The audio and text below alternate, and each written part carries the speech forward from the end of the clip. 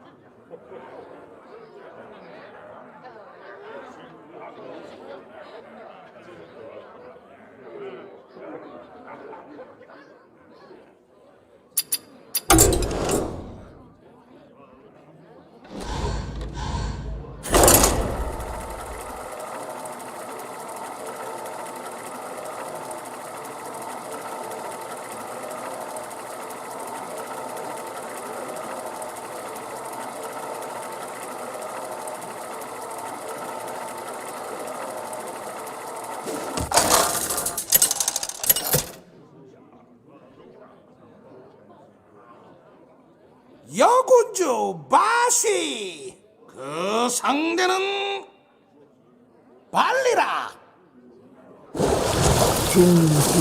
조심해. 이놈은 여기까지다.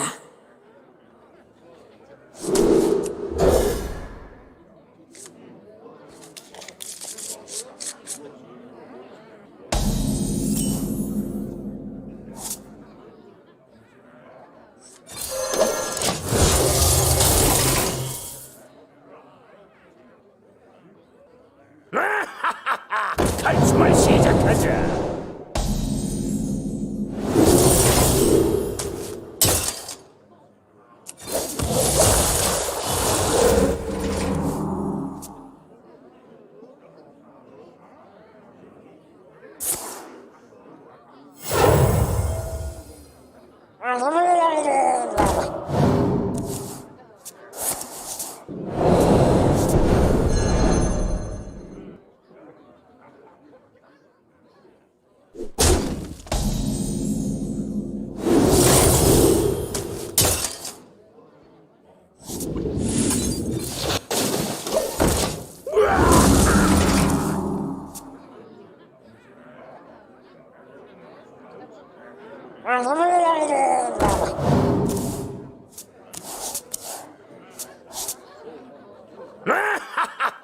탈춤을 시작하자.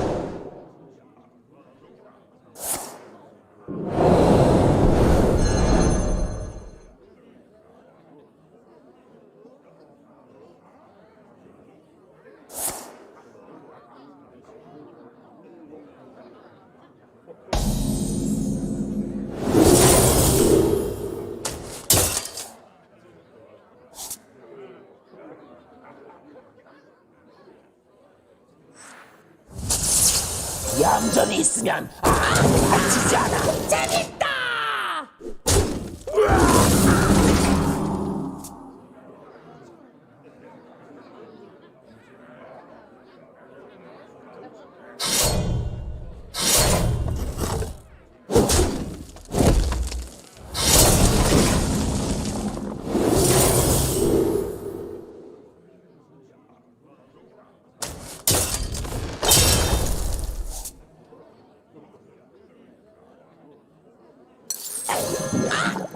돈 되는 거다 내가.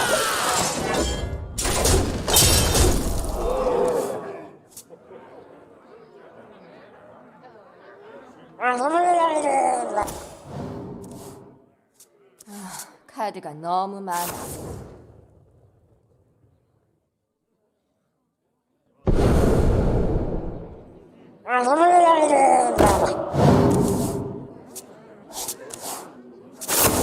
하나 사면 하나 더 드려요.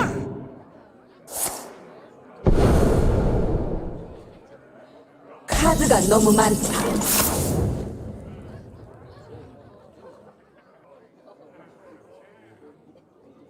포기했어. 놀랍구나.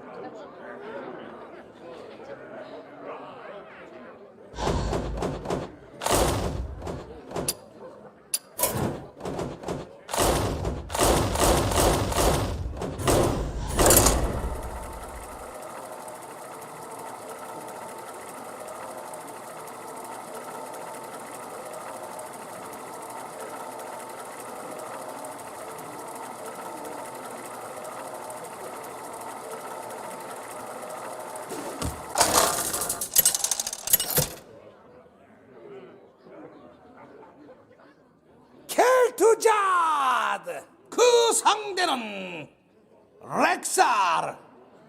사냥을 시작한다. 호기심은 죽음만을 불러올 것이다.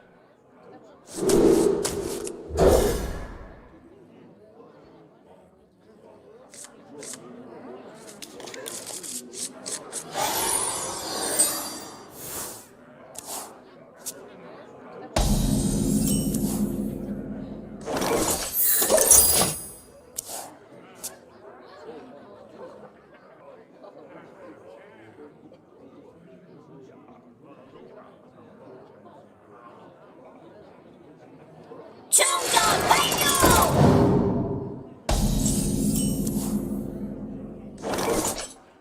네가 마법봉을 고르는 게 아니야.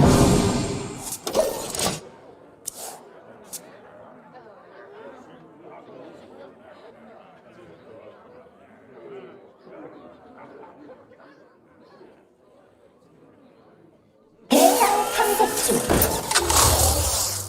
대상 탐색 중.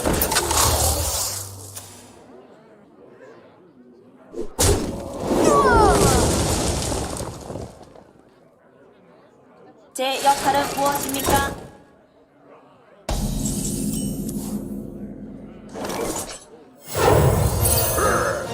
내가 나서야겠다.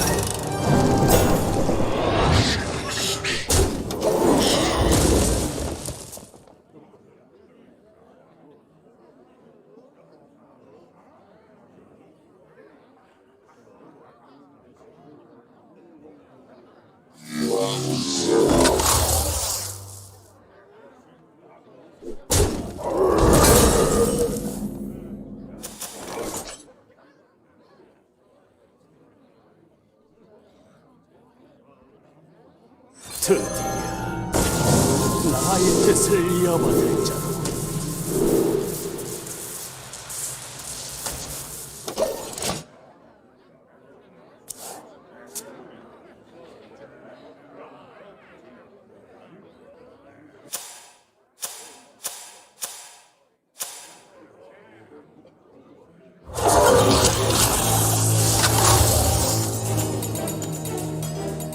난 뭐든지 고칠 수 있지.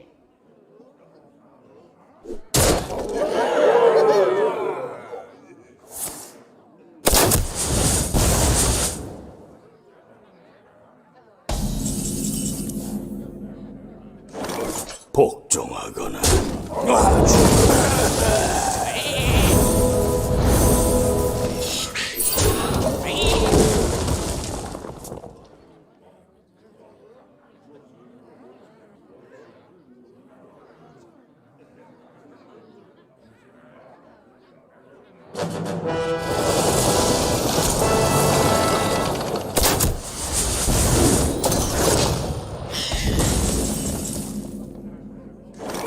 재미 좀 보자니.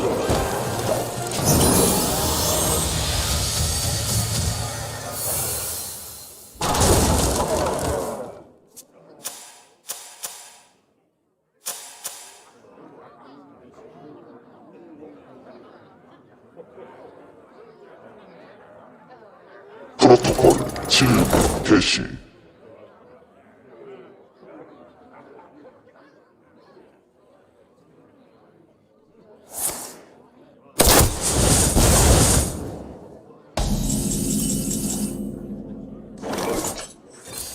마법이다. 복종하거나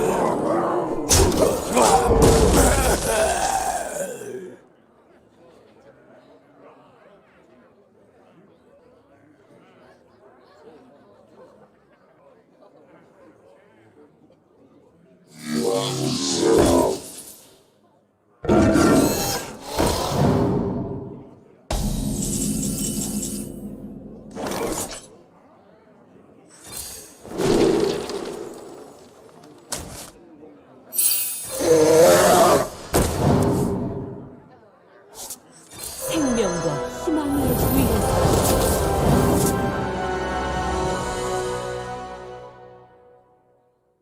아직은 날 때가 마법이다. 뛰어난 탐험가는 뭐든 대비해야지.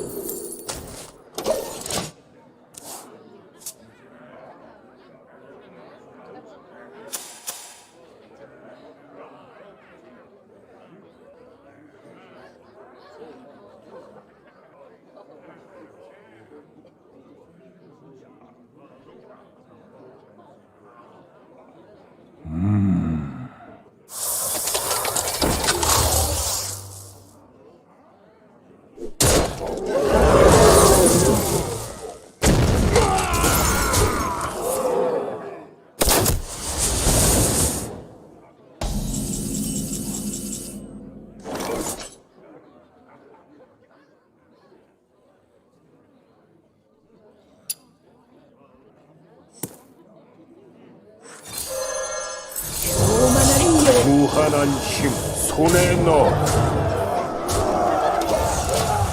우리의 뜻대로 이 세계를 빚으리라.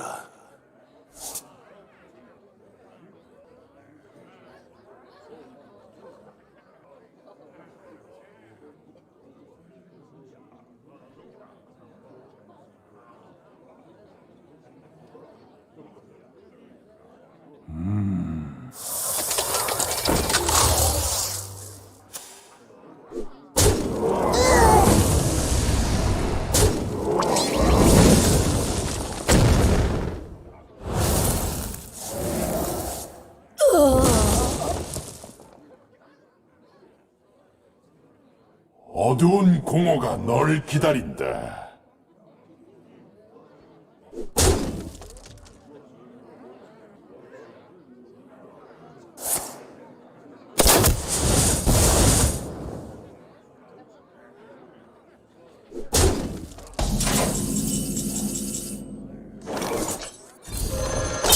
아직 끝나지 않았다.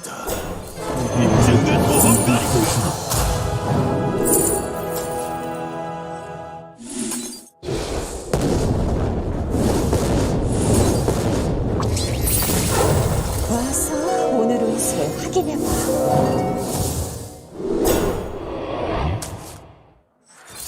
이제 끝을 내야겠구나.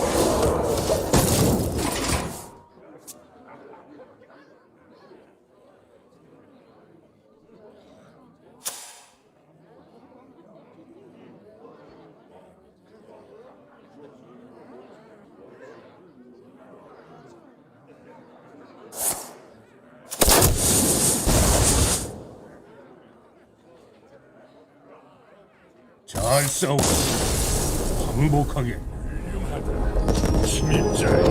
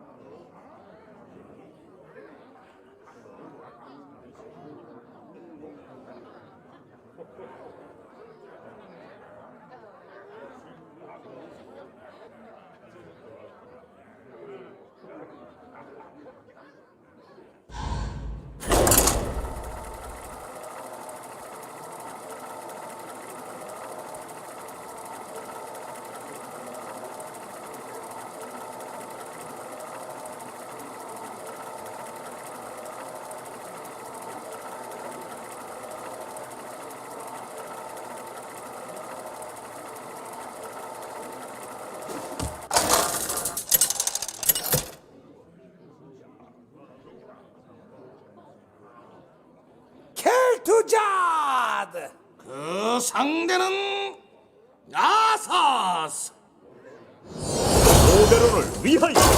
당신의 앞날이 기대가 되는군요.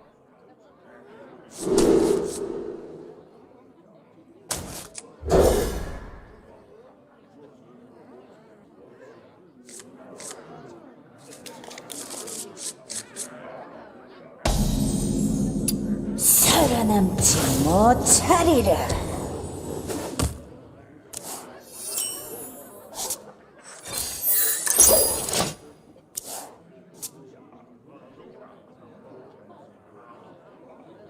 관광하러 오셨어? 임무를 내려주십시오.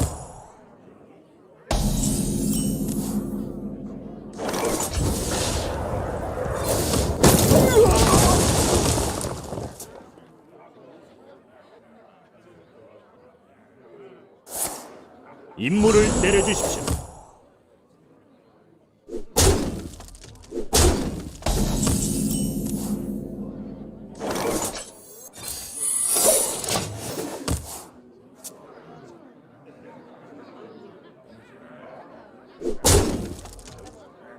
오늘은 누굴 응징하면 됩니까?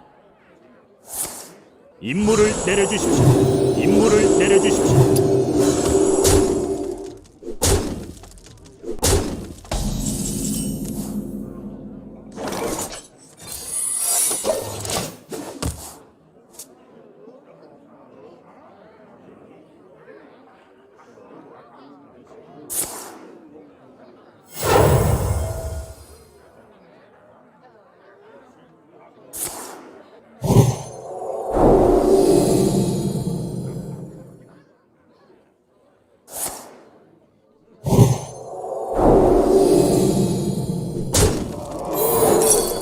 차고요.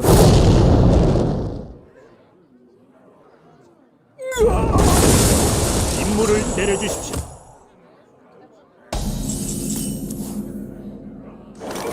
드디어 나의 뜻을 이어받을 자.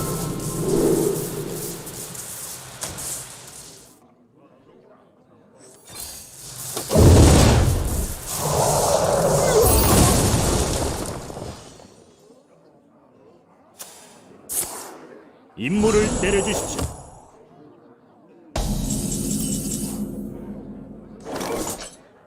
이 주문이면 되겠지. 네가 승리했군. 전투는 끝났다. 훌륭하다. 침입자.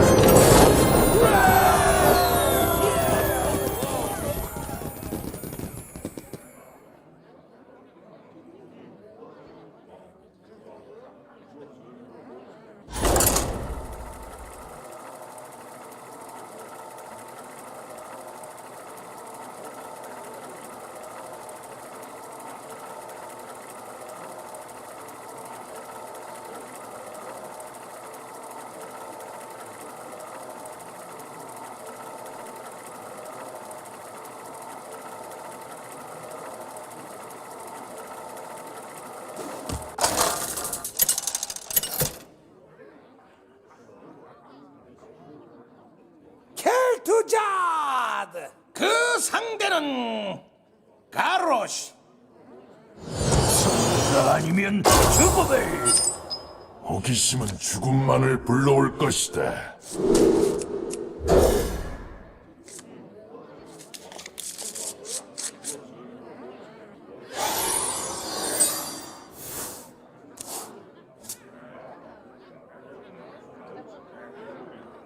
누군가는 선봉에 서야지.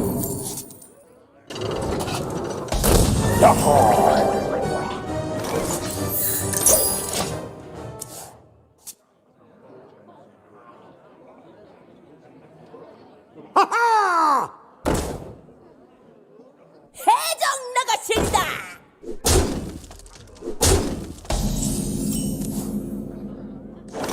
오만한 콧대를 꺾어지 마.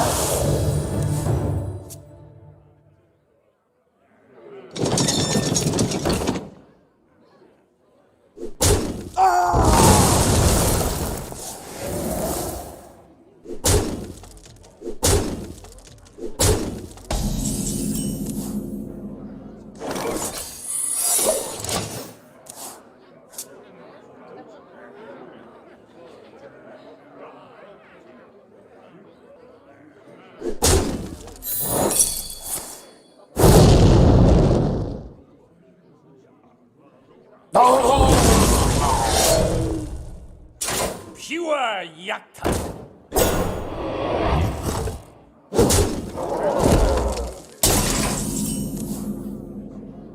드디어 나의 뜻을 이어받을 자.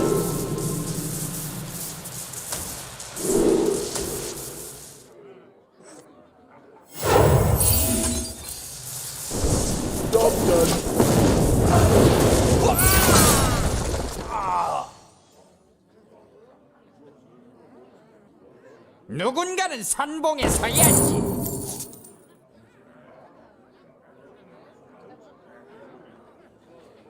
나는 아웃랜드를 수호한다.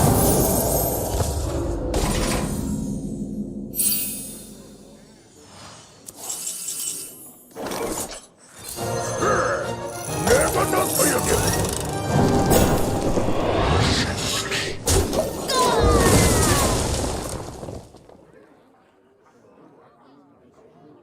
여기 내가 접수했다고.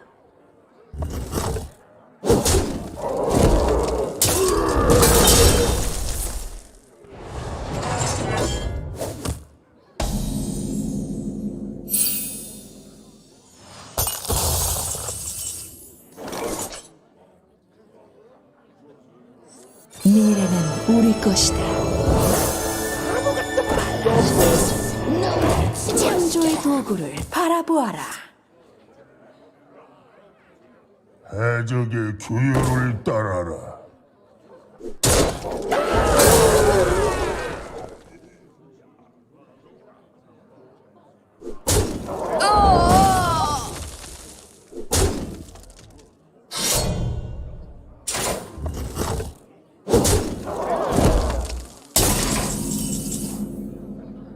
복종하거나 죽어라. 우린 부자가 될 거야.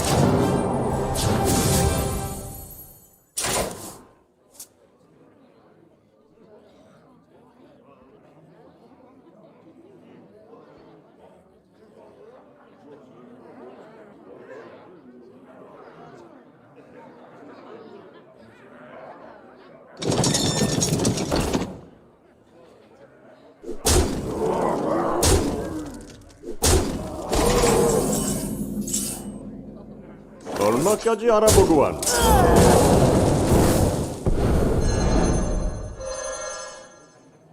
뛰어봤자 내 손바닥 아니란다.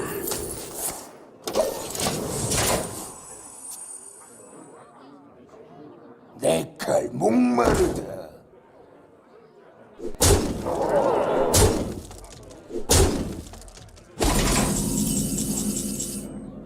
이런 세상에 정신이 빙글 솟아요. 세계 운명 위기 대신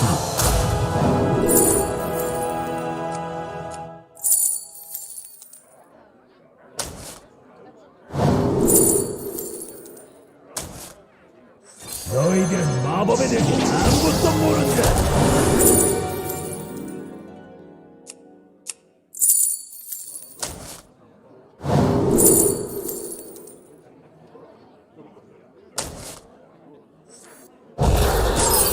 Job done.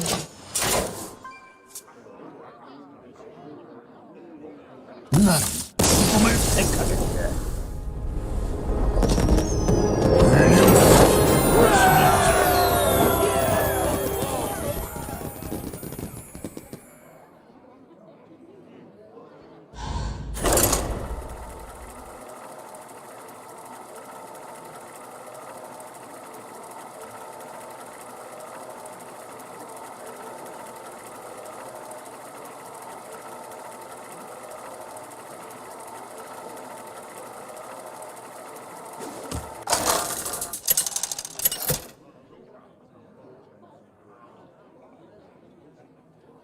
켈투자드. 그 상대는 티란데. 제게 힘을 주소서. 호기심은 죽음만을 불러올 것이다.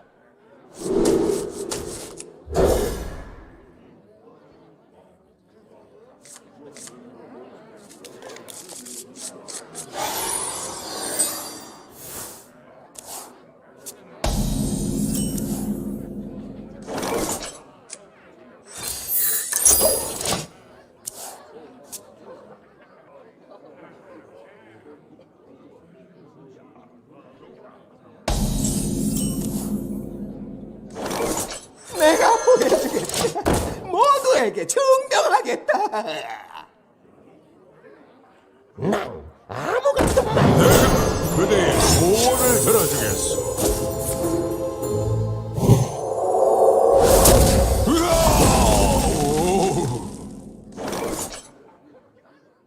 전우아들, 과거를 위하여.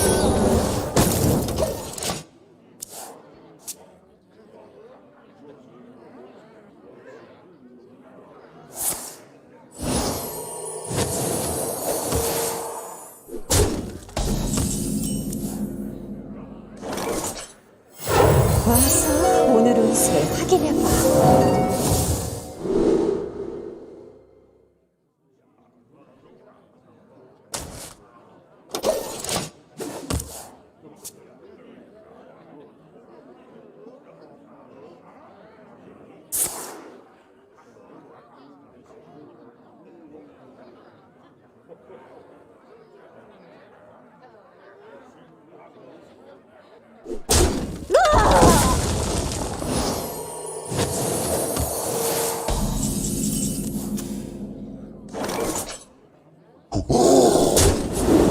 결수, 정화, 원심은 쭉 들이켜.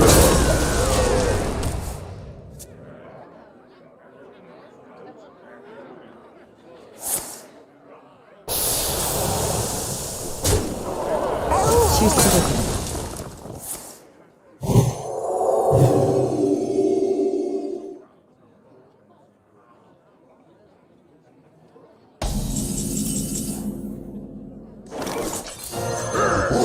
내가 나서야겠다.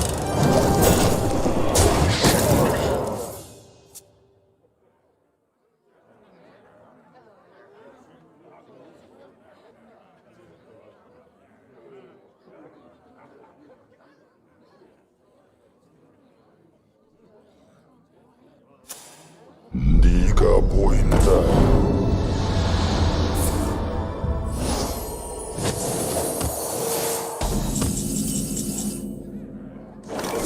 재미 좀 보자고. 와,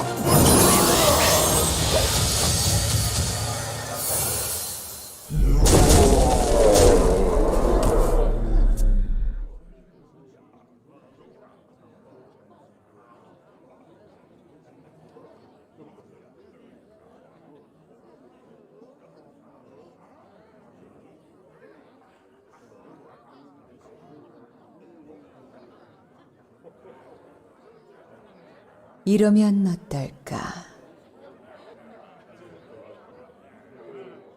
우린 부자가 될 거야.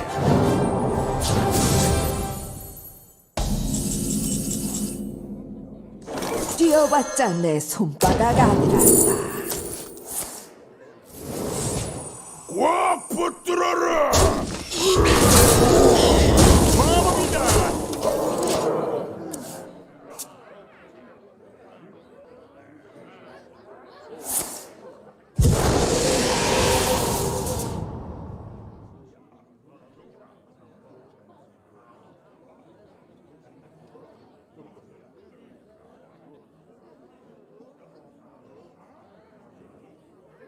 힘을 원한다면 내 그대에게 지식을 전수한다.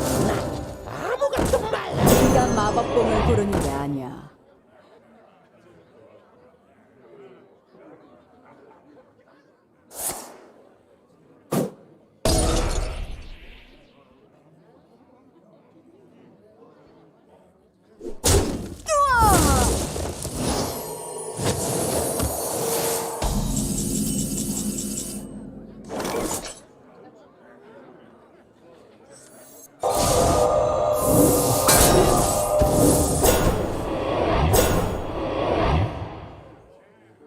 훌륭합니다. 마법이다. 이런 세상에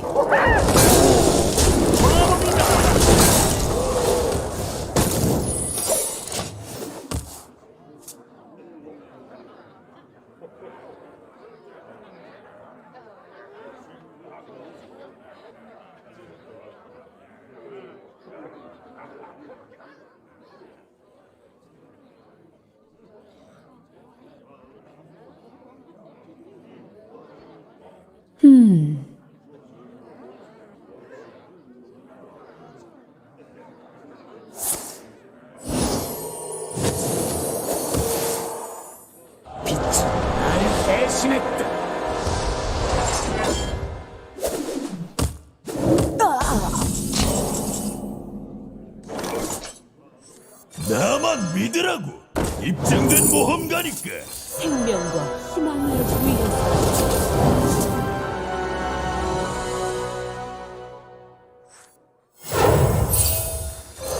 마법이다.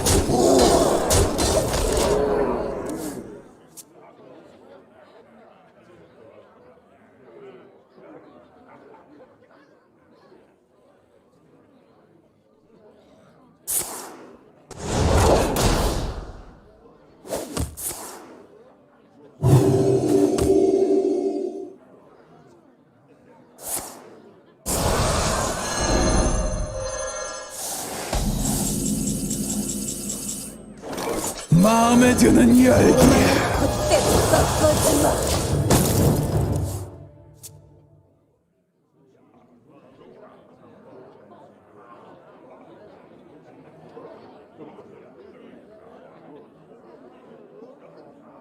다친 사람 있나요?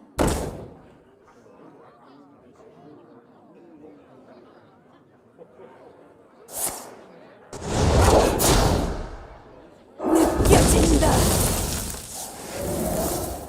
비밀 결승. 정신을 바쳐라.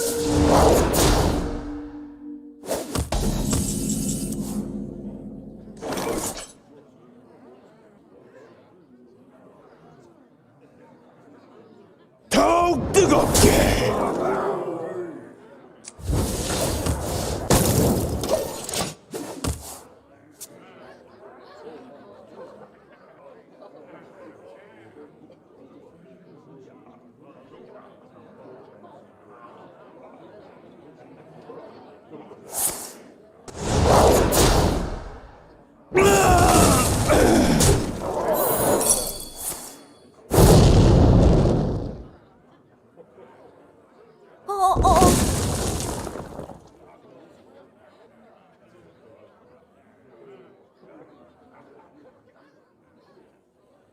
우린 부자가 될 거야.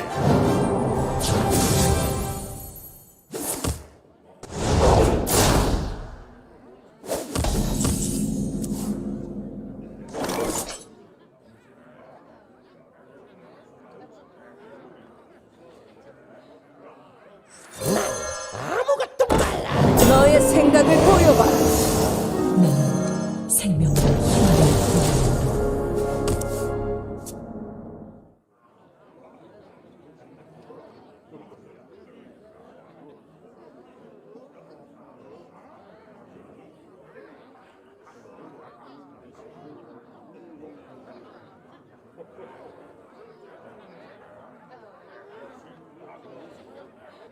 어둠이 속삭인다.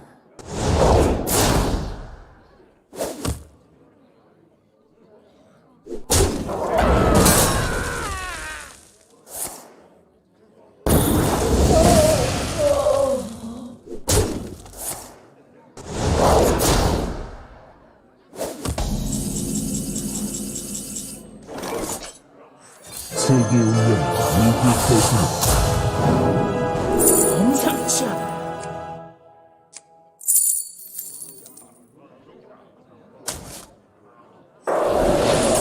거기까지.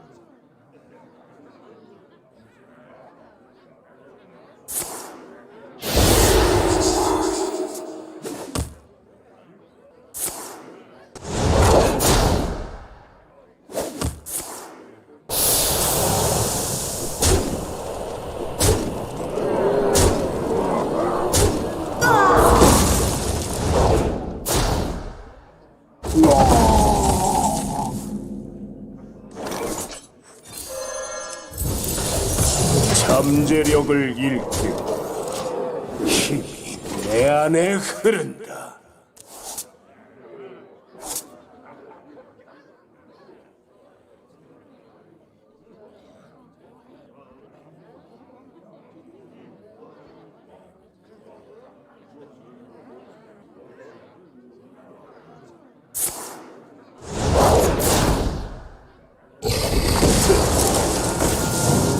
나의 뜻을 이어받을 자로.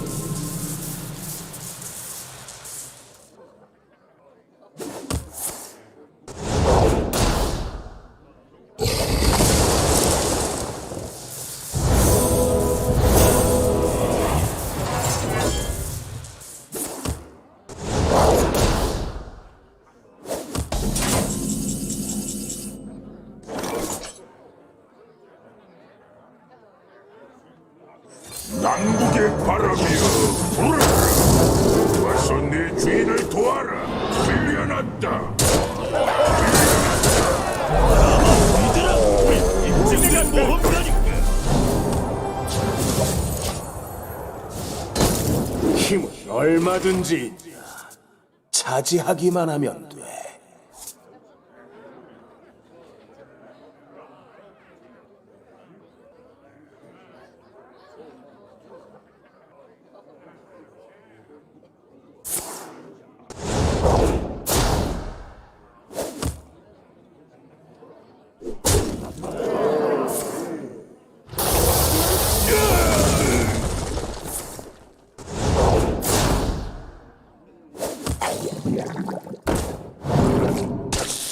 우린 다시 만나리라.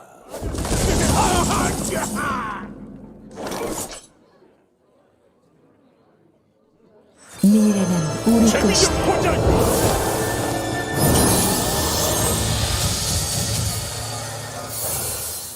창조의 도구를 바라보아라.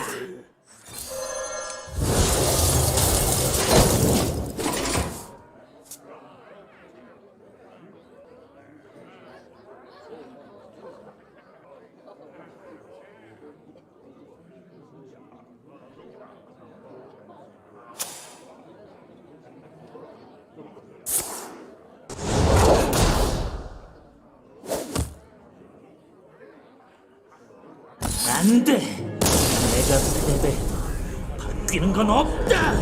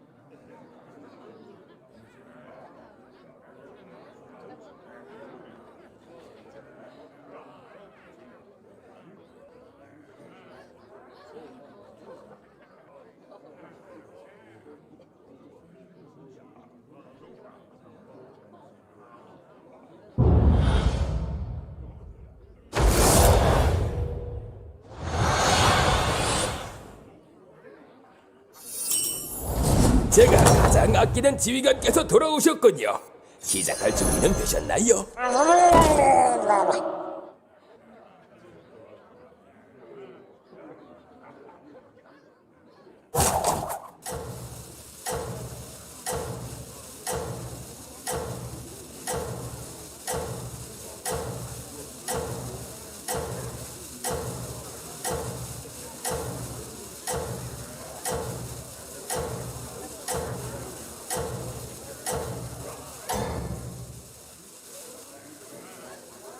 건투를 빌게요.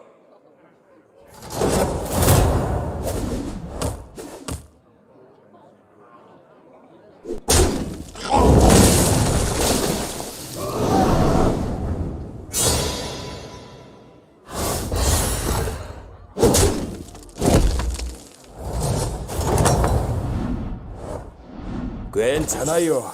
누구든 시행착오를 겪기 마련이니까요.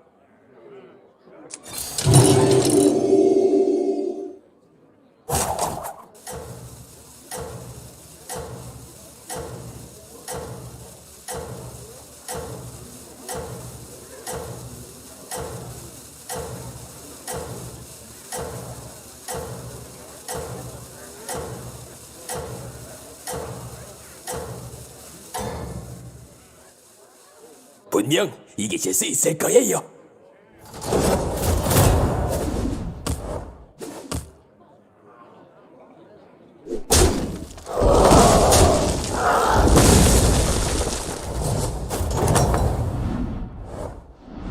괜찮아요. 누구든 시행착오를 겪기 마련이니까요.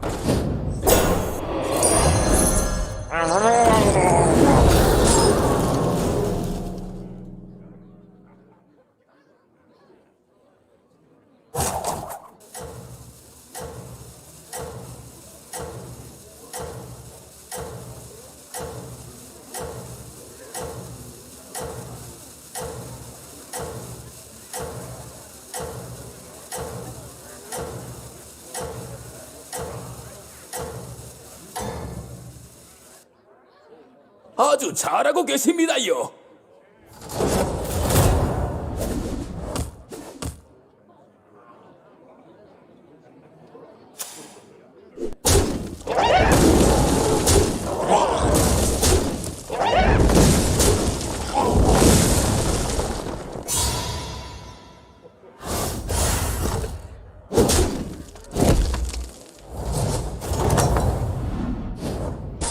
새로운 하수인들을 준비했습니다.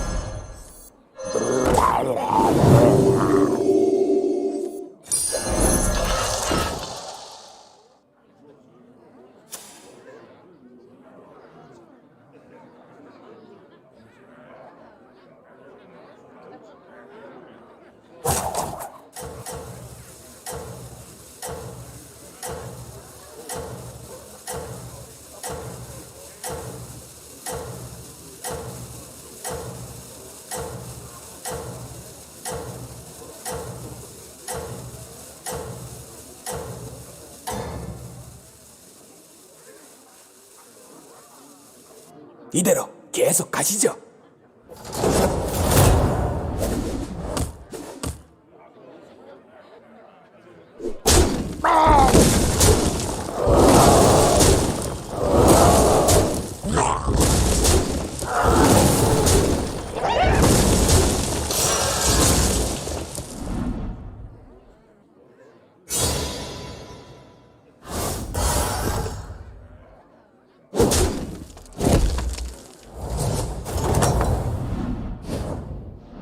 돌아오셨군요. 밖은 좀 어떨까요?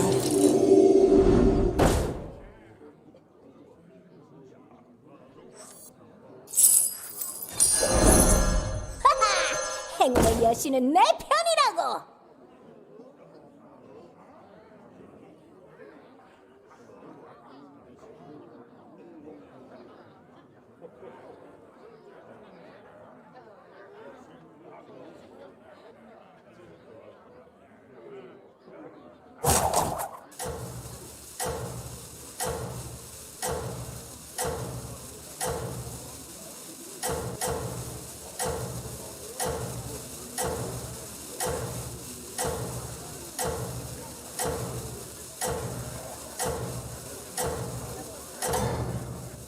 아주 잘하고 계십니다요.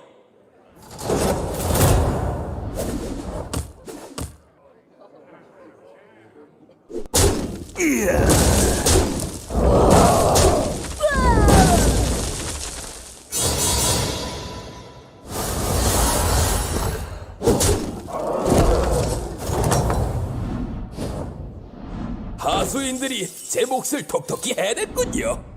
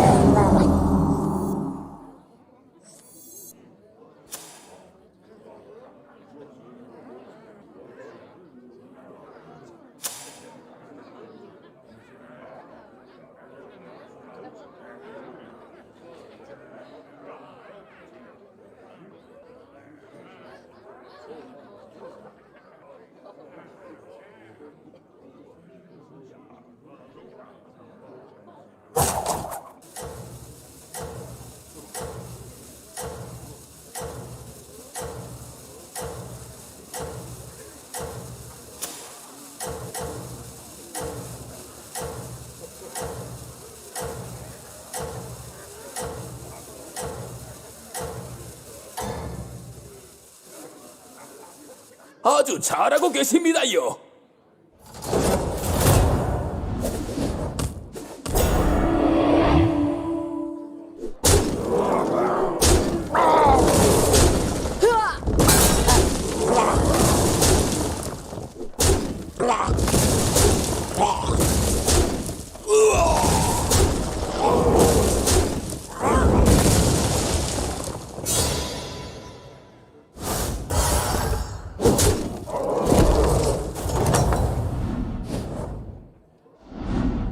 잘하셨어요.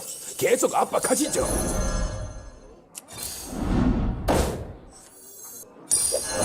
무슨 생각을 하고 계시는지 알겠군요.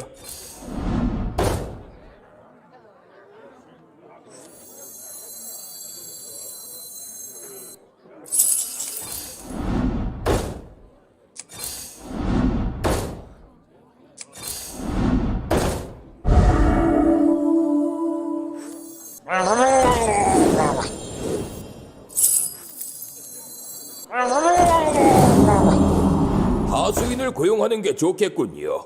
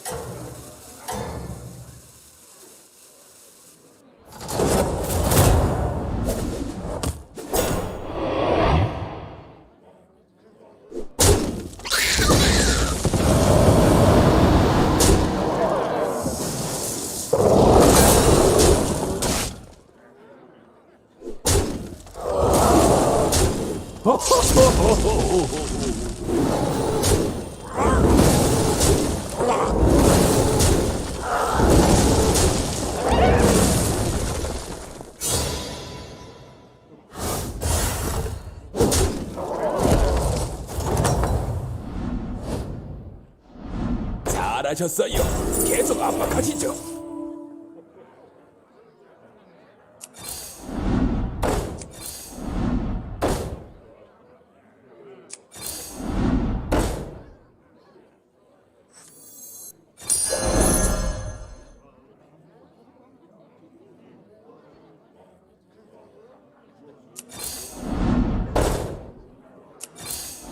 이 하수인들 중 하나를 고용해 보세요.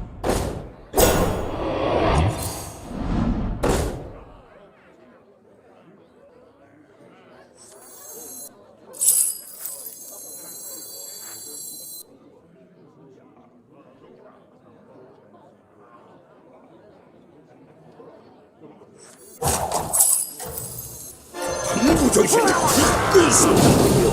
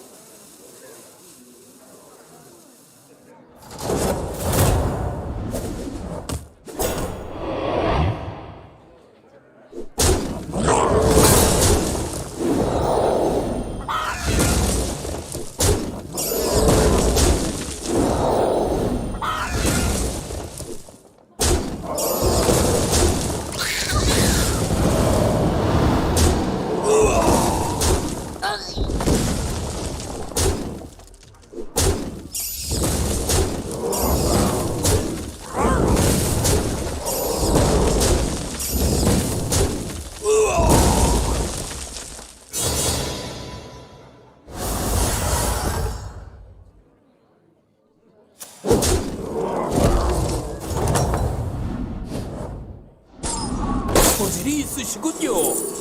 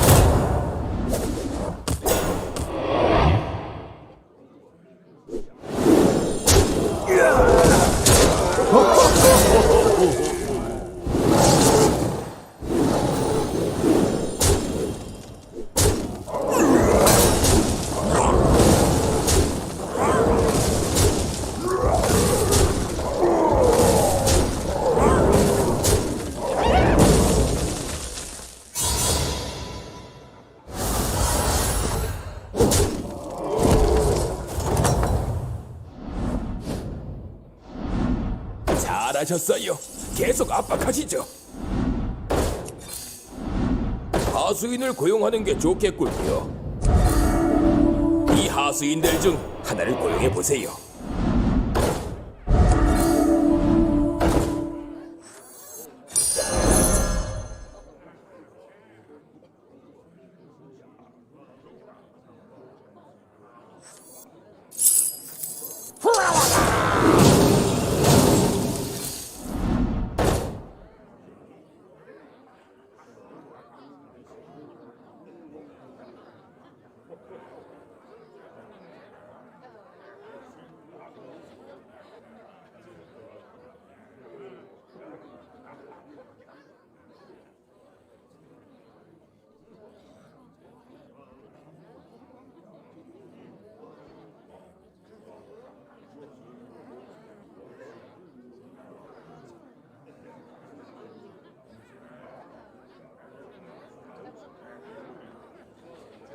분명 당신이라면 해낼 수 있을 거예요.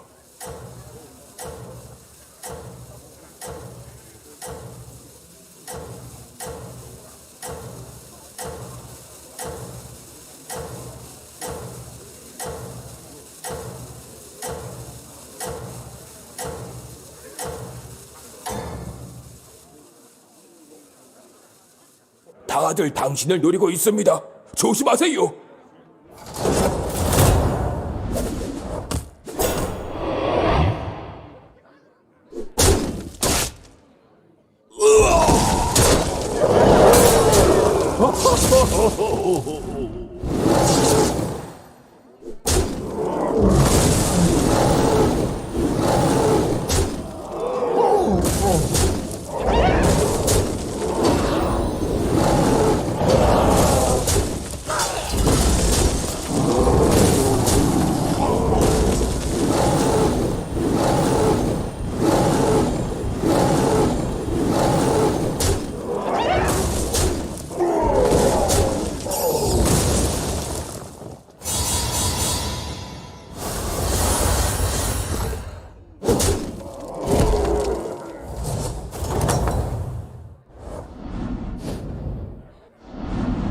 새로운 하수인들을 준비했습니다.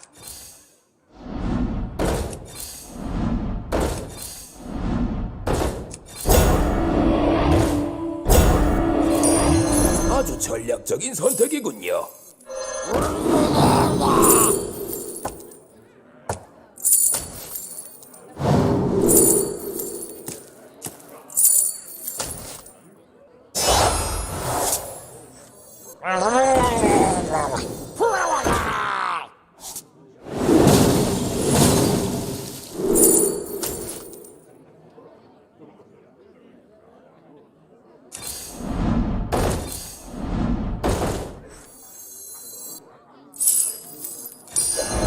아주 전략적인 선택이군요. 저도 그게 별로 마음에 들진 않았어요. 그에 맞는 골드를 드리죠.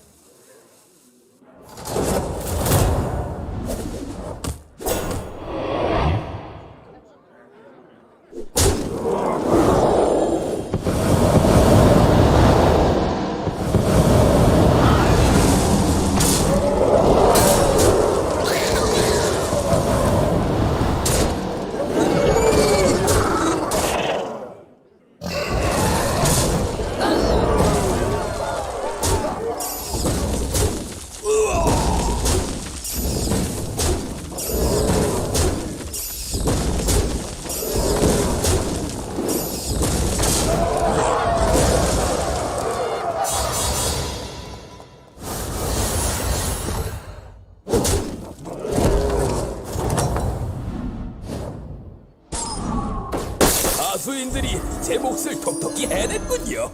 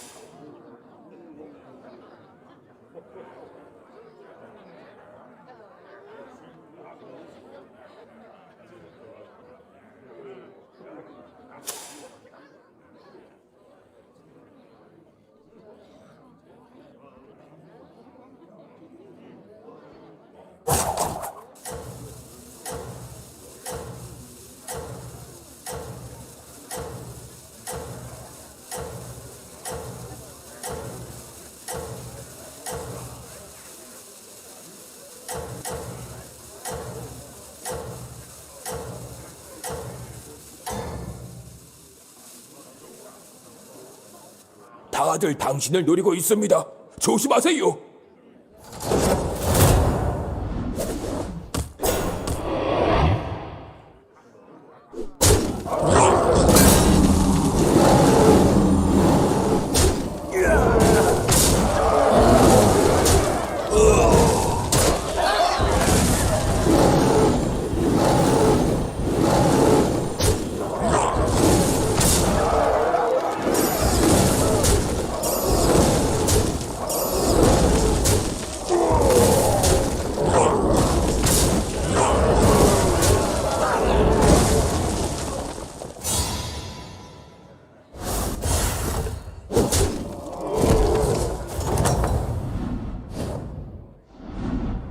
가수인들이 제 몫을 톡톡히 해냈군요.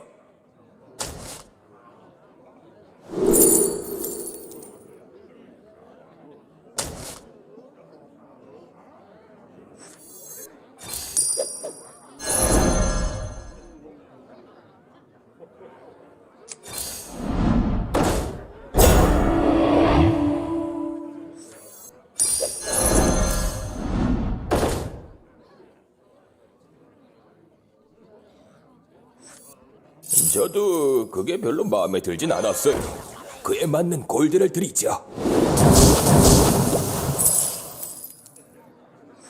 하하! 파도와 바닷바람 정말 최고야!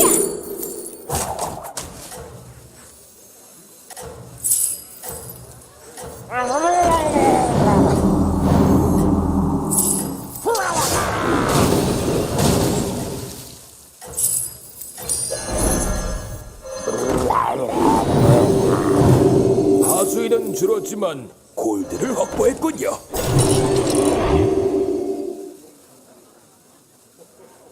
선두를 달리고 계시군요.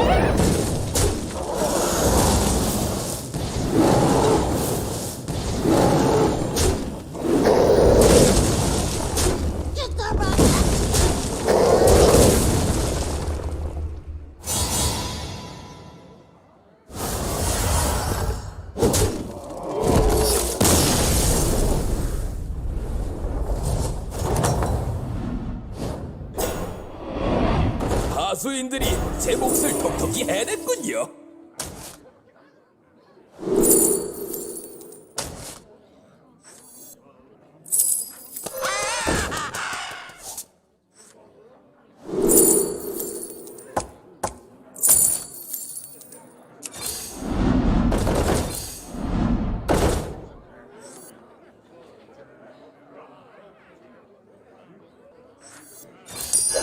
저라도 그걸 골랐을 거예요.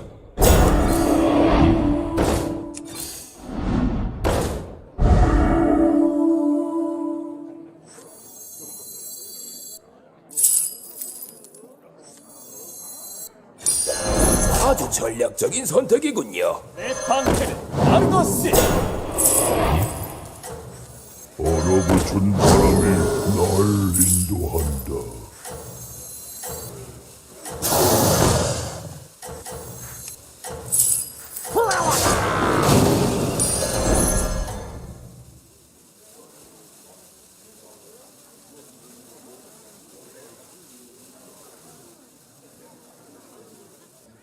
계속 선두에 설 수 있을지 한번 보자고요.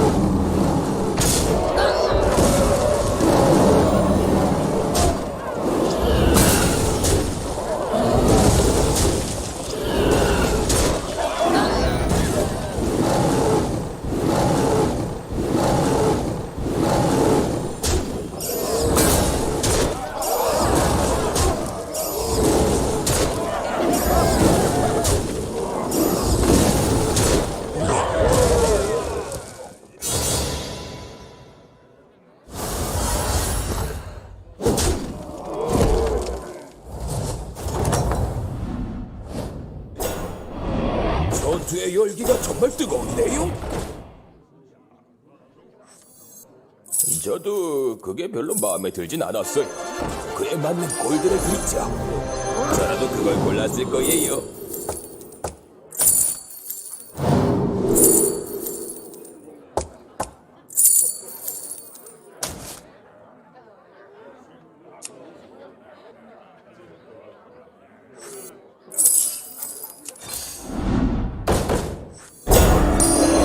아주 전략적인 선택이군요.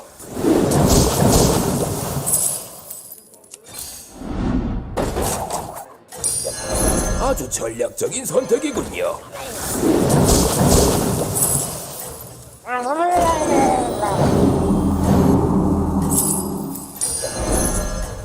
얼어붙은 바람이 날 인도한다.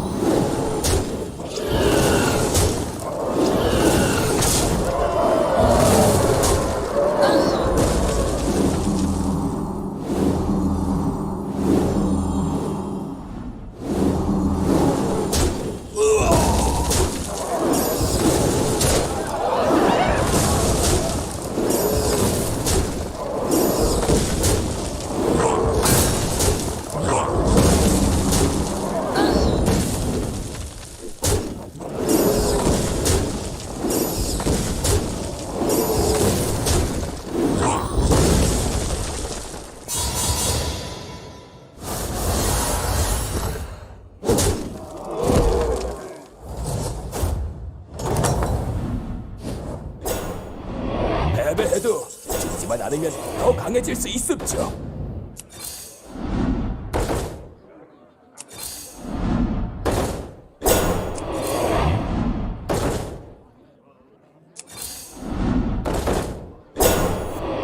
저도 그게 별로 마음에 들진 않았어요. 그에 맞는 골드를 드리죠. 안전제한 작동 정지. 소각 서버 나도.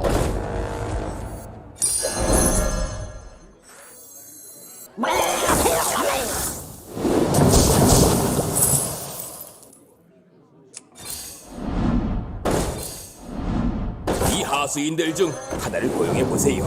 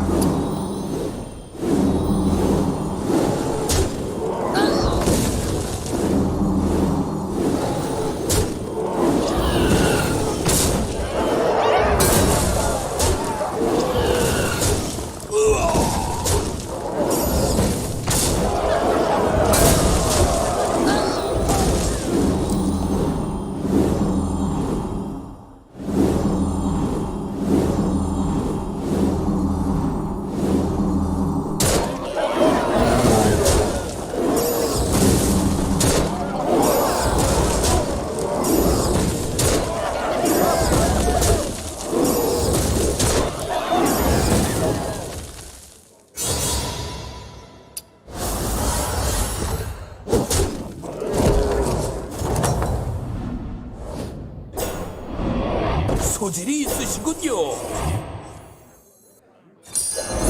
아주 전략적인 선택이군요.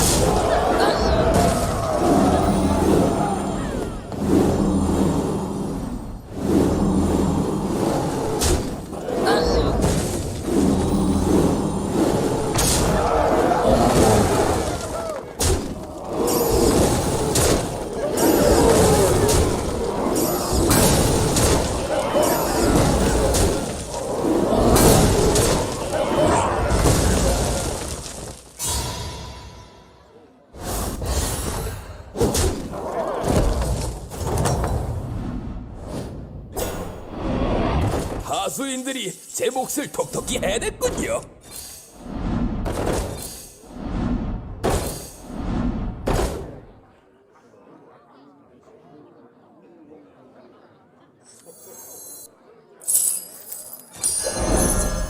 내 방패는 아르거스. 무슨 생각을 하고 계시는지 알겠군요.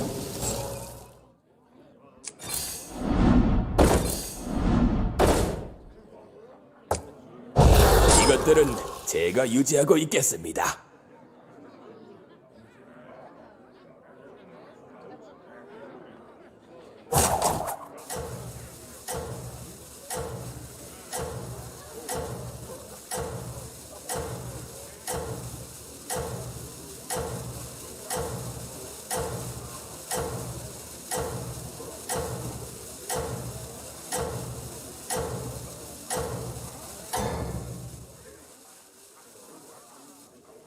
계속 선두에 설 수 있을지 한번 보자고요.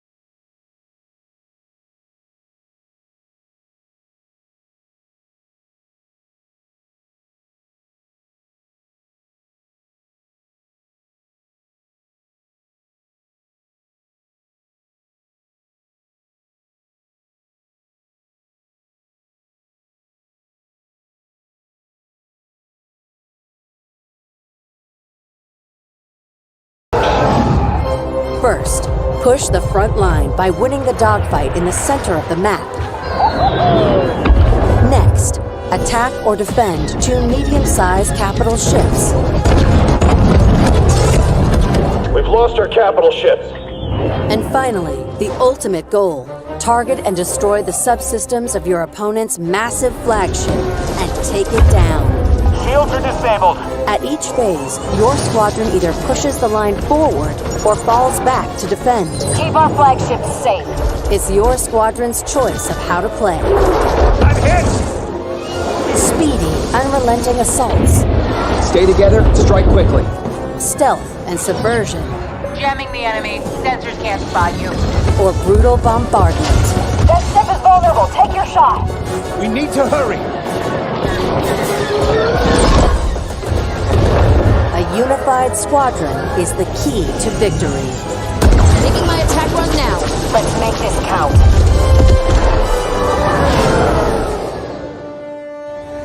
This is Star Wars Squadrons. Join the galaxy's finest and make your mark. You are the hope of this galaxy.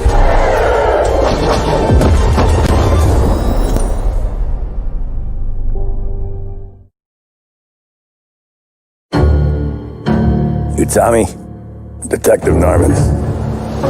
How long you been in town? 3 years.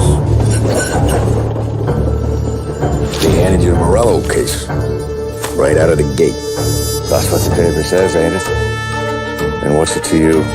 Case must be getting pretty cold by now. Or you got something might warm it up? Yeah, I might have something.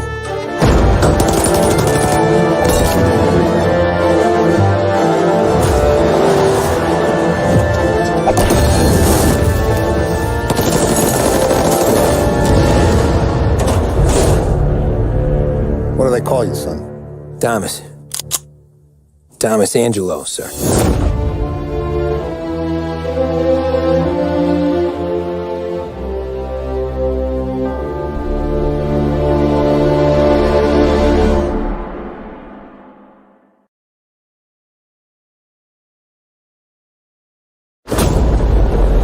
You are here to restore order to my world. With the demons in control, you understand the threat they pose to all my creations.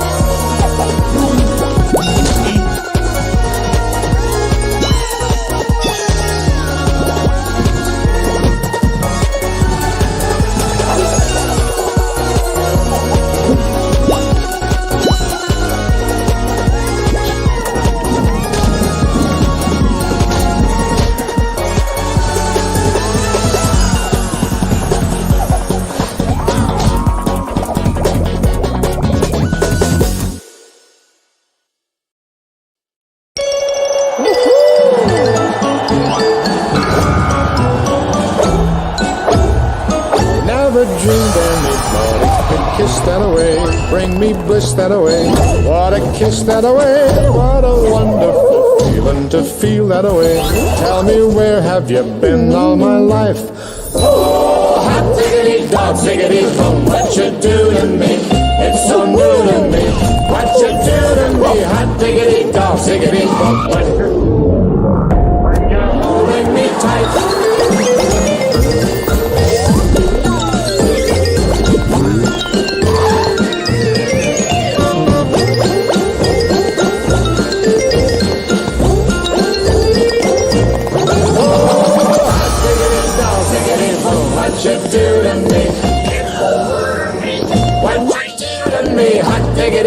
ziggity boom, what you do to me when you're holding me tight. Oh, hot diggity dog, ziggity boom, what you do to me, how my future will shine. Ziggity dog, ziggity boom, what you do to me from the moment you're mine. Hot dog.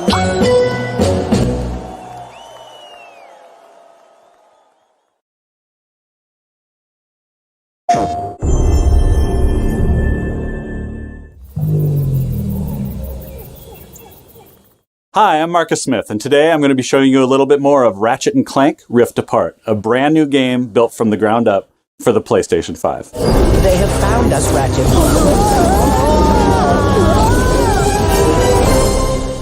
This is the first Ratchet & Clank adventure that we've done in a long time, and we're super excited. This is a game that tells the story of an arch-nemesis coming to town and accidentally damaging the fabric of space-time, causing dimensional rifts to erupt all throughout the world.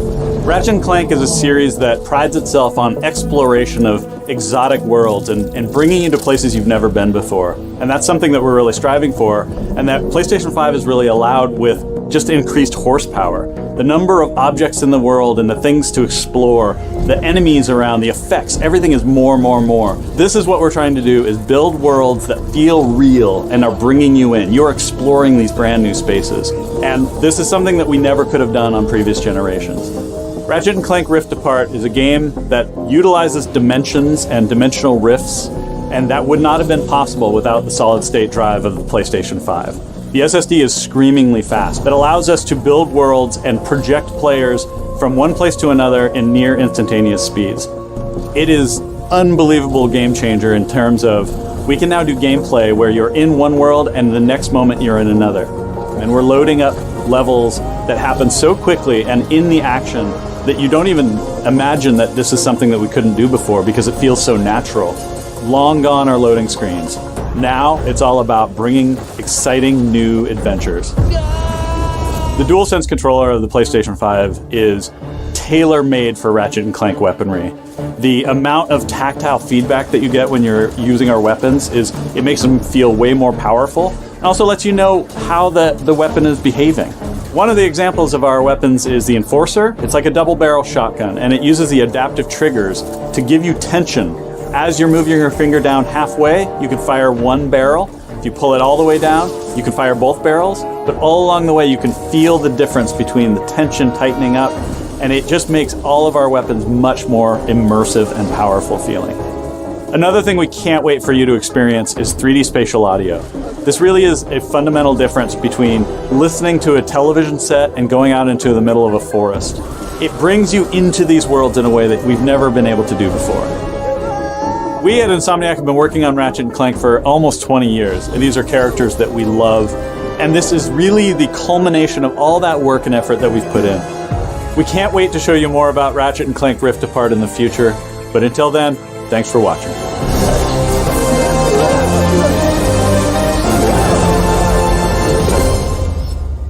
PlayStation.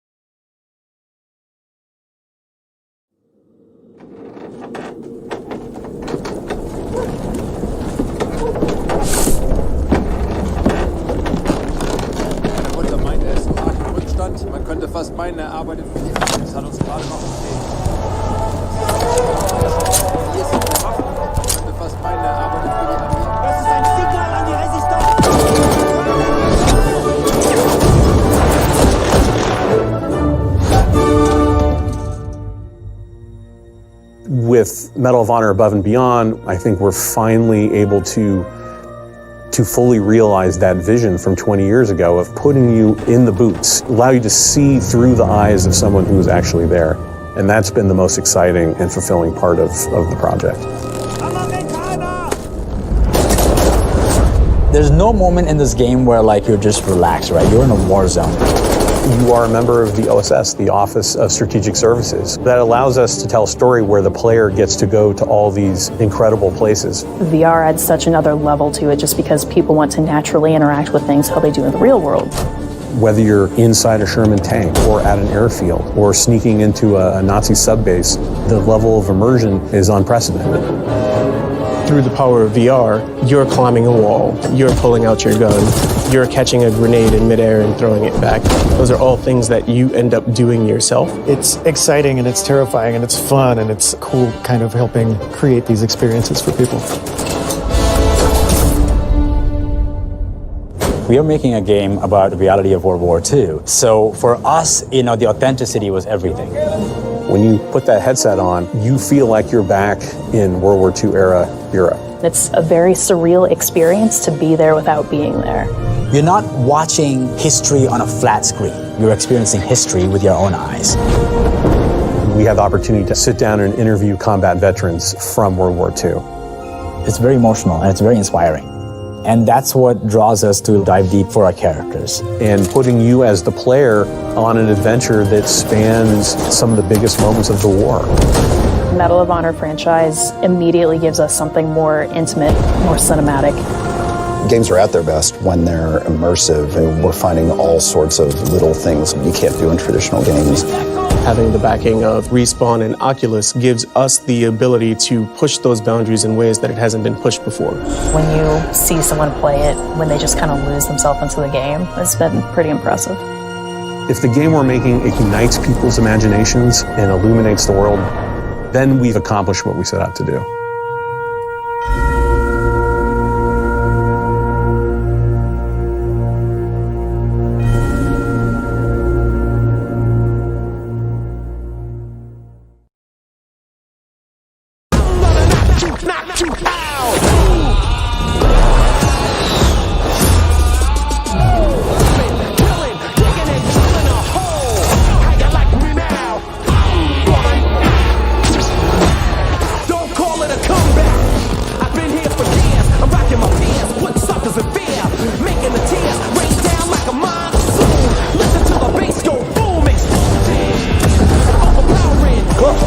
Extraction is inbound.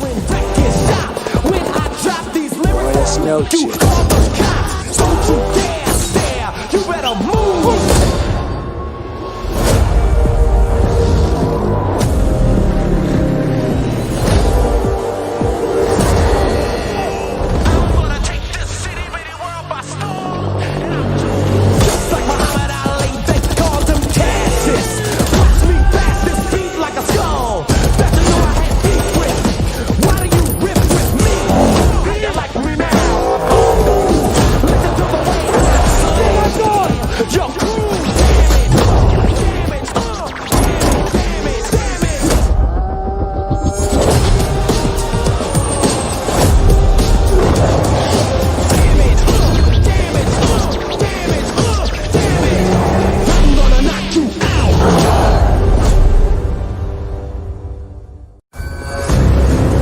We are soldiers, each our own force. Join the Armistice. Join the Armistice Alliance. Stand up for your brothers. He was right until that treaty collapsed and chaos set in. Now we got friends on the ground who need professionals to get the job done right. Shadow Company has actionable intel and the best warfighters money can buy. So I ask you, who do you want to be? And who do you want on your team? Join us.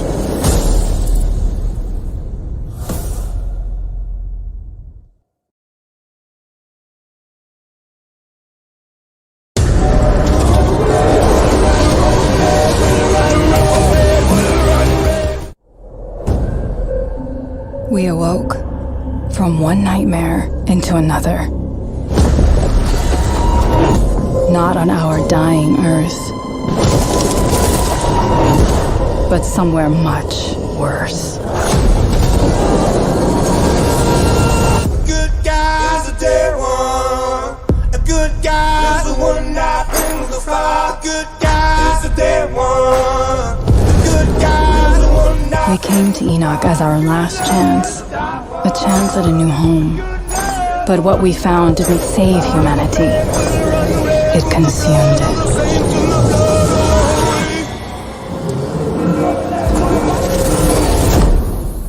We awoke changed. The anomaly unleashed within us, burning with power.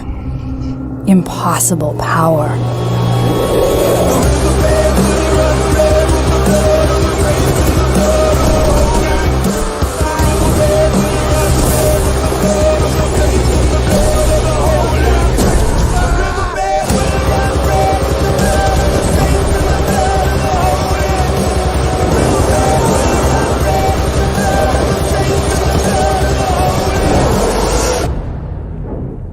Enoch robs us of our humanity, yet gives us so much more.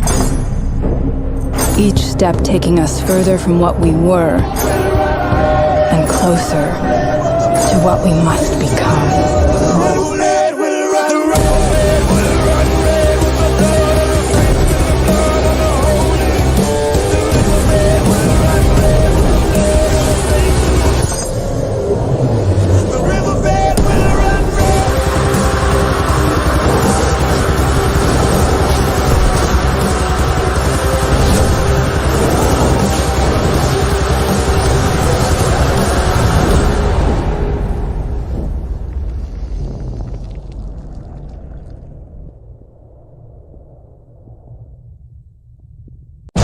What goes through the mind of a psycho? We are about to find out. Say hello to a torturing nightmare! Aboard the pain wagon!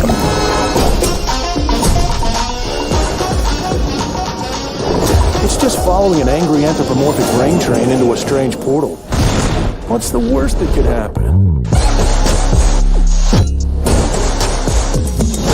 Open bestiality!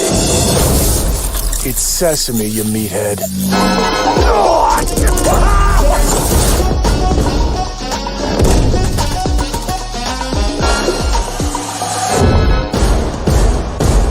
I am the meat maestro!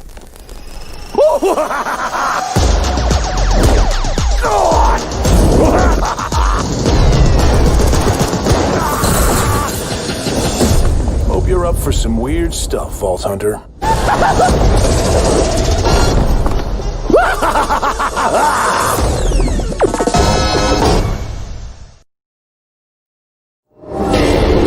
love this town.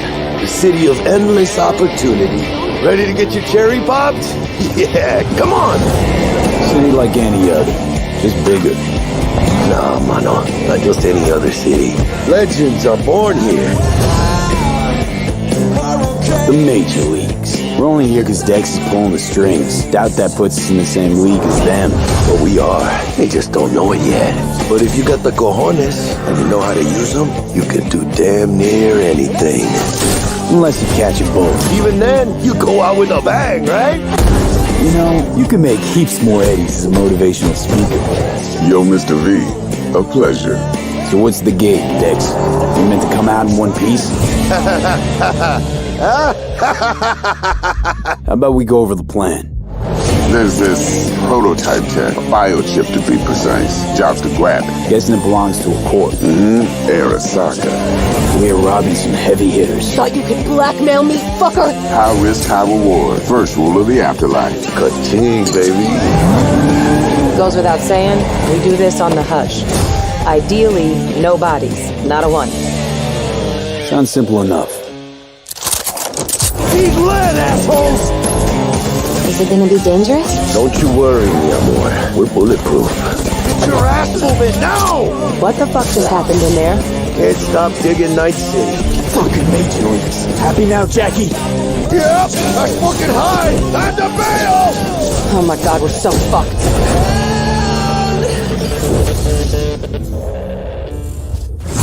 Dix, what the fuck? Can't risk it, V. And you, who are you?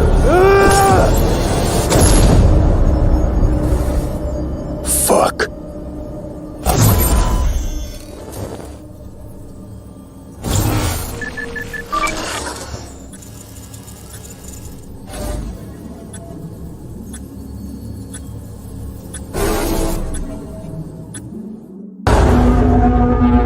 Together, we built order out of chaos. Each trial, each tribulation, we have overcome. Now we live in an age of unprecedented peace. We have prevailed thanks to her. Let her ascension serve as proof of our righteousness. It is in her honor that we strive for chorus.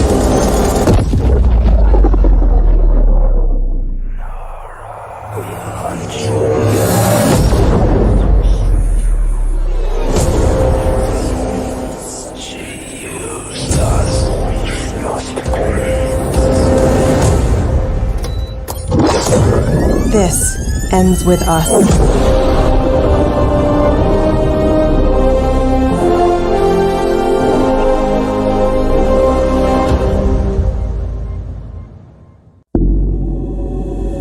Truth is the strongest of bonds. Through space and time, three destinies collide. A young astrophysicist on a globe-trotting chase for answers. A disgraced journalist on the run, looking to clear his name. And a brilliant mind from the past, determined to break the boundaries of reality. Three destinies, entwined in mystery, hunted down by a secret society. They follow a trail of mysterious clues, leading them from one destination to another. On a collision course with a discovery that would change the world.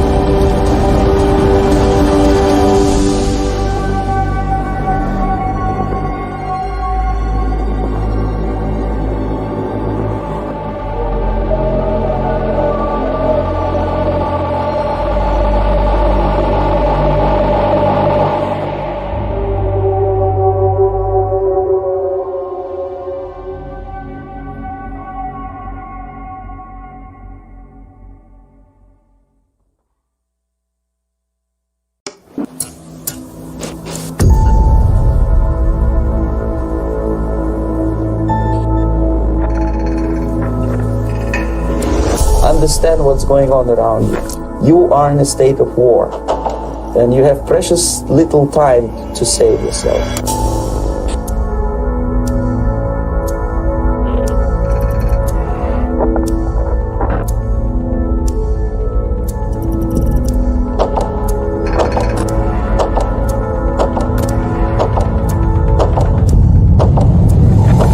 It's a slow process which we call active measures.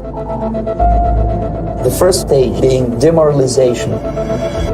It takes from 15 to 20 years to demoralize a nation. The next stage is destabilization. What matters is essentials: economy, foreign relations, defense systems. The next stage is crisis, with a violent change of power, structure, and economy, period of normalization. This is what will happen in the United States if you allow all these schmucks to put a big brother government in Washington, D.C., we will promise lots of things, never mind whether the promises are fulfilled or not.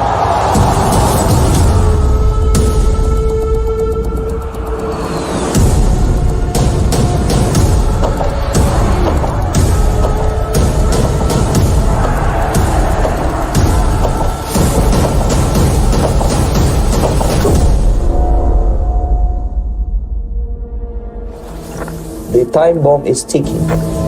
With every second, the disaster is coming closer and closer. The danger is real. He destroyed my home, murdered my people and my king.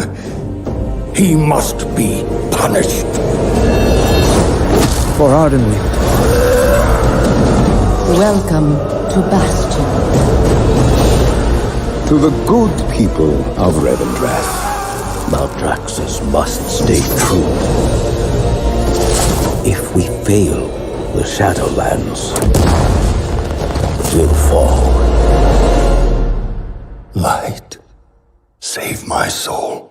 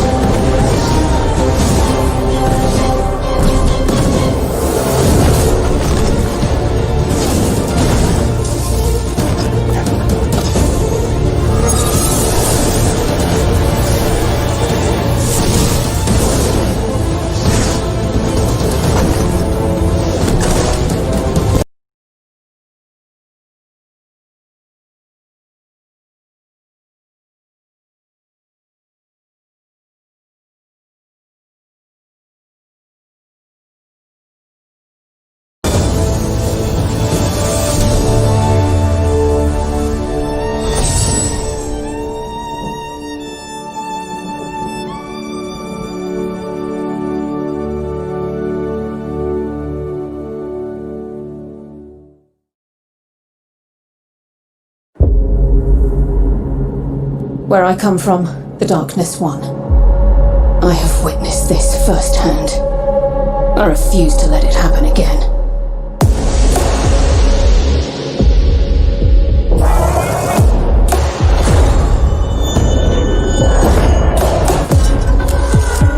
It's time the truth presented itself to you.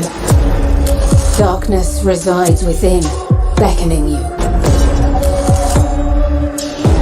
This is a truth we cannot hide from, and so we must embrace it.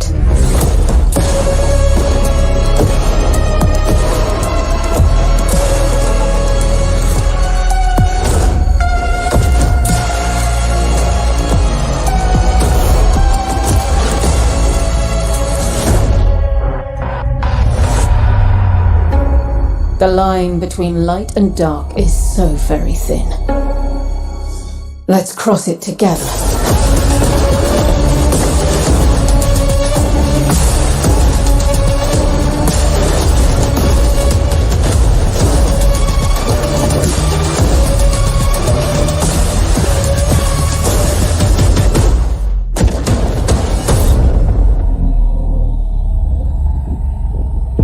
I will give these guardians the destruction they crave.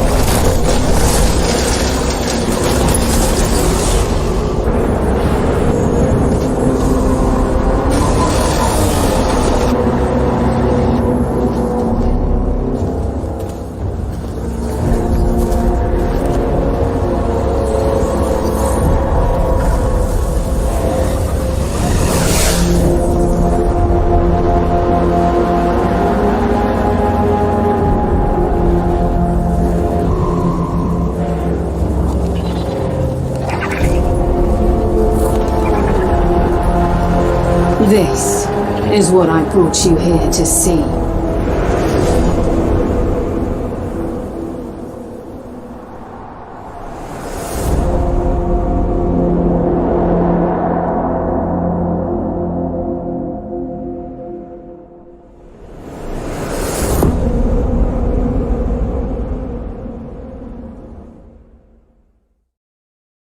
Peggy 16.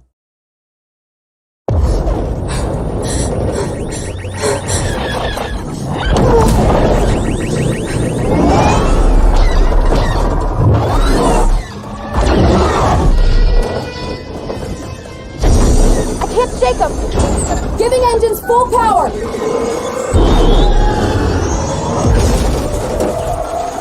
Think you can escape? This is gonna be close!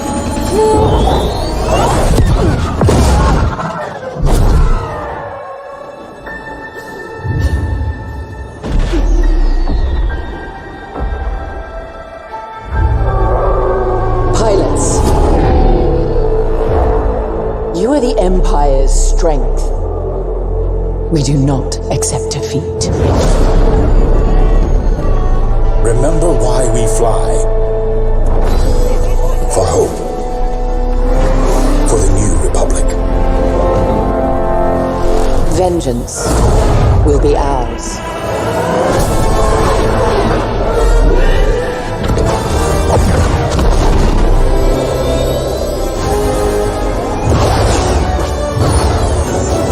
Seize that moment. When the perfect shot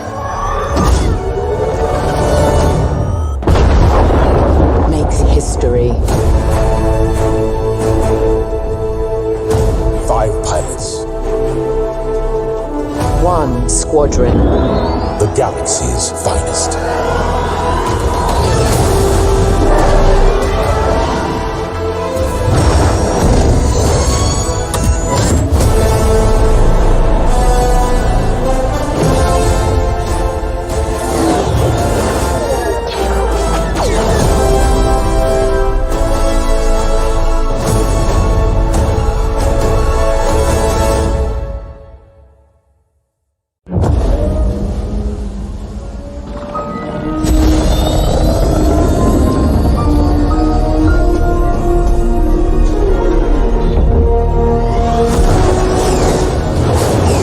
Death Star is gone, but the Imperial fleet is still a threat. Vanguard Squadron, let's make history. This is it, Titan Squadron. Everything we've done has led to this. Finish those Vanguard scum! This is Star Wars Squadron. Earn your wings in a single-player story spanning 2 factions. All stations! Fire on that ship! And master multiplayer battles as a squadron of 5. With the option to play the entire game in VR. This is the definitive Star Wars pilot experience. Come on, come on! You'll begin your career in a single-player story, Welcome to Titan Squadron. where you'll play as 2 combat pilots, flying for both the Empire and the New Republic. You'll experience this world through your cockpit. The instrumentation in front of you provides critical feedback about power management, targeting, and shields. With a squadron of diverse characters at your side, prove your skills on increasingly challenging missions. Hello, Vanguard. Welcome to the Nadiri dockyard. One of my spies has linked the attacks with the New Republic Starhawk project. The story of the 2 pilots you play Stick together. will shape the balance of power in the galaxy. Get ready! Let him have it.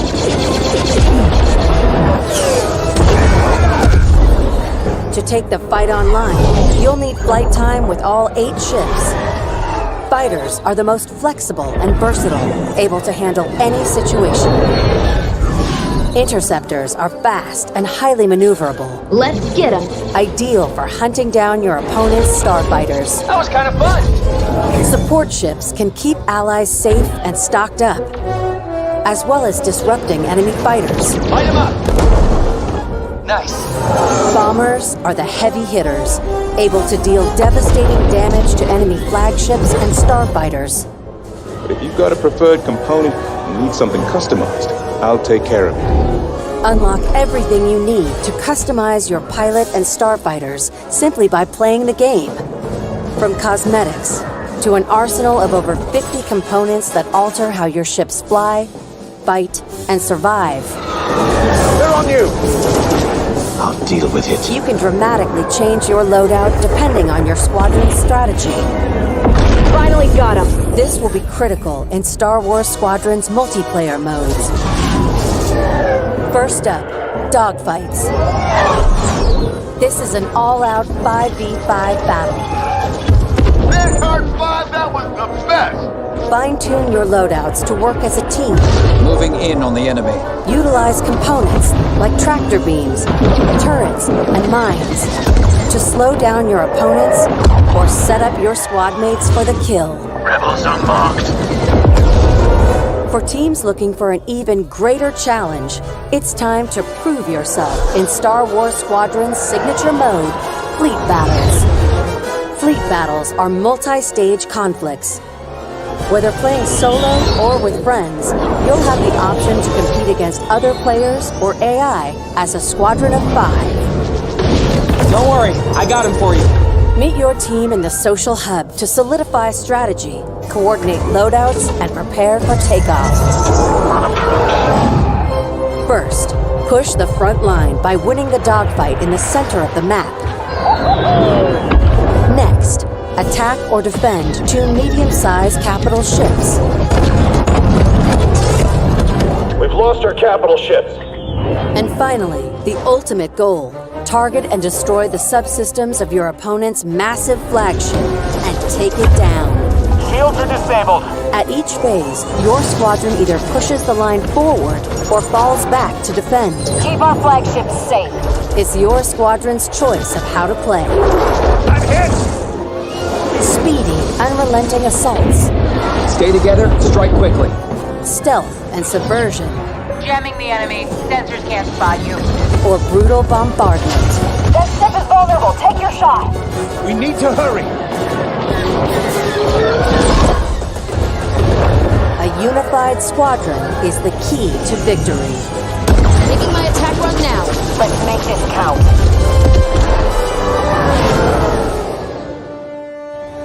This is Star Wars Squadrons. Join the galaxy's finest and make your mark. You are the hope of this galaxy.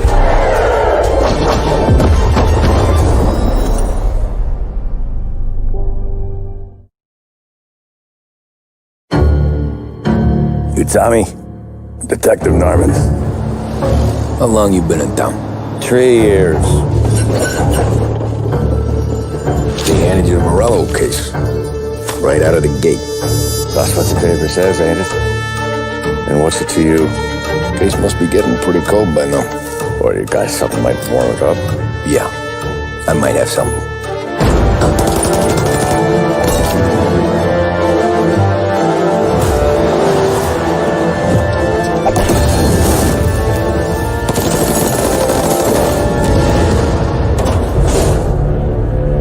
What do they call you, son? Thomas. Thomas Angelo, sir.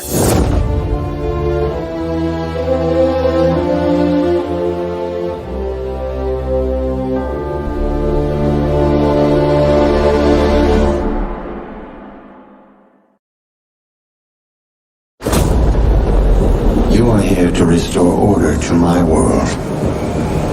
With the demons in control, you understand the threat they pose to all my creations.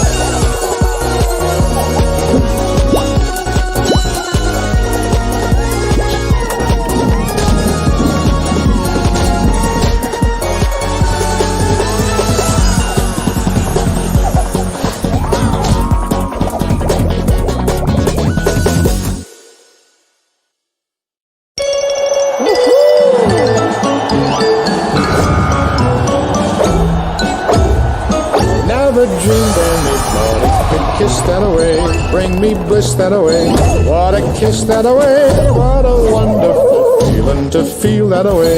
Tell me, where have you been all my life? Oh, hot diggity dog, diggity boom, what you do to me? It's so new to me. What you do to me? Hot diggity dog, diggity boom, what you're holding me tight.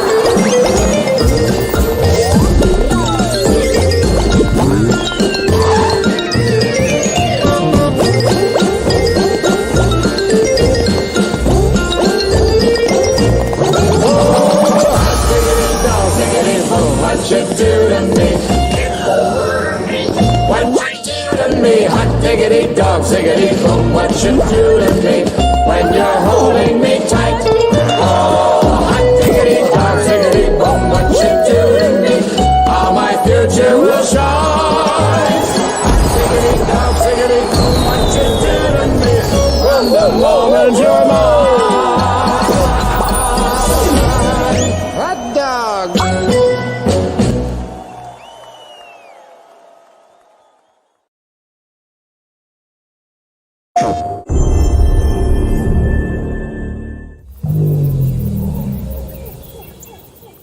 Hi, I'm Marcus Smith, and today I'm going to be showing you a little bit more of Ratchet & Clank Rift Apart, a brand new game built from the ground up for the PlayStation 5. They have found us, Ratchet.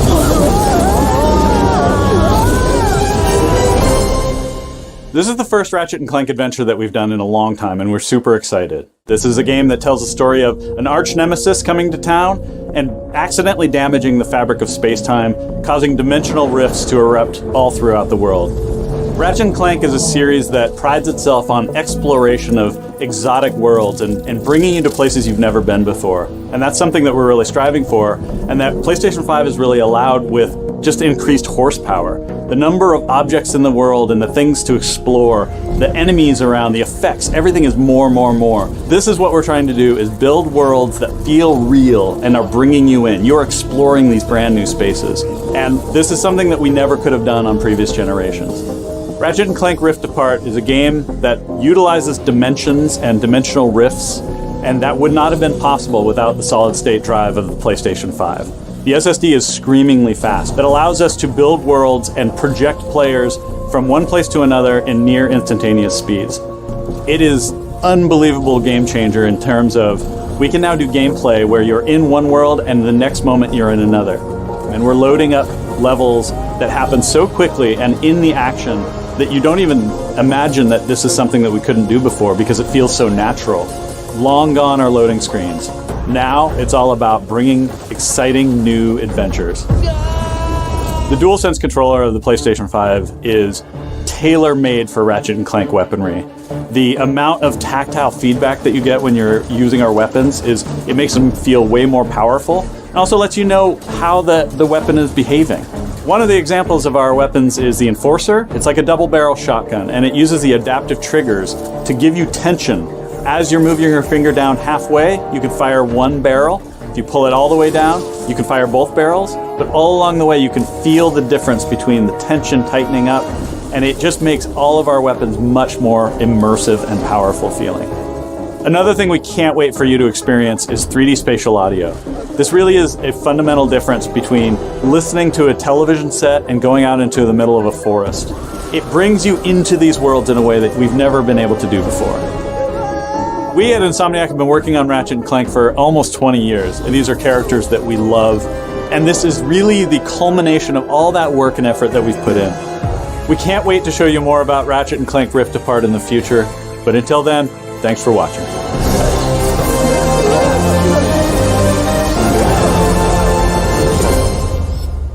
PlayStation.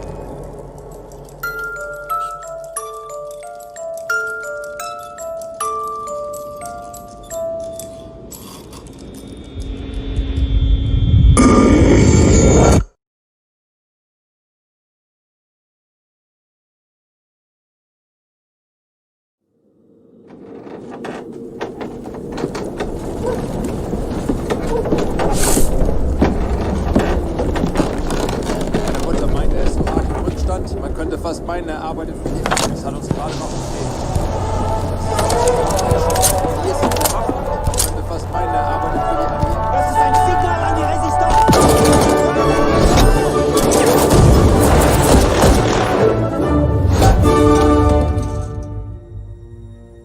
With Medal of Honor Above and Beyond, I think we're finally able to fully realize that vision from 20 years ago of putting you in the boots, allow you to see through the eyes of someone who was actually there. And that's been the most exciting and fulfilling part of the project. There's no moment in this game where like you're just relaxed, right? You're in a war zone. You are a member of the OSS, the Office of Strategic Services. That allows us to tell a story where the player gets to go to all these incredible places. VR adds such another level to it just because people want to naturally interact with things how they do in the real world. Whether you're inside a Sherman tank or at an airfield or sneaking into a Nazi subbase, the level of immersion is unprecedented. Through the power of VR, you're climbing a wall, you're pulling out your gun, you're catching a grenade in midair and throwing it back. Those are all things that you end up doing yourself. It's exciting and it's terrifying and it's fun and it's cool kind of helping create these experiences for people. We are making a game about the reality of World War II. So for us, the authenticity was everything. When you put that headset on, you feel like you're back in World War II era Europe. It's a very surreal experience to be there without being there. You're not watching history on a flat screen. You're experiencing history with your own eyes. We have the opportunity to sit down and interview combat veterans from World War II. It's very emotional and it's very inspiring. And that's what draws us to dive deep for our characters. And putting you as the player on an adventure that spans some of the biggest moments of the war. Medal of Honor franchise immediately gives us something more intimate, more cinematic. Games are at their best when they're immersive, and we're finding all sorts of little things you can't do in traditional games. Having the backing of Respawn and Oculus gives us the ability to push those boundaries in ways that it hasn't been pushed before. When you see someone play it, when they just kind of lose themselves into the game, it's been pretty impressive. If the game we're making ignites people's imaginations and illuminates the world, then we've accomplished what we set out to do.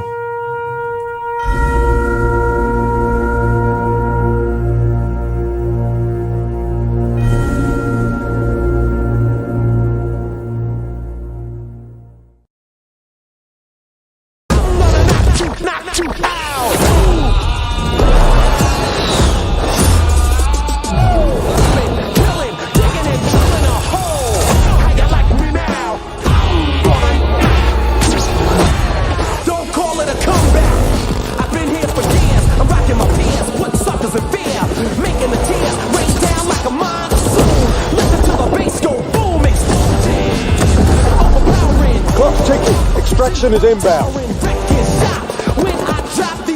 That's no shit. Don't you dare stare. You better move.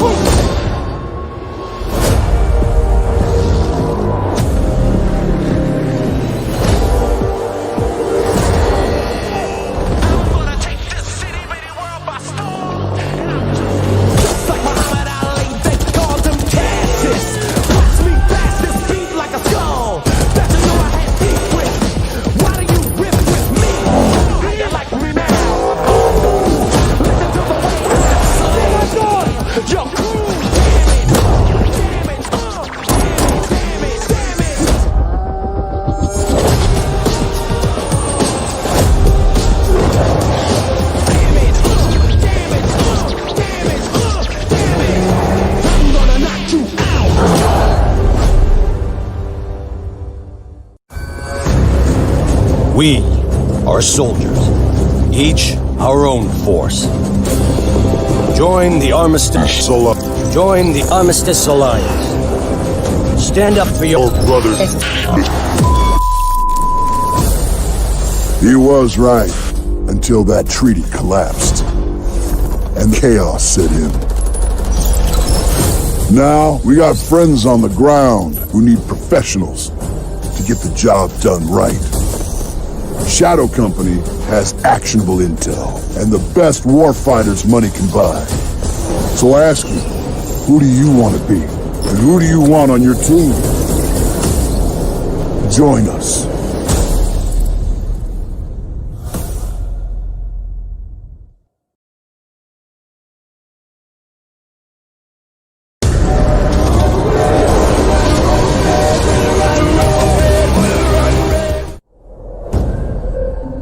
We awoke from one nightmare into another. Not on our dying Earth, but somewhere much worse. Good guy's a dead one. A good guy's the one not in the fire. Good guy's a dead one. A good guy's the one not. We came to Enoch as our last chance, a chance at a new home. But what we found didn't save humanity. It consumed it.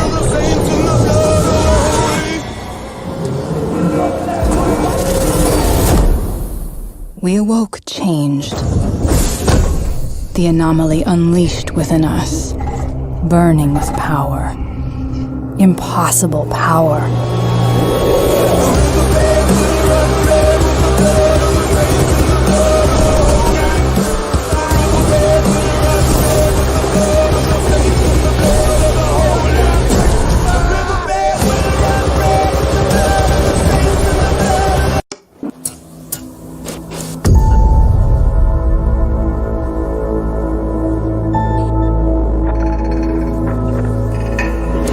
Understand what's going on around you. You are in a state of war, and you have precious little time to save yourself.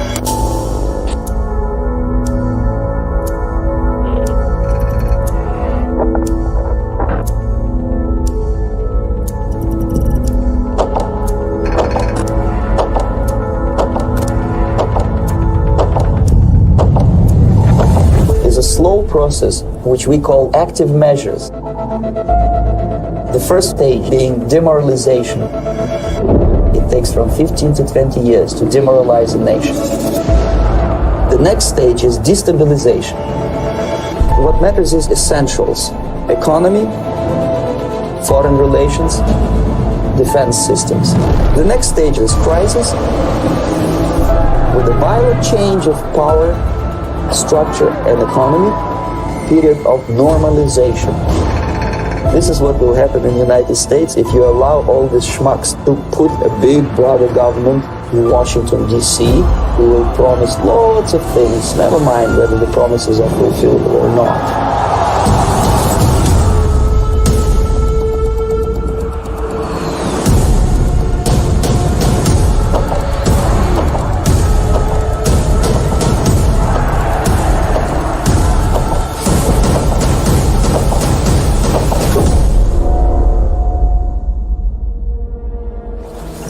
The time bomb is ticking. With every second, the disaster is coming closer and closer. The danger is real. He destroyed my home, murdered my people and my king. He must be punished. For Ardenly. Welcome to Bastion. To the good people of Revendreth, Maldraxxus must stay true. If we fail, the Shadowlands will fall. Light, save my soul.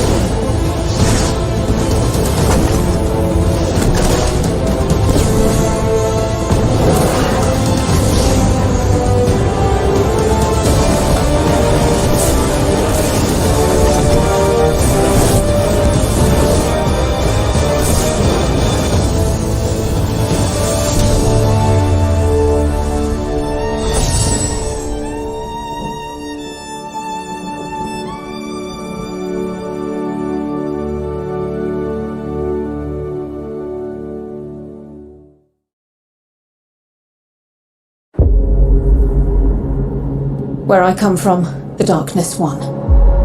I have witnessed this firsthand. I refuse to let it happen again.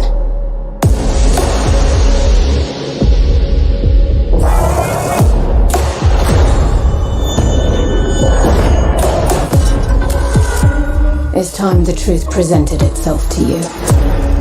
Darkness resides within, beckoning you. This is a truth we cannot hide from, and so we must embrace it.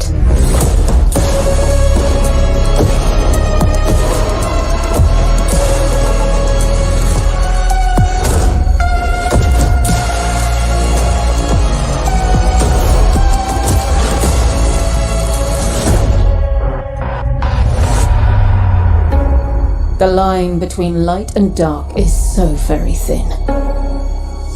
Let's cross it together.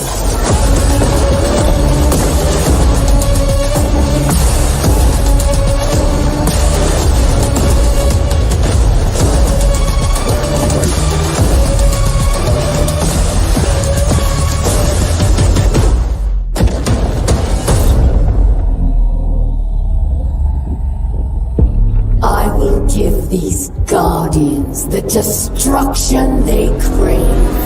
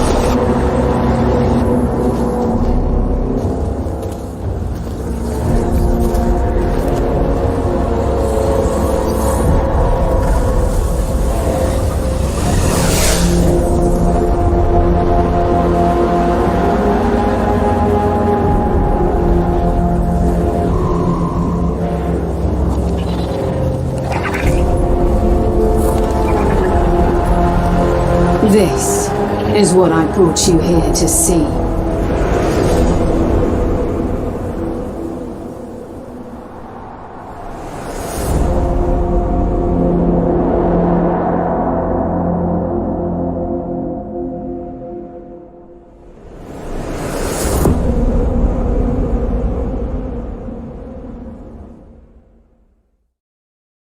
Peggy 16.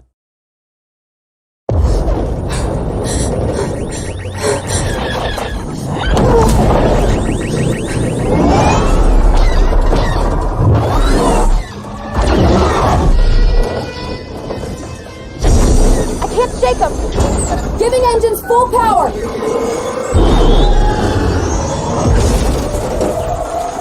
Think you can escape? This is gonna be close!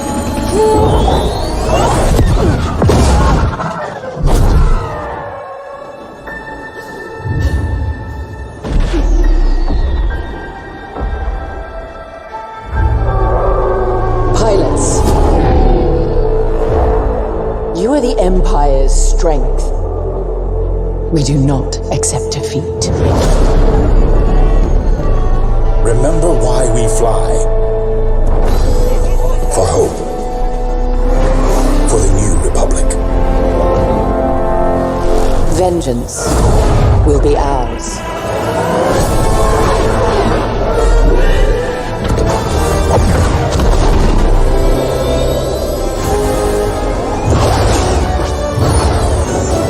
Seize that moment. When the perfect shot makes history. 5 pilots. 1 squadron. The galaxy's finest.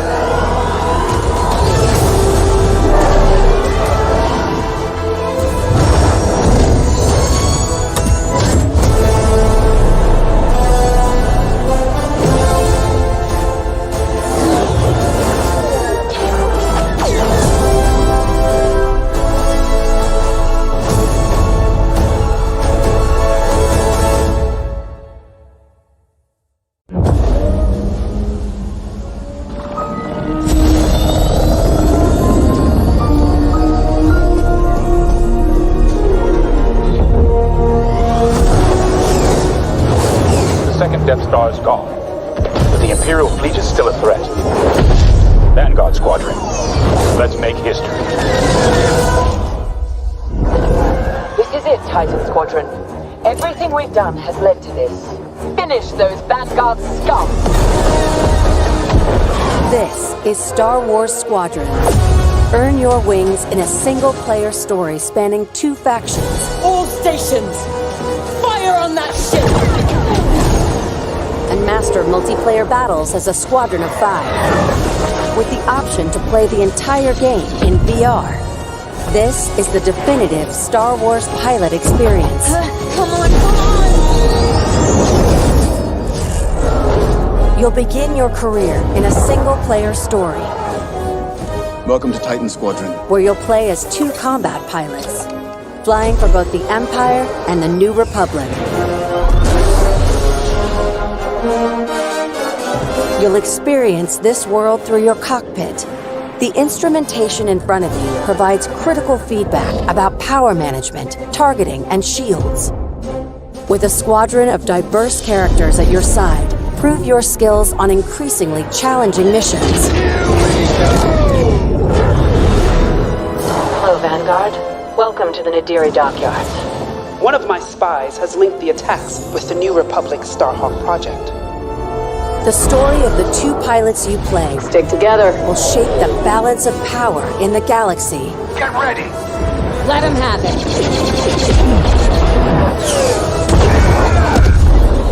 To take the fight online, you'll need flight time with all 8 ships. Fighters are the most flexible and versatile, able to handle any situation. Interceptors are fast and highly maneuverable. Let's get him. Ideal for hunting down your opponent's starfighters. That was kind of fun! Support ships can keep allies safe and stocked up, as well as disrupting enemy fighters. Light him up! Nice. Bombers are the heavy hitters, able to deal devastating damage to enemy flagships and starfighters. But if you've got a preferred component and need something customized, I'll take care of it. Unlock everything you need to customize your pilot and starfighters simply by playing the game. From cosmetics to an arsenal of over 50 components that alter how your ships fly, fight, and survive. They're on you! I'll deal with it. You can dramatically change your loadout depending on your squadron's strategy. Finally got him. This will be critical in Star Wars Squadron's multiplayer modes. First up, dogfights. This is an all-out 5v5 battle. Vanguard 5, that was the best! Fine-tune your loadouts to work as a team. Moving in on the enemy. Utilize components like tractor beams, turrets, and mines to slow down your opponents or set up your squad mates for the kill. Rebels unmarked. For teams looking for an even greater challenge, it's time to prove yourself in Star Wars Squadron's signature mode, Fleet Battles. Fleet Battles are multi-stage conflicts. Whether playing solo or with friends, you'll have the option to compete against other players or AI as a squadron of 5. Don't worry, I got him for you. Meet your team in the social hub to solidify strategy, coordinate loadouts, and prepare for takeoff. First, push the front line by winning the dogfight in the center of the map. Next, attack or defend 2 medium-sized capital ships. We've lost our capital ships. And finally, the ultimate goal. Target and destroy the subsystems of your opponent's massive flagship and take it down. Shields are disabled. At each phase, your squadron either pushes the line forward or falls back to defend. Keep our flagship safe. It's your squadron's choice of how to play. I'm hit! Speedy, unrelenting assaults. Stay together, strike quickly. Stealth and subversion. Jamming the enemy. Sensors can't spot you. Or brutal bombardment. That ship is vulnerable. Take your shot. We need to hurry. A unified squadron is the key to victory. Making my attack run now. Let's make this count.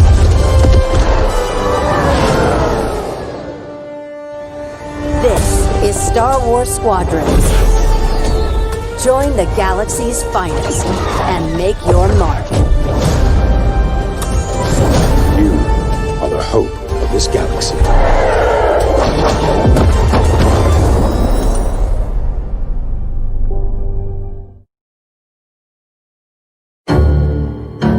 You Tommy? Detective Norman. How long you been in town? 3 years. They handed you the Morello case. Right out of the gate. That's what the paper says, ain't it? And what's it to you? Case must be getting pretty cold by now. Or you got something might warm it up? Yeah, I might have something.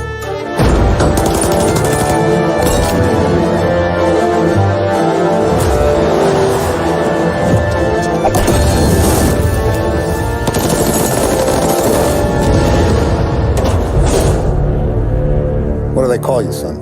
Thomas. Thomas Angelo, sir.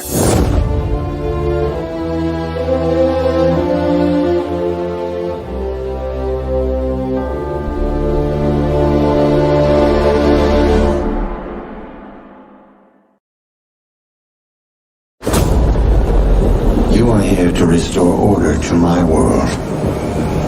With the demons in control, you understand the threat they pose to all my creations.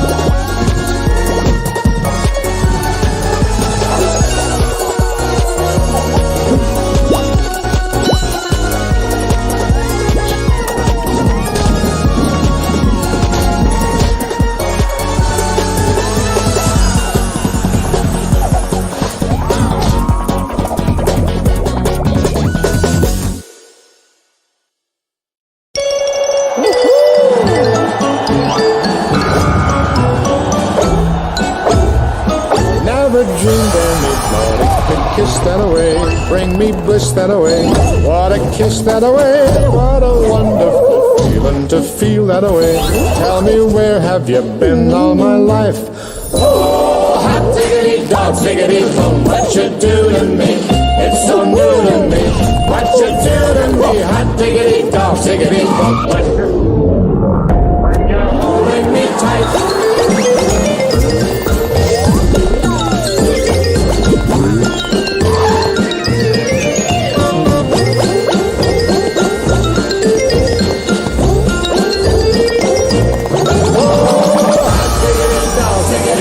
What you do to me?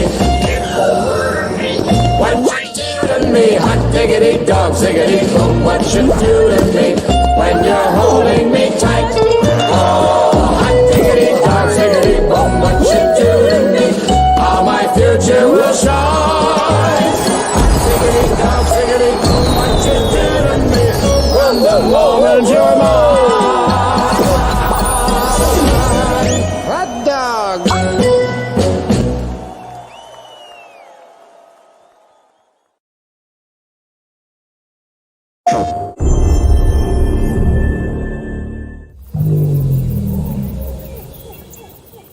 Hi, I'm Marcus Smith, and today I'm going to be showing you a little bit more of Ratchet & Clank Rift Apart, a brand new game built from the ground up for the PlayStation 5. They have found us, Ratchet.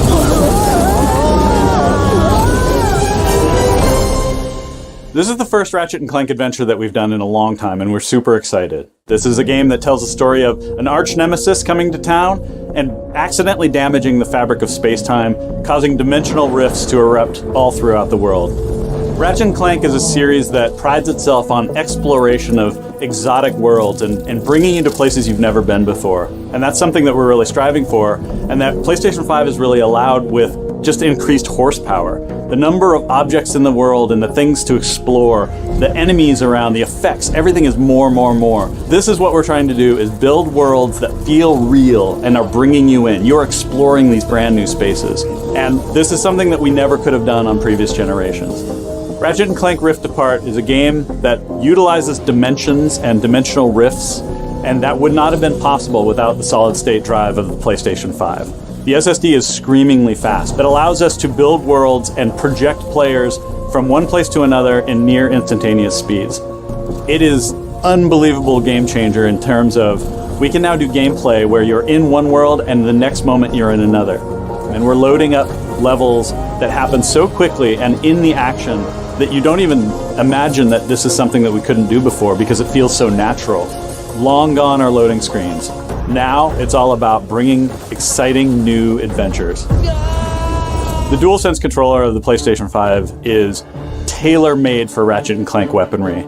The amount of tactile feedback that you get when you're using our weapons it makes them feel way more powerful, and also lets you know how the weapon is behaving. One of the examples of our weapons is the Enforcer. It's like a double-barrel shotgun, and it uses the adaptive triggers to give you tension. As you're moving your finger down halfway, you can fire one barrel. If you pull it all the way down, you can fire both barrels, but all along the way you can feel the difference between the tension tightening up, and it just makes all of our weapons much more immersive and powerful feeling. Another thing we can't wait for you to experience is 3D spatial audio. This really is a fundamental difference between listening to a television set and going out into the middle of a forest. It brings you into these worlds in a way that we've never been able to do before. We at Insomniac have been working on Ratchet & Clank for almost 20 years. And these are characters that we love. And this is really the culmination of all that work and effort that we've put in. We can't wait to show you more about Ratchet & Clank Rift Apart in the future. But until then, thanks for watching.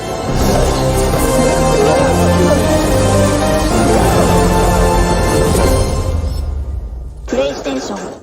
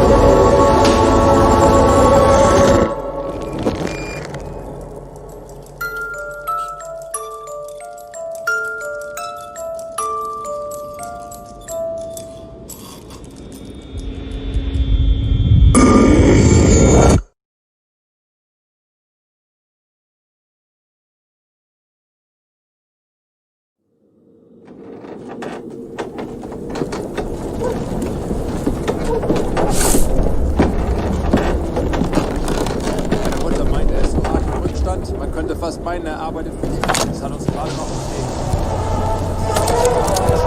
Hier ist eine Waffe. Befasst meine arbeitet für die Armee. Das ist ein Signal an die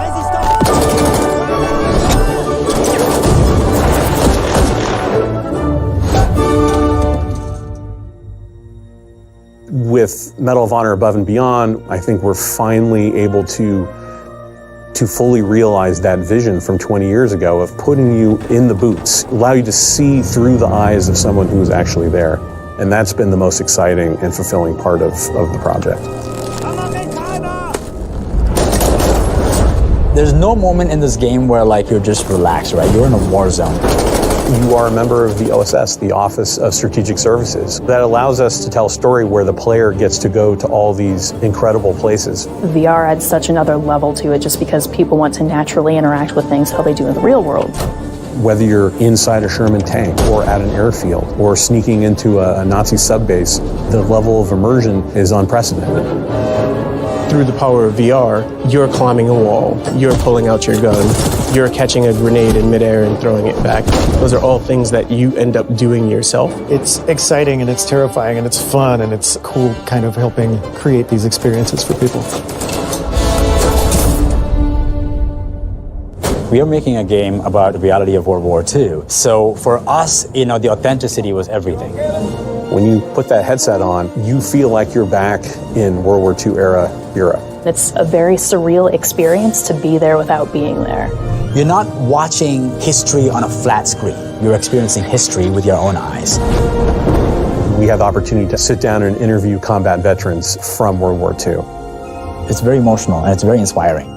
And that's what draws us to dive deep for our characters. And putting you as the player on an adventure that spans some of the biggest moments of the war. Medal of Honor franchise immediately gives us something more intimate, more cinematic. Games are at their best when they're immersive, and we're finding all sorts of little things you can't do in traditional games. Having the backing of Respawn and Oculus gives us the ability to push those boundaries in ways that it hasn't been pushed before. When you see someone play it, when they just kind of lose themselves into the game, it's been pretty impressive. If the game we're making ignites people's imaginations and illuminates the world, then we've accomplished what we set out to do.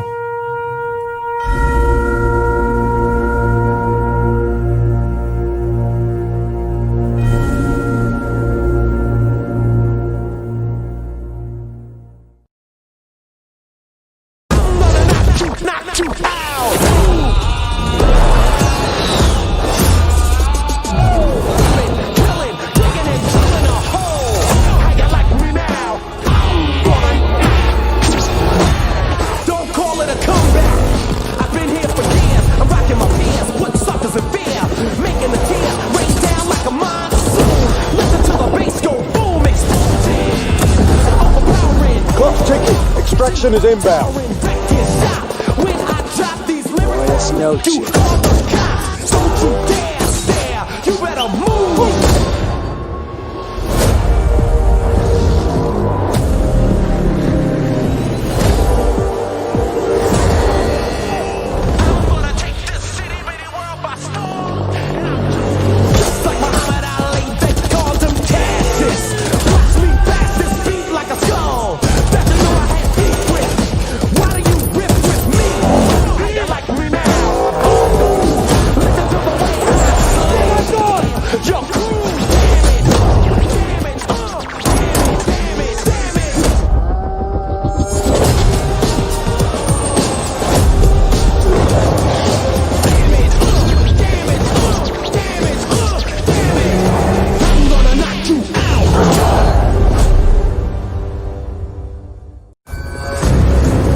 We are soldiers, each our own force.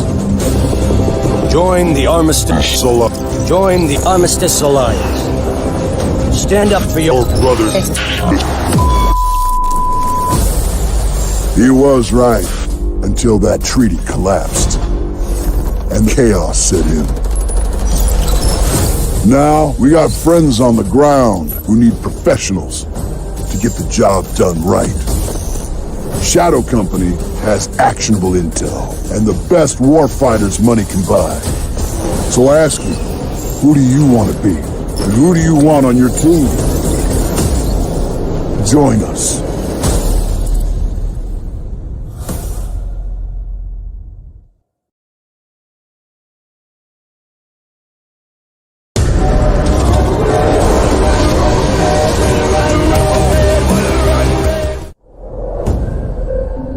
We awoke from one nightmare into another.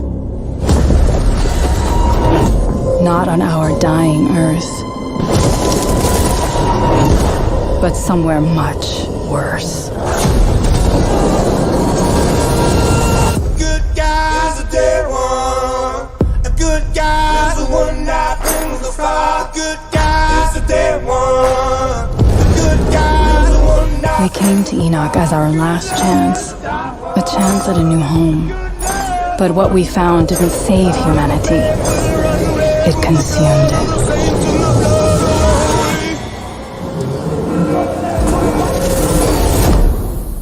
We awoke changed. The anomaly unleashed within us, burning with power. Impossible power.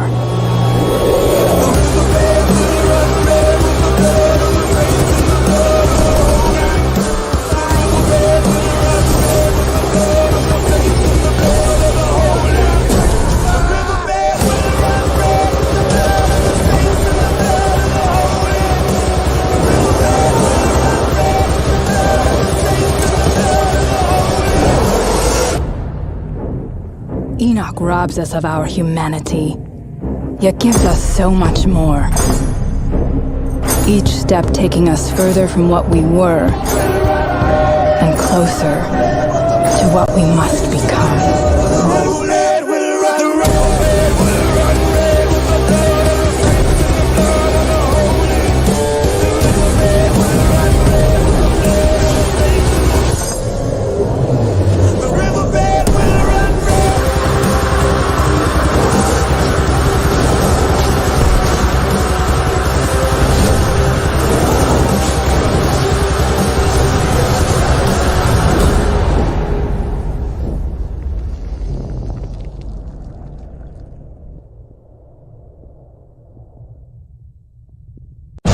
What goes through the mind of a psycho?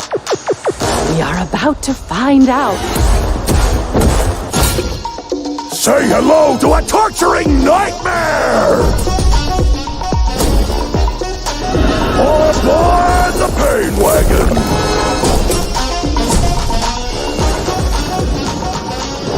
It's just following an angry anthropomorphic grain train into a strange portal. What's the worst that could happen? Open bestiality! It's sesame, you meathead.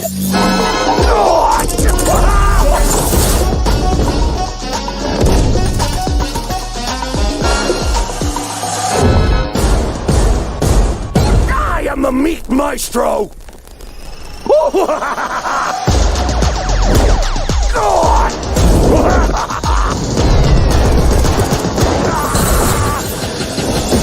Hope you're up for some weird stuff, Vault Hunter. I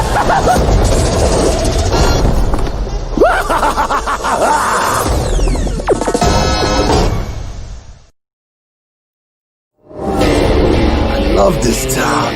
The city of endless opportunity. Ready to get your cherry popped? Yeah, come on! City like any other, just bigger. Nah, mano, not just any other city. Legends are born here.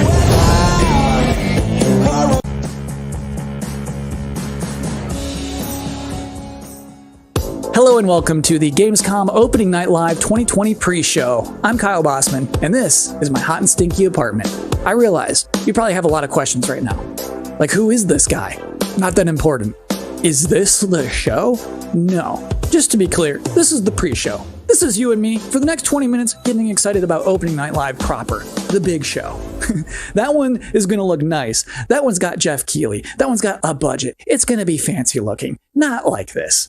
And then you might be thinking, wait, is the next 20 minutes just this guy with his headband talking to me about stuff? No, it's going to be some of that. But most of the show is trailers. We have world premiere trailers right here for the pre-show. If anything, my job is just to smile at you and fill time in between trailers. In fact, we should, I think, start off with a trailer. We'll talk about opening night live. It's going to be big and fun and awesome, but I feel like the best way to kick off a pre-show is just to get right into one. Our first world premiere trailer is a game that was just announced earlier this year at an Inside Xbox event from Bandai Namco. This is Scarlet Nexus.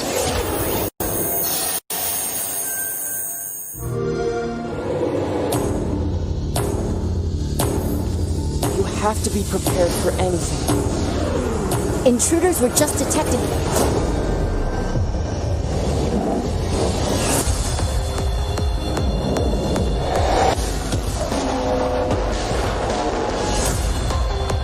We have to work together. Or the world will be destroyed. We have so many different powers. Let's do this.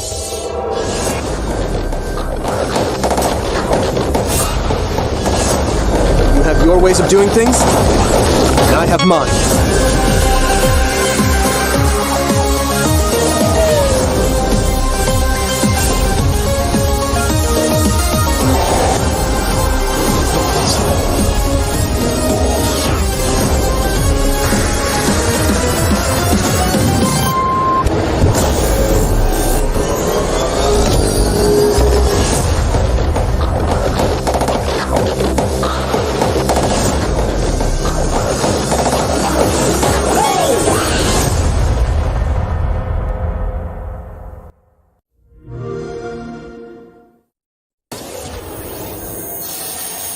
If you're just now joining us, this is the Gamescom Opening Night Live 2020 pre-show. That was a trailer for a video game and not an anime, and I'm Kyle Bossman, not important. For the next 20 minutes, much less than now, we are counting down the minutes until the big show, Opening Night Live, in which you're going to get fresh looks at Fall Guys Season 2, Destiny 2, Call of Duty Black Ops Cold War was just announced yesterday. We're already getting to see more of that tonight. Lots of things to see. Cindy Goodman from IGN is going to be giving out the Gamescom awards for Best PC Game, Best PlayStation Game, Best Xbox Game, as well as talking about some brand new shows from IGN that they are debuting this week at Gamescom. Lots of stuff in ONL. It is going to be a chunky, thick show. But in the meantime, for this pre-show, it is time now for another world premiere on our end. The game next that we're going to see is called Quantum Error. And parents, let me warn you now, it's time to put the kids to bed, because it's about to get scary as hell in here. I don't care if you're in the Western Hemisphere and it is the afternoon. Put the kids to bed.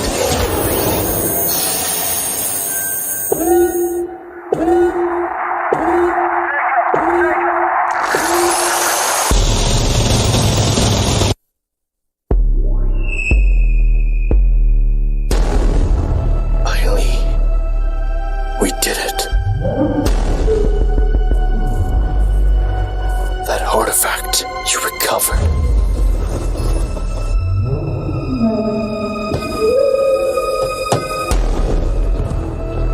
Held the answer to all our questions.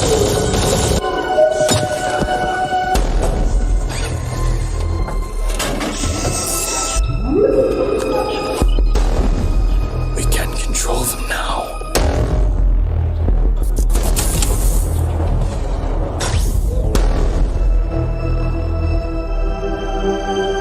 Use them to travel the stars.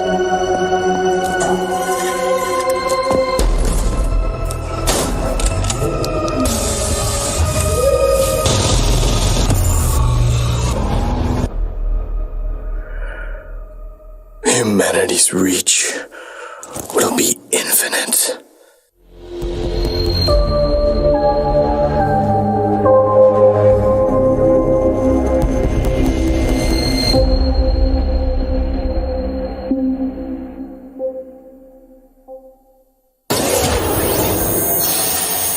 We've got a lot more world-exclusive trailers to go, more pre-show to go, an interview with Jeff Keighley. Next up, we have a car brand synonymous with racing and innovation and a key partner of Gamescom for years, Ford.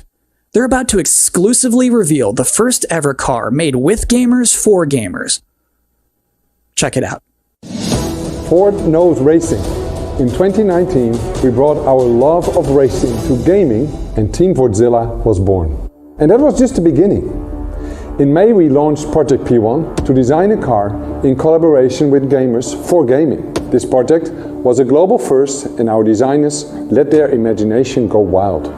So on to our first global announcement. Please welcome our first ever Team Fordzilla Project P1 model.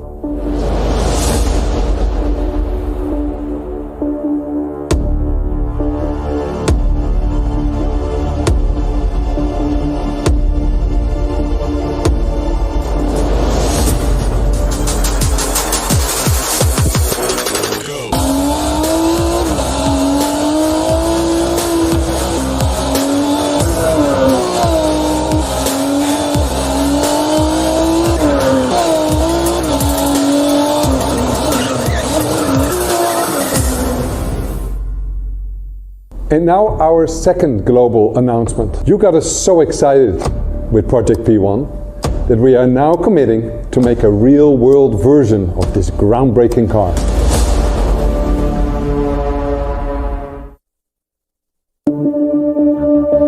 If I didn't have games, I guess I would just be writing a lot more.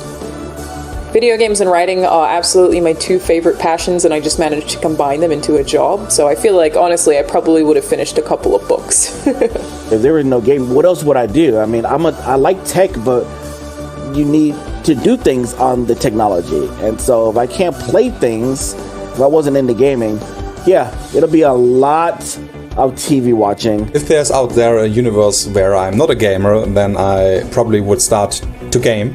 I think I will try something to put some smile on the face of everyone. I would watch a lot more movies and read more books and get bored. Welcome back to the Opening Night Live pre-show. This is only the second year of ONL existing, but I think it is safe to say that this year's will be unconventional. So to tell us what to expect from the show this year, please welcome Jeff Keighley. We are now joined by Jeff Keighley, host and executive producer of Opening Night Live. How you doing, Jeff? I'm doing great, Kyle. How are you? I'm doing okay. So back in April, Gamescom said we're going digital this year. When did you start thinking about ONL and how that's going to look? Well, we knew last year we were going to do another ONL this year because it was a big success, but yeah, we had no idea what format it was going to take. Normally we are in Cologne. This year we're doing it from Los Angeles, but I actually, Gamescom came to me and said, we definitely want to do ONL. It's a digital event for the whole world, so even if we don't have something physically in Germany, we still want to do this show with you. And I said I was doing Summer Game Fest, and maybe we can bring all these things together to create this grand finale for the show. And all summer I was really hoping to do a show that was a little bit bigger than I've been broadcasting from home here for many months, and I wanted to do something with kind of a set and a little bit of spectacle to it, and bring the whole industry together, and that's what we're going to do. So is it going to be just as long as a regular show? Yeah, we have like 2 hours of stuff to show folks from across the industry, like the big stuff, the biggest games out there like Call of Duty, and then a lot of really, interesting titles. Of course, we're going to have some amazing next-gen stuff in the show, and Fall Guys Season 2, which has, become a thing over the past couple of weeks. So it's really fun to have like the big and the small and the surprises and next-gen all blended together. But yeah, it's a full-blown show, 2 hours. Is it going to be just back-to-back trailers, or are you going to do some interviews and demos? You will definitely see trailers. You will see some extended gameplay demos of some titles as well. There will be a few interviews with a couple of developers.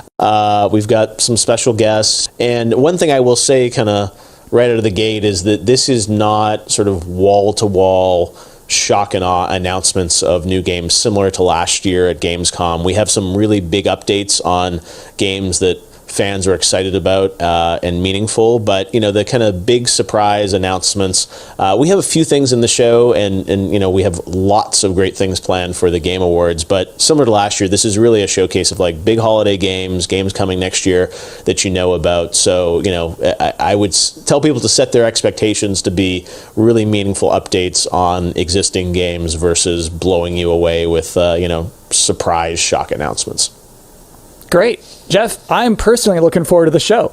Well, me too. It's been really fun to build this, but even working with our team, it's been challenging to do things safely in the era of COVID, and it's meant a lot to me that Gamescom has said we still want to do this show, and I think for all of us in the industry, we want that big showcase. So I'm just really excited to honestly leave home, do have a set, and you'll see we've got screens and lights, and it's. If we do it right, we're going to hopefully create that magic moment that we haven't felt this summer, right? And a lot of the events this summer have been pre-taped, and they've been great and lots of cool game info, but I really wanted to do something live with a lot of energy to it. So if we do things right, that's what people are about to see.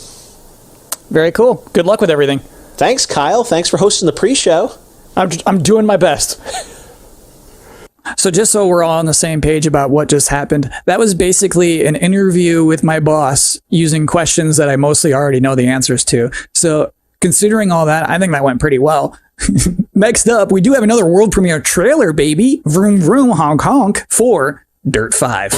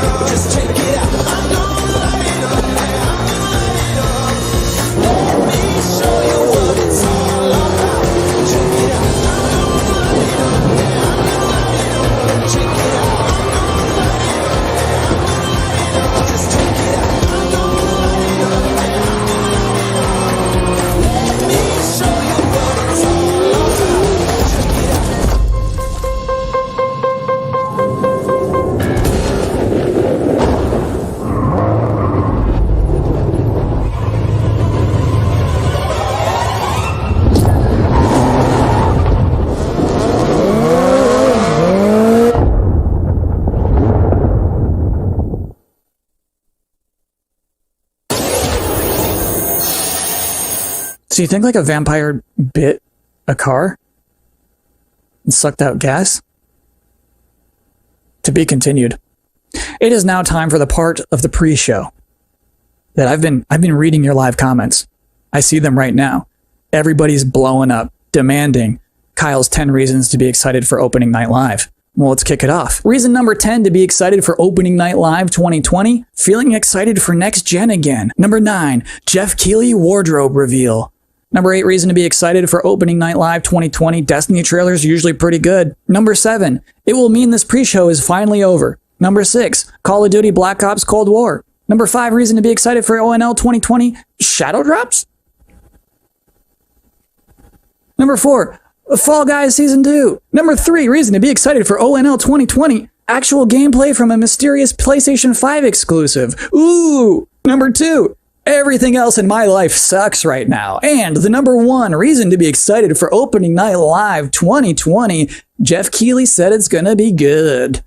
We have one final world premiere trailer to show off, and this trailer is an announcement of a Switch version of a popular game from 2018 that can only be described as Dinosaursy. Enjoy.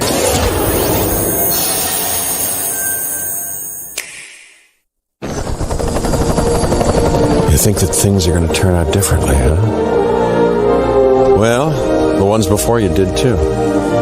Because they believed that they were in control. And control, well, here's the thing. Humanity is desperate for it. We are seduced by it. But we never really possess it. You see, life can be tenacious and stubborn. Life will not be contained. And what makes us such unique creatures is knowing the power of what we're up against and still believing that we can win.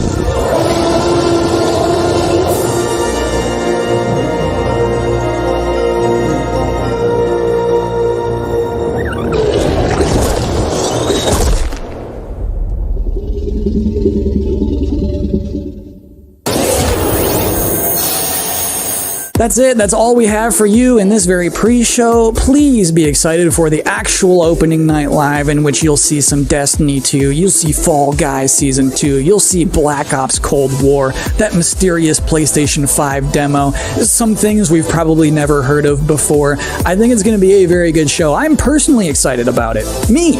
I should thank you, actually, for putting up with my nonsense for the last 20 minutes. It is appreciated, but seriously, enjoy the show.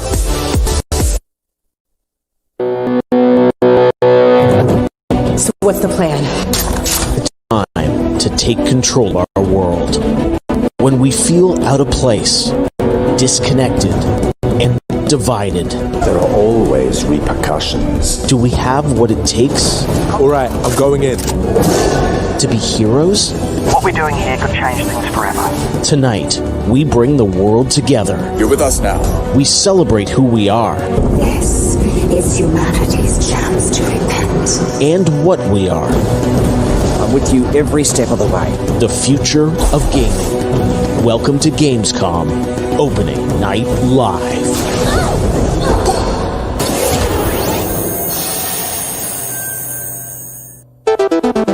Hello, everyone. I'm Jeff Keighley, and welcome to Gamescom Opening Night Live 2020. Now, this year, Gamescom is, of course, a little different than normal, and I hope all of you and your families are safe and healthy at home. In 2020, games have comforted and connected us more than ever. And with the launch of PlayStation 5 and Xbox Series X later this year, games are only going to get better. Well, all summer, I was hopeful we could get to this very moment, a big live showcase filled with more than 35 games to kick off Gamescom 2020. Tonight, you'll get a first look at Fall Guys Season 2 and an extended gameplay demo of Ratchet & Clank Rift Apart for PlayStation 5. Plus, we might have a couple surprises along the way, too.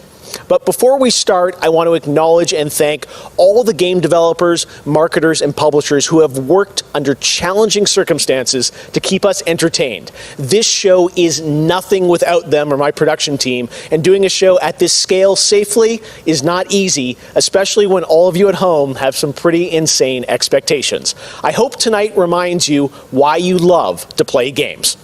And with that, we're going to move on to our first game, with a game that was just announced yesterday, Call of Duty Black Ops Cold War. And joining me is Dan Vondrack from Raven to tell us about the game and give you an exclusive sneak peek. Dan, how you doing?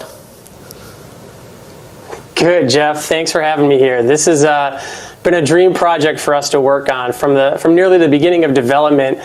We knew Black Ops Cold War was going to be a direct sequel to Black Ops 1, and we loved the idea of returning to the pillars that built the Black Ops franchise: deniable operations, conspiracy grounded in history, and that shadowy world of paranoia. And we get to mix all those together, drop the player into the 1980s at the height of the Cold War, and it's really something that we know would feel relevant to today and also uniquely Black Ops. Well, you start playing with Black Ops, everyone wants to know characters. We saw yesterday in the reveal trailers, some familiar faces. So, Woods, Mason, break it down. How does this fit into the Black Ops canon? You said it's a direct sequel, so are we going to see a lot of familiar faces? Yeah, part of the fun in making this game was bringing back the iconic characters like Woods and Hudson and Mason and seeing how all those personalities mix with some of the new characters. So the campaign takes place in 1981, and we love that we've been able to have so many connections to the original Black Ops and really be that direct sequel to the game. Now, one thing that I'm really excited about this is you're pushing the storytelling in kind of a new direction with some branches and some options about how you play through the campaign. Can you maybe walk us through your thinking there? Yeah, one of the driving forces from early in development was to say, let's take this Black Ops thrill ride and infuse it with some player choice and some player freedom. Anything we can do to give the player a little more ownership over their experience. So that starts with allowing the player to create their own character for the Cold War campaign.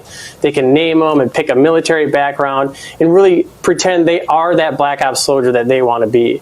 From there, we wanted to take some of our missions and infuse optional objectives, multiple paths, and some player choice moments inside some of those missions. And it was fun to find that balance between the hard driving Call of Duty action and these more non-linear experiences inside some of the missions.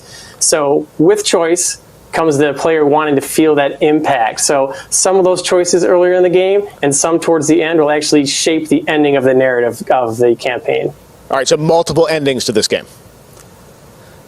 Yeah, absolutely, absolutely. That was one of the big things for us. It's like we love that Black Ops has always been willing to take risks, and we all know they did some of this in Black Ops 2. And with our story and with these features, we love playing homage to those early Black Ops games. Oh, yeah, I remember the numbers. All right. Well, Dan, we are excited to see more of it. I know multiplayer reveal is coming in September, but since you got a switch there, maybe you could flip the switch on something exclusive for us. Right? What are you going to show us? Yeah, absolutely. This is really exciting because this will be the first time we've done this outside the walls of the development studio. This is a scene from earlier in the game, and it's a critical point that really shows the narrative of the world, shows this threat that our heroes are going to be battling. So let's take a look.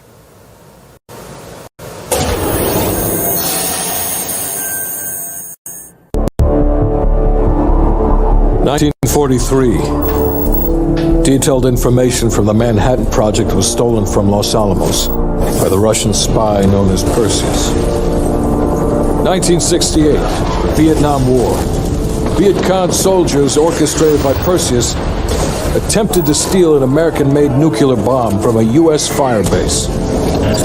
5 days ago, while on a mission, we acquired intel that Perseus is in play again and planning an attack on the West. Perseus. The CIA's analysts consider him to be the single largest threat to the free world. Mr. Hudson, we're all aware of Perseus. We're also aware he's more myth than fact. I mean, personally, I think he's nothing more than the Russian boogeyman. General Haig, allow me to introduce the man best suited to respond to that. CIA clandestine special officer Russell Adler. He's one of the few people who even come close to capturing Perseus. Mr. Adler, why should we take this Perseus threat seriously? You don't have to, sir. Yeah, then a lot of innocent people are gonna die. Why do you say that? Sir. Every time Perseus has come into play, it's shifted the balance of the Cold War. After 13 years of silence, if he's active, something big is gonna happen. Something that will affect the free world.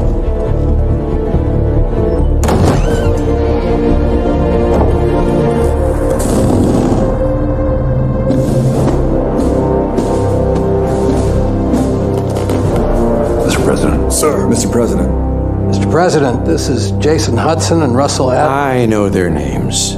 Who do you think approved their last mission? Is the threat real? Yes, sir, we believe it is. Can you stop Perseus? We can, sir. I've already submitted the requisition for my team. Sir, their requests are highly irregular, most likely illegal. If the press gets a hold... What the hell are you talking about? You know who we are? Every mission we go on is illegal. Sergeant Woods, plausible deniability is the backbone of our work. Al, we're talking about preventing an attack on the free men and women of the world. Give Mr. Adler whatever he wants. Gentlemen, you've been given an important task, protecting our very way of life from a great evil. There is no higher duty. There is no higher honor. And while few people will know of your struggles, rest assured, the entire free world will benefit. I know you won't fail us.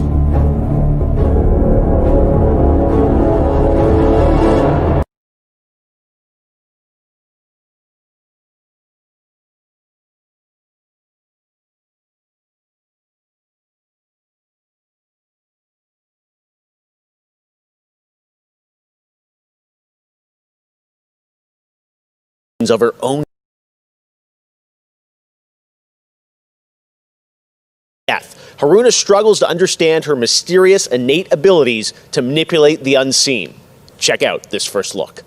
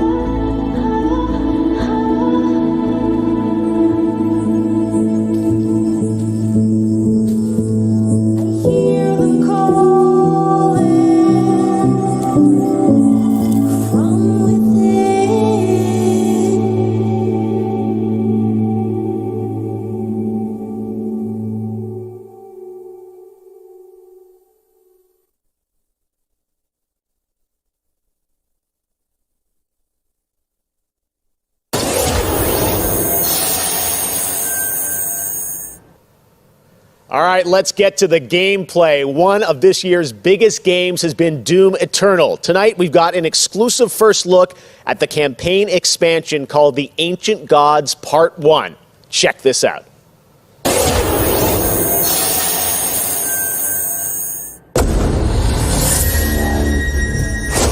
have been allies for some time now. I knew you were the moment you set foot in the world. Your gifts are all to us now.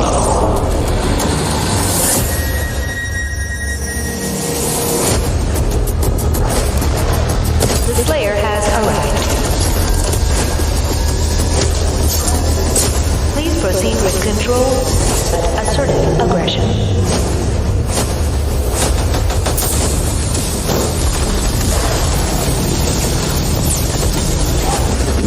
To resurrect the only ones who can save this world.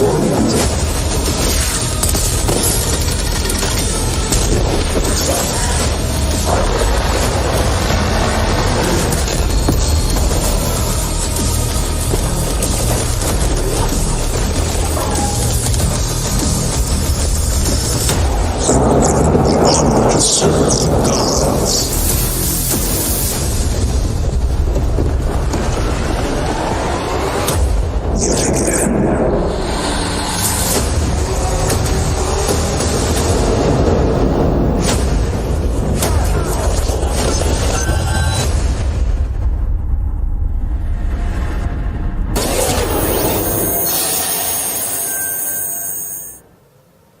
2020 marks the 25th anniversary of a legendary game studio, BioWare.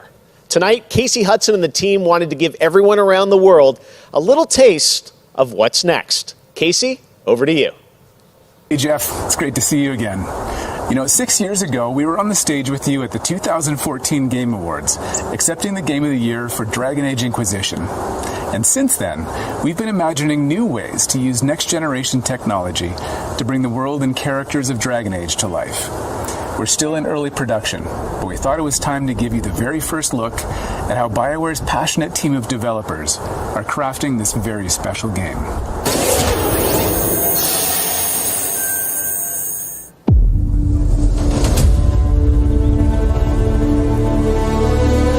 I've been at BioWare for a really long time, so I've got to see it grow up and turn from a company of 35 people to a company of more than 300 people. There's amazing people in the industry. There's amazing stories to be told with other people. I love that character so much. That's awesome. We're very experimental here at BioWare. so we're always coming up with new stuff. We're always trying to improve, innovate, and bring new characters to life for our players and fans to enjoy. The world of Dragon Age really has got it all. It's got frontier stories, it's got mystery, it's got hard-boiled detective stories, and of course it's all wrapped up in kind of a fantasy setting. You really feel like you're the hero in the Dragon Age world and you're saving people. Dragon Age to me is a wonderful world to play in. I am really excited about the future of Dragon Age. This is an original world, original flora, original wildlife, original architecture. That makes it fun to explore and discover. In the next Dragon Age, we get an opportunity to see new things, new places, and interact with people who lived and grew up in these spaces as well. For the game we're working on now, we want to tell a story. What happens when you don't have power? What happens when the people in charge aren't willing to address the issues? The things that you can expect in the next installment are going to be stories that focus on the people around you and the friends and family you make. Something that we'll be able to look forward to in Dragon Age is a really close relationship with game characters who really become real for you. We want characters to either be loved or hated. One of the best examples of that is Solus. Half the community wants to kill him, half the people want to marry him, and another part wants to do both. They call me the Dread Wolf. What will they call you when this is over?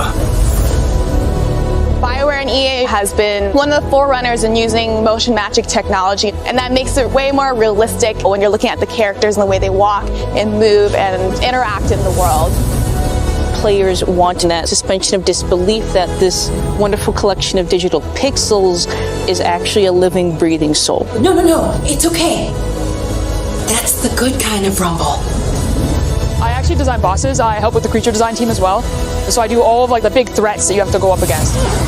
Nobody dies on my watch. For the Wardens! Choice is a big part of what Dragon Age is as a franchise. The decisions you make can affect change in the world. Decision making can mean that a party member lives or a party member dies. And it means owning your outcome and reactivity to the choices that you do make. I just love the possibilities that Dragon Age offers us, and I'm excited to explore a lot more of them. To me, that potential is what gets you up in the morning. It's a fantastic opportunity every time.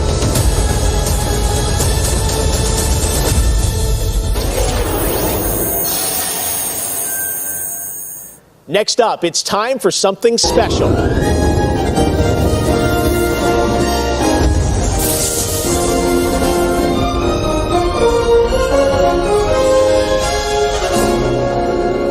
Great Scott! I think there's been a serious miscalculation.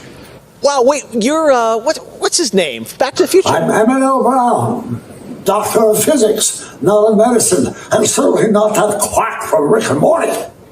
Yeah, we know who you are, but what are you doing here? I did come back from the future to this precise moment on August 27th, 2020, because it's imperative we launch Surgeon Simulator 2 right now.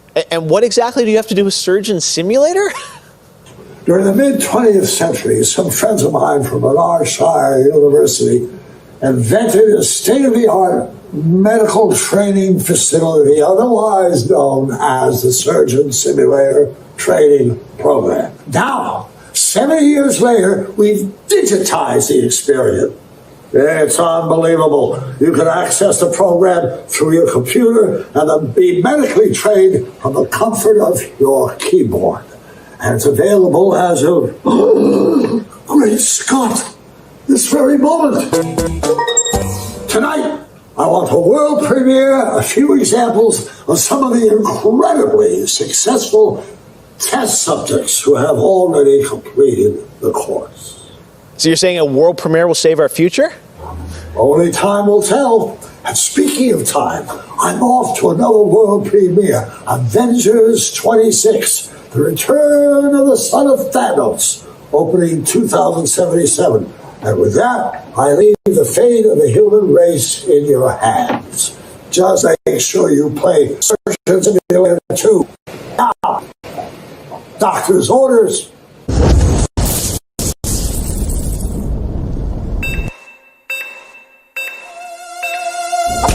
Put the armor patch on his head! No! Let me give him a little pat on the head.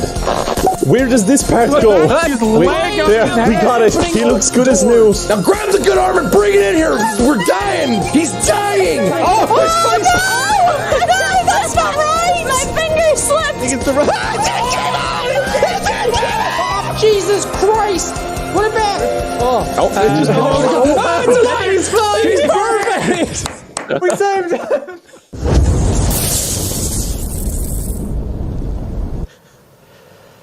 Doc Brown introducing Jacksepticeye playing Surgeon Simulator, only on Opening Night Live. All right, well, if you thought that crossover was kind of crazy, wait until you get a load of this next game announcement that I don't think anyone probably saw coming. Check this out.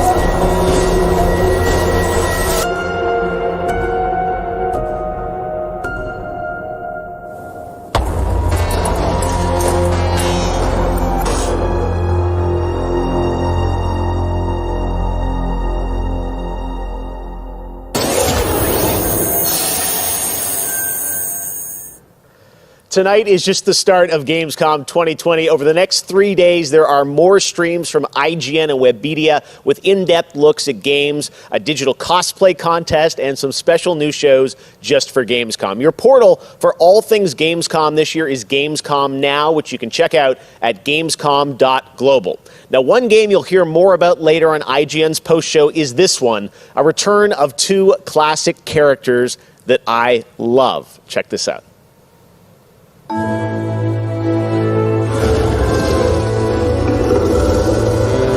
In a world gone strange,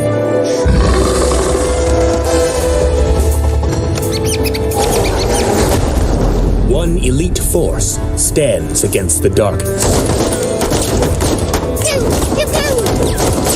But even they could use some help. Here, slip on this little beauty for effect. Sam! I'm blind! Oh, hello, miss.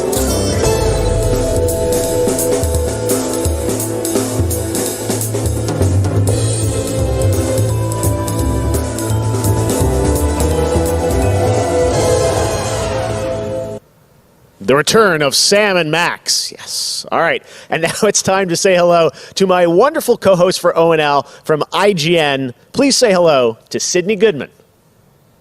Thank you, Jeff. What's up, everyone? I'm Sydney Goodman, and I am thrilled to be here. Gamescom is always such a fun event, and throughout the show tonight, I'll be telling you about all the different ways that IGN is involved in this year's festivities. But first, I have an award to announce. The winner of Best Nintendo Switch Game is Little Nightmares 2. Huge congratulations. Like I said, IGN is going to be here for all of Gamescom with great shows such as Gamescom Studio, where you can find me and my co-hosts for all day long games content, interviews, dev talks, and more. Plus, we have Gamescom Awesome Indies, the show with and for indie developers. That premieres Saturday, August 29th at 7 p.m. Central European Time, so be sure to tune in for more announcements and special guests. And now, let's go back to Jeff for our next big world premiere. Awesome. Thank you so much, Sid. We are so excited to see what's in the Gamescom studio and also Awesome Indies. And I'm going to be on the Daily Show tomorrow, so looking forward to that. All right, well, on to our next game. In the next World of Warcraft expansion, players will journey beyond the mortal world of Azeroth to a place where no living soul has set foot before. The Shadowlands, the afterlife of an entire Warcraft universe. The infinite realms of the Shadowlands are watched over by different factions, known as covenants, each holding dominion over a different aspect of the afterlife. And depending on how someone lived their mortal life, they may end up as part of one of these covenants when they cross over into the Shadowlands. Today, we're excited to give you a closer look at the noble and pure Kyrian Covenant from the realm of Bastion, who are charged with carrying the souls of the dead into the beyond. So sit back and get ready for the world premiere of Bastion, the first in Blizzard Entertainment's new 4-part series of animated shorts called Afterlives. Enjoy.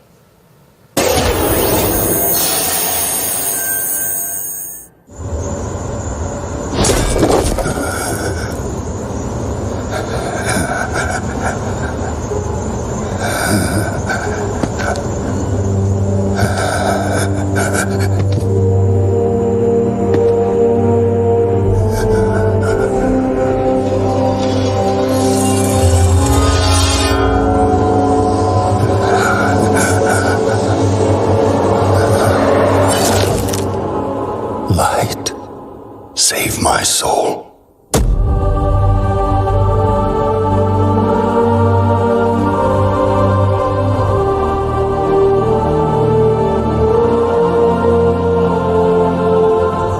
Uther. Where am I? Welcome to Bastion. You led a truly selfless life, and for that, you have been chosen. Chosen?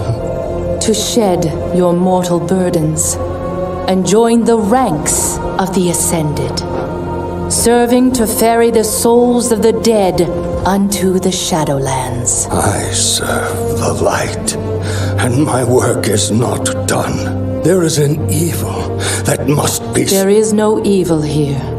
The darkness was sealed within the Maw long ago. You're wrong. He destroyed my home, murdered my people and my king. He must be punished. You are an aspirant now.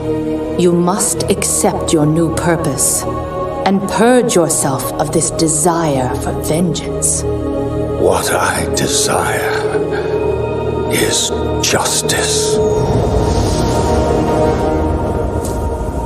Devos, why are you training this soul? It is beneath your station as a paragon. He cannot let go. He continues to demand retribution for his death. And this concerns you?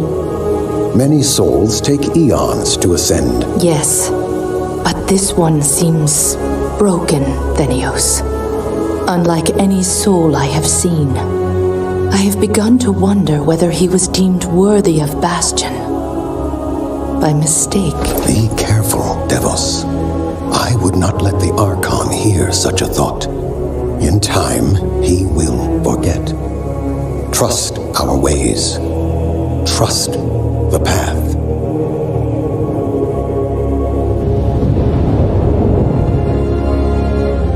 Devos, how long must we train? Until you are ready to ascend. And what is keeping me from ascension? Nothing but the memory of your mortal life.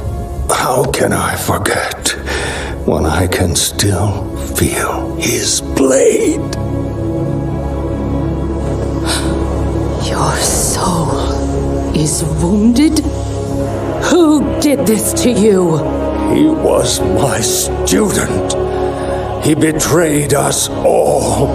Show me.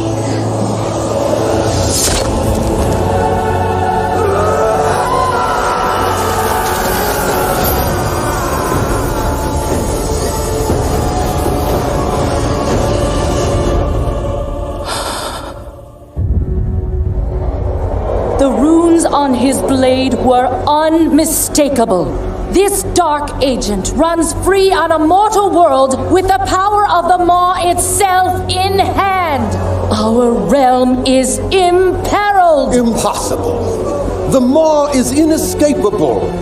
You must return to the path. If he had purged his life, we never would have known of this calamity. The path is flawed. Enough!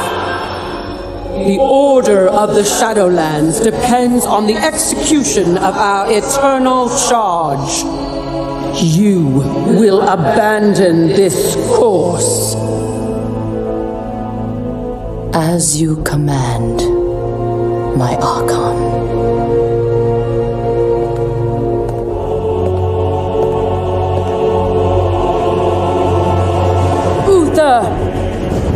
The time of your ascension has come.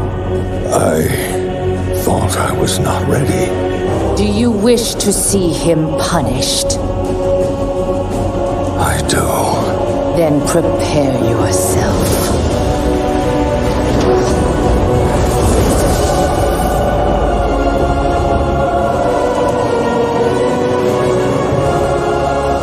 The moment he falls, we will claim him.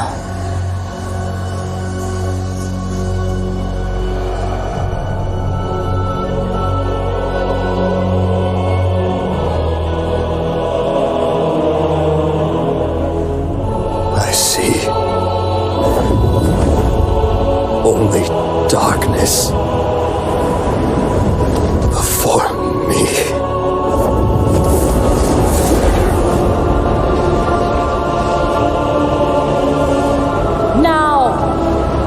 Him into the Maw.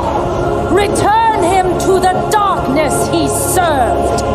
His eternal suffering awaits.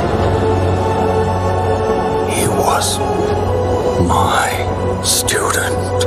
Remember what he did and take your vengeance. Not vengeance.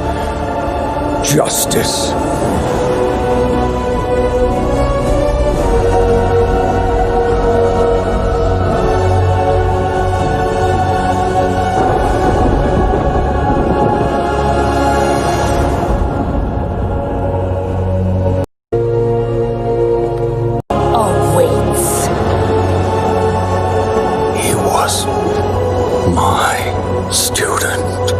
Remember what he did and take your vengeance. Not vengeance. Justice.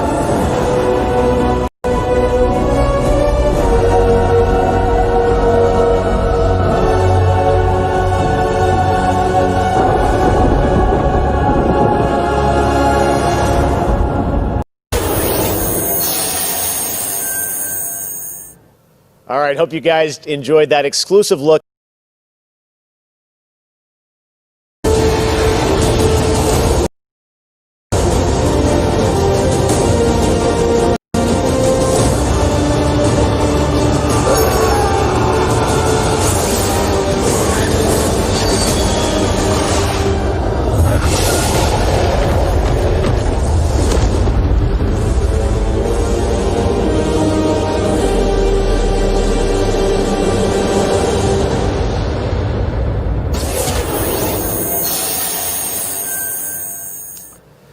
October 27th, it is official, and we have so much more opening night live still to go for you. Ratchet & Clank, PlayStation 5, much more. Stay tuned. All right, but now it's time for the announcement of a new universe that is coming to gaming for the first time with a project from a Canadian studio. Check this out.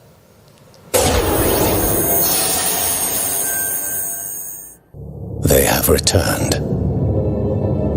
They corrupted, divided, conquered,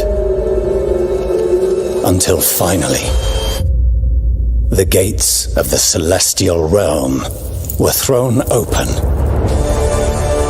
Our last remaining hope, the Stormcast Eternals, vengeance made manifest. best.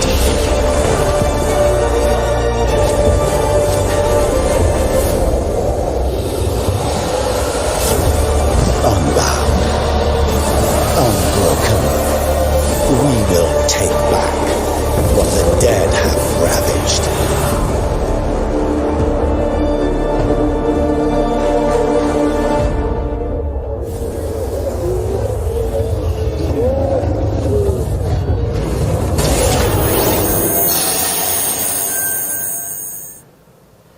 Now, you guys may remember back in June, I had some masked fun with my buddy Crash Bandicoot announcing Crash 4 It's About Time. And with the game coming in October, Crash, of course, had to come back for opening night live. So let's bring him out, everybody. Crash Bandicoot.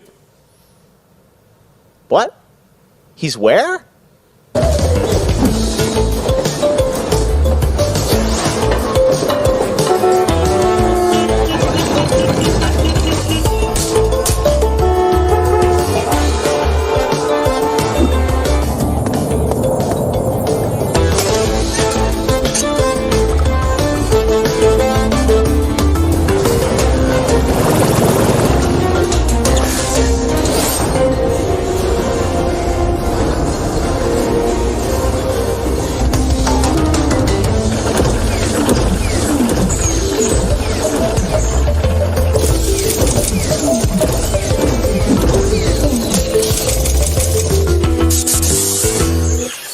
Poor Crash apparently didn't get the memo about Gamescom. But to tell us more about what we just saw, I'm joined by Lou Studdert from Toys for Bob.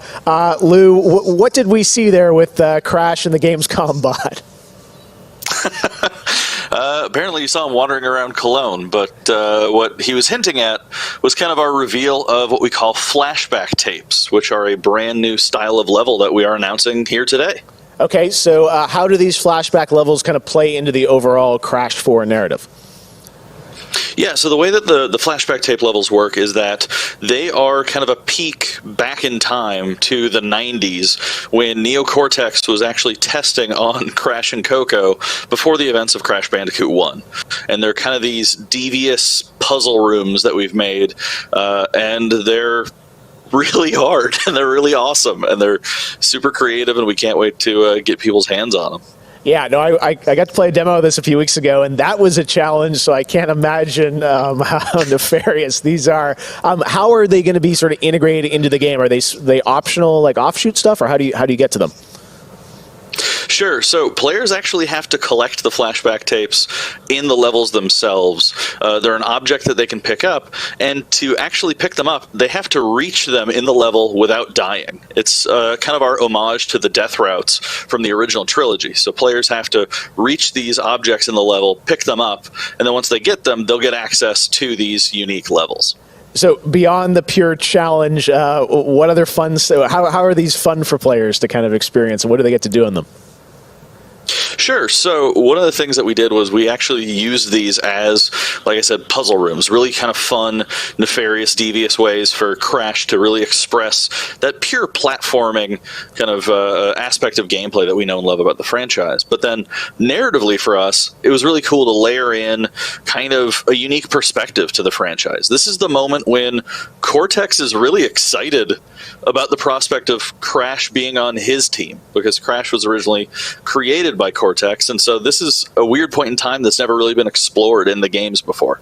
Awesome. All right, well, Crash 4, It's About Time, looks phenomenal, Lou. We cannot wait to check it out in October. Thanks for joining us.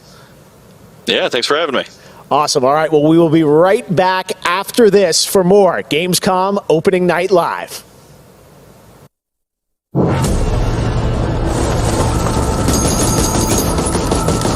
I have become terror. You can't fight the unseen predator. You can't fight before. A rupture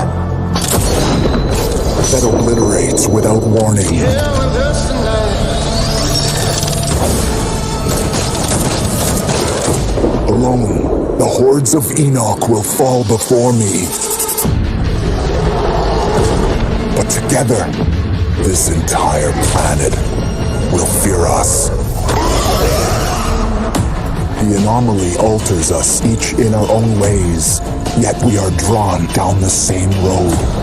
into the dark heart of creation. 'Cause I feel the way you feel. Yeah, I kill the way you kill.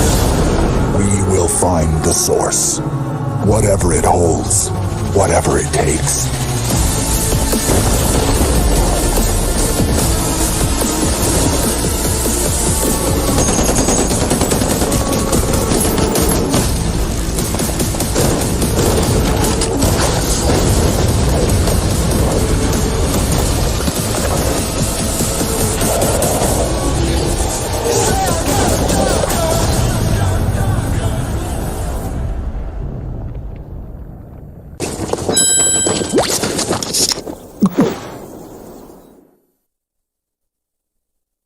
Welcome to the Hyperscape. Enter a contender. Yosh, ikuzo. Leave as a champion.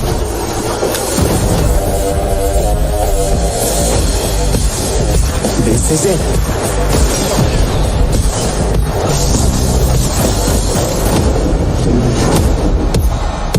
Time to party!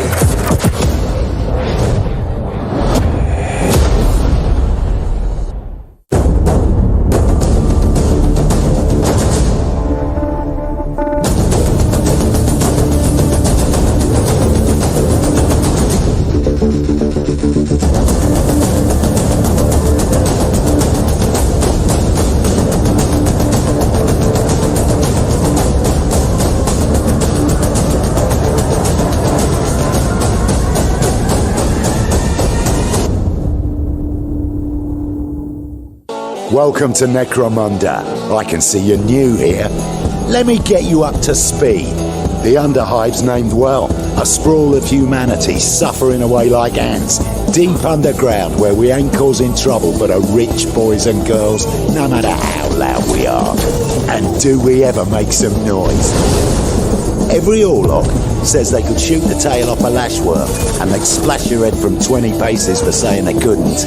I don't want to say immortal, but when their armour, blood, skin and will are of iron, it's a potent combo. Why would someone like you want to know about an all-female gang of psychopaths, drug dealers, killers, cloners and... Oh, makes sense.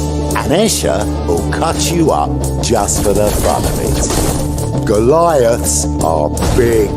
That's it. Anything smaller than them doesn't deserve to live. And they're just as happy filling you with lead as they are smashing you to pieces with a power maul. Now, mixing that whole pot together in a place like this, you can imagine what happens. Chaos, gang warfare, for wealth, for power, hell, sometimes just for fun. So, think you're ready? Necromunda Underhive Wars comes to PlayStation 4, Xbox One and PC on September 8th.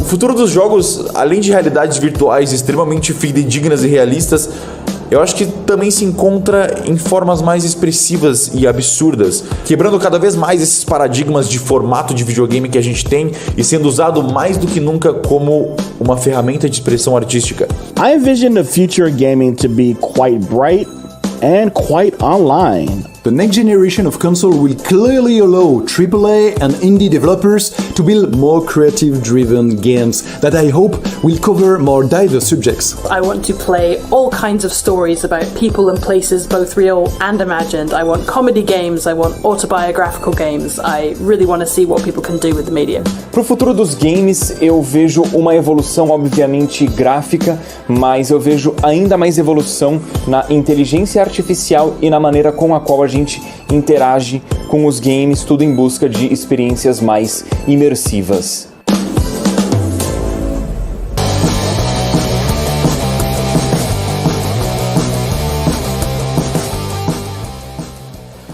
You know, one of the things I love about opening night is that we can show you the biggest games in the industry and also smaller titles that should be on your radar.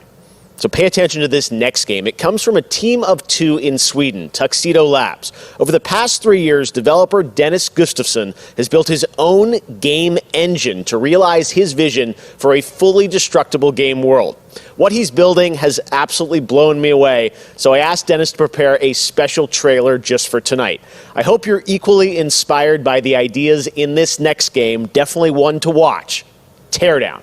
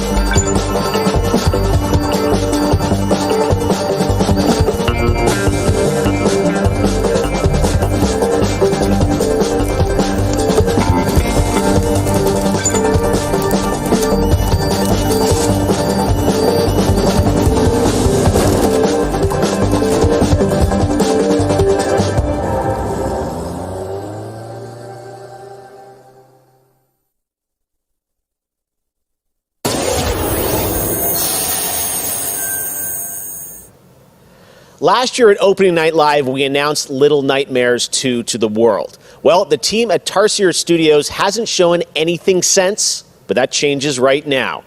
Here is a first look at the gameplay of Little Nightmares 2, which is coming next February, with more to come throughout the week at Gamescom, including a live demo on Gamescom Studio tomorrow.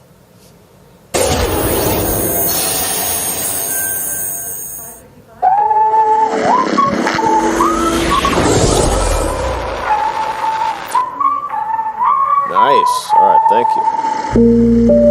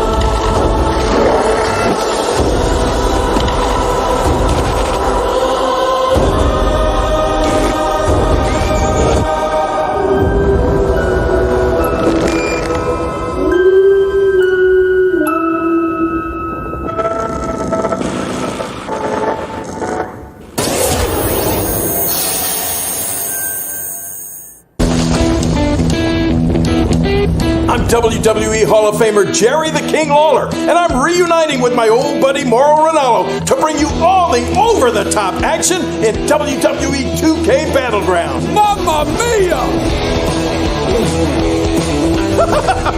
This is great! This arcade-style video game is over-the-top outrageous, with over 70 WWE superstars and legends brawling it out like never before. Oh Oh no! Hold on to your toupee, Morrow! Look out below! WWE is LIT! You know, I'm a little more old school than Morrow, so I can't wait to see these WWE legends teach these kids a thing or two. And you know what? Here's a closer look at the insane action. It's a great evening for WWE action. Oh, wow! Take that, Morrow! Man, it's so good to see the Bella Twins at their best. Now, let's keep this party rolling with another matchup. Oh, look out, Morrow! The Undertaker has risen, and Finn Balor is about to be taken for his last ride. Mamma mia, what a move! Finish him! Oh, no! He just hit the snooze button! How do you lose like that? What's the matter with you legends? This is just an example of the pandemonium that you're going to experience when you head to the battlegrounds. Whew, that's a big toy hammer! Oh, I can't believe my eyes! Seth Rollins delivers the stomp! What a night! What a night! This is the greatest thing I've ever seen! Pre-order WWE 2K Battlegrounds today and brawl without limits. Mamma mia! Oh, sorry, Morrow. I know that's your line. Hello again. I have even more awards to announce, so let's get right down to it. The winner of Best Action Adventure Game is Watch Dogs Legion. The city needs a resistance. And it starts with you. What do you say?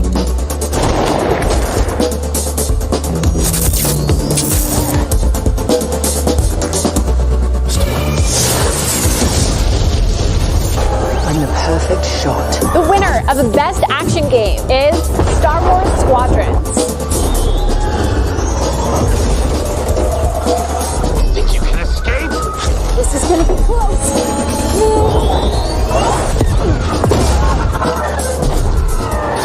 The winner of Best Multiplayer Game is Operation Tango.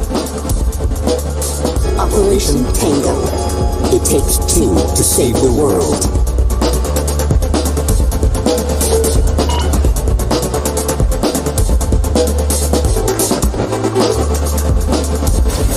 I used to be an explorer. The winner of Best Indie Game is Curious Expedition 2. Did not believe what I had witnessed. It was time for the world to learn my name. Congratulations to all the winners. As I mentioned, IGN will be here for all of Gamescom with great shows and new ways for you to get all your gaming news. Check it out. Gamescom 2020 is the heart of gaming, and you can keep to the beat right here on IGN. We've turned the single biggest show in gaming into 5. Gamescom Now is your virtual show floor with up-to-the-second live coverage. Gamescom Daily Show, Gamescom's first ever late-night talk show, our Gamescom Awesome Indie Show, the freshest deep cuts in indie gaming, and finally, the Gamescom Best of Show, including the Gamescom Award. Gamescom 2020 is available on IGN and wherever you stream Gamescom Now.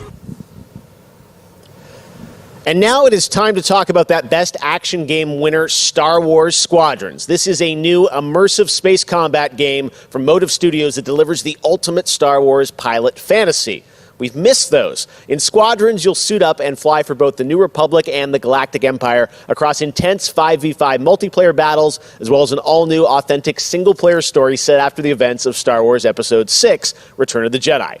Today, we'll get a glimpse at what Squadron's story has to offer by taking a brief look at one of the single-player missions featuring some light narration by the Motive team. Let's check it out.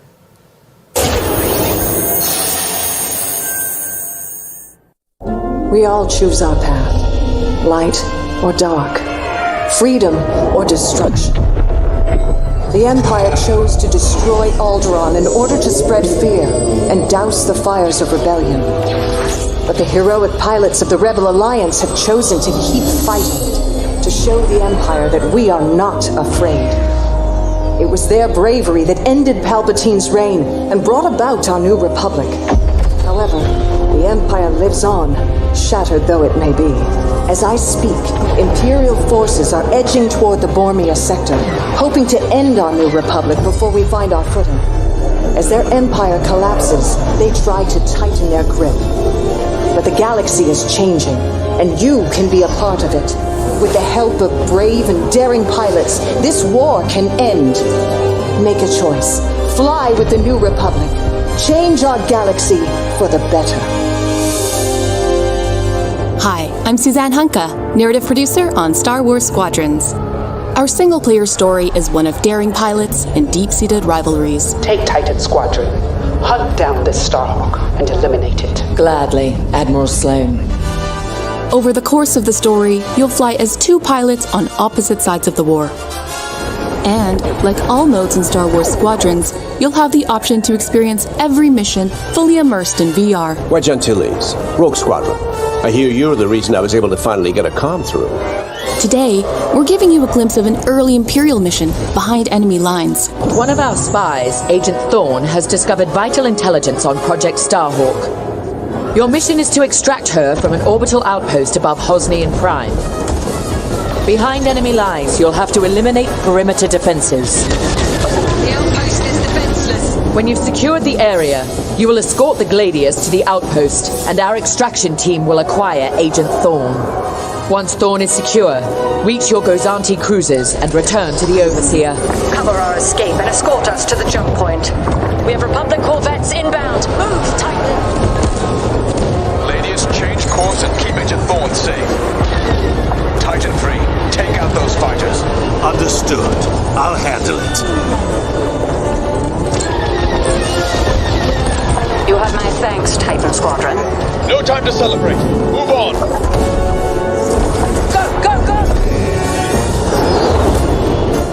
Each mission will immerse you into the escalating conflict between the New Republic and a shattered empire. Debrief with your squad mates between missions. You're our new wingmate. Customize and master all 8 starfighters and join the galaxy's finest. I need you focused and ready to go. From bombing runs at the Nadiri dockyards to setting a trap in the Xavian abyss, the story of these rival squadrons will push the war to the brink and define the galaxy for years to come. I look forward to seeing you in combat October 2nd.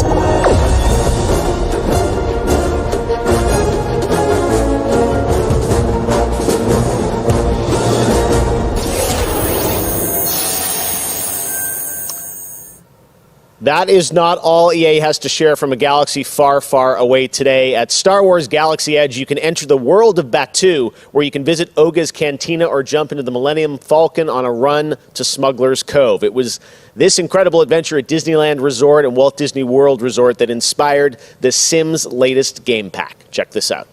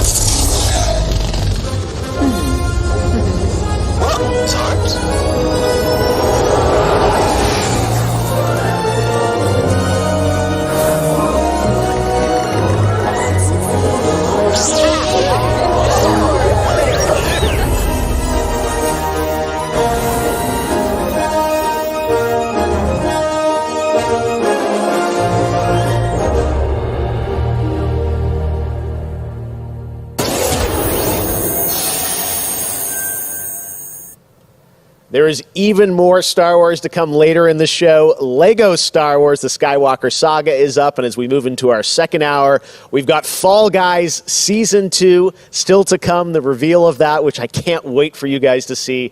And of course, a gameplay demo of Ratchet & Clank Rift Apart for PlayStation 5. But right now, you might remember this next game from Annapurna Interactive from last year's Microsoft E3 event. And today, I'm excited to share a new announcement from the team. This interactive thriller about a man stuck in a time loop is one of this year's most intriguing indie titles, and now they've added an absolutely all-star cast to the game. Here's a whole new look at 12 minutes.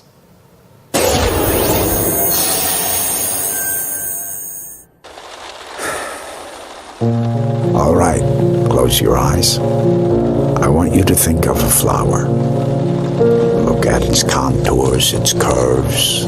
Now I want you to imagine it changing.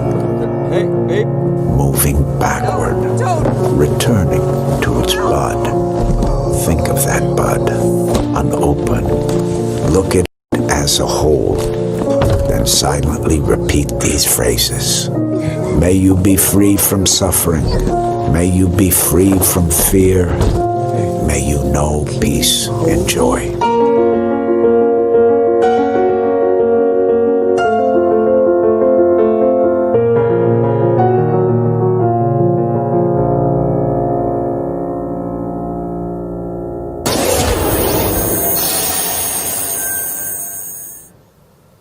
That's going to be a really special indie game. So glad to announce that here on the show. Now, last year at the Game Awards, we announced Godfall, a new looter shooter coming to PlayStation 5 and PC from Counterplay. Tonight, we've got a quick sneak peek of one of the new Valor plates with more footage coming as part of Gamescom 2020. Check this out.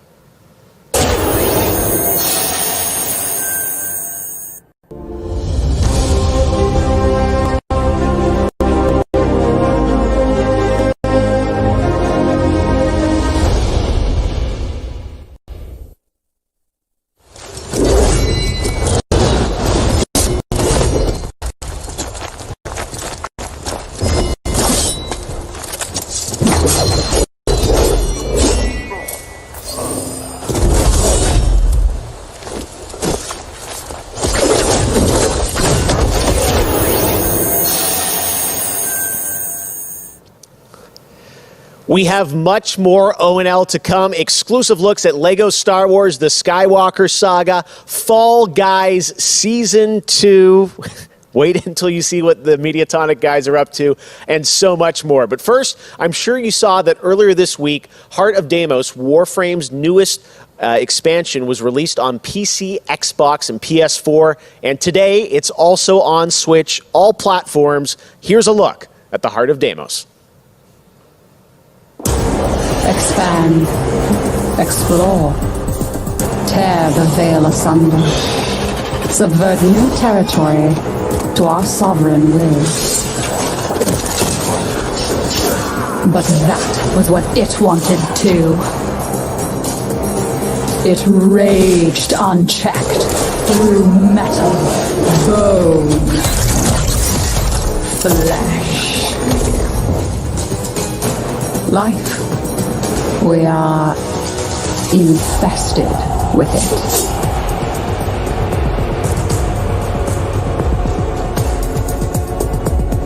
What? Visitors? Now, the gateway is failing. The jaws close. The final heartbeat approaches.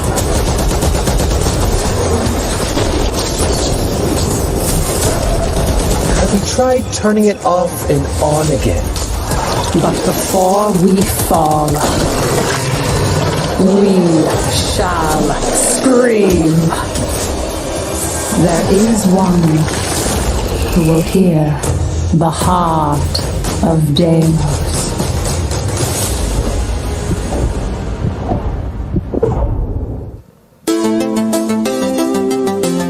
So many people have been discovering or rediscovering video games during lockdown, whether it be older people or bored teenagers or middle-aged parents who suddenly find they have to do something together with their kids. And I think I've given out more advice about video games in 2020 than any other time ever. And as a result, it's more important than ever that we keep making different, interesting things for folk to play. A pandemia pela qual a gente está passando tem sido um período difícil a todos. Então, nesse momento, eu acho que a gente precisa lembrar de mostrar mais empatia, demonstrar mais amor, mais carinho e saber que a gente vai sair dessa juntos. Vai ser difícil, mas isso tudo vai passar. I hope everybody gets healthy and safely through this coronavirus time. Care about other people and wear your masks. Jogos são, na minha opinião pessoal, a forma de arte mais incrível de se expressar. Eles englobam tudo: música, arte, escrita, e você tem a chance de controlar e vivenciar essas experiências você mesmo. É mágico, é maravilhoso. Jogos são puro amor.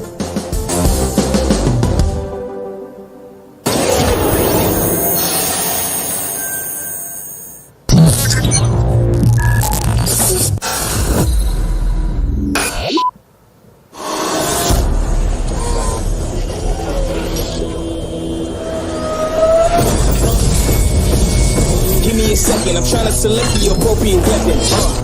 Watch who you stepping, them snakes all around, you know they connected. When I was a kid, my grandmama told me I can't go to heaven, so I stopped praying and asking for blessings and started preparing for my Armageddon. Got nothing to lose, I'm all in. Walking the edge, don't fall in. Enough of the lies, don't apologize, I don't understand, are you foreign? This is the place, this is the site. Grab all your people and log in. I'm waiting, don't care how long it's gonna take. Watching and waiting for that first mistake. Don't come up missing, just checking the list. I'm always aware of your current position. I just hold on to the perfect conditions. Coming alive. Heat of the night. Now is the time.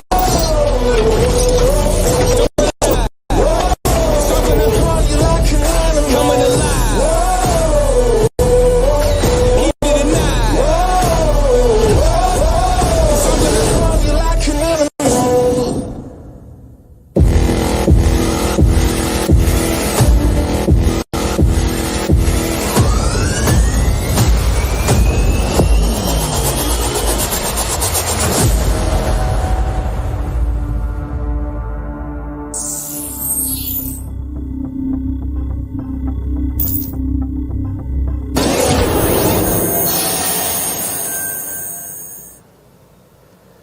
All right, guys, we're back officially into hour 2. We've got an hour more of great stuff to show you. Destiny 2 Beyond Light. Stasis, you're going to see a brand new look at that. Fall Guys Season 2 and Ratchet & Clank for PlayStation 5 and so much more across the next hour. Opening Night Live continues, and it just is the start of Gamescom 2020.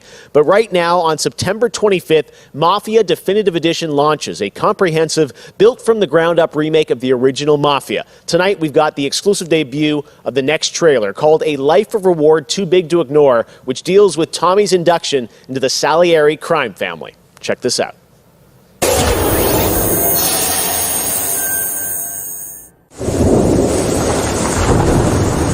All these guys in this room, they're here because they have the only thing that matters to me. The only thing that should matter to any of us. You know what that is, Tommy? They're loyal. That's right.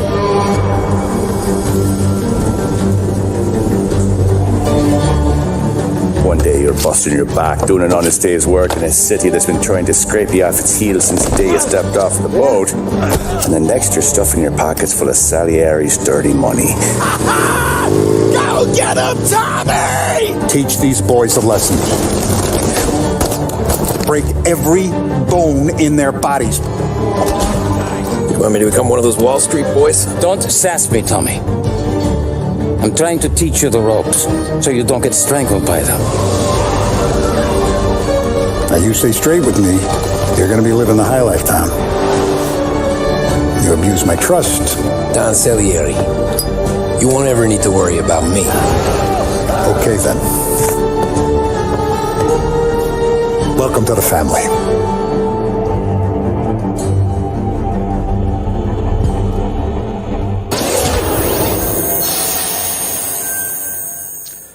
Next, we're going to introduce you to a turn-based multiplayer strategy FPS from a team in Montreal, Canada. Lemnis Gate is coming in early 2021 and has a unique mechanic built around a 25-second time loop.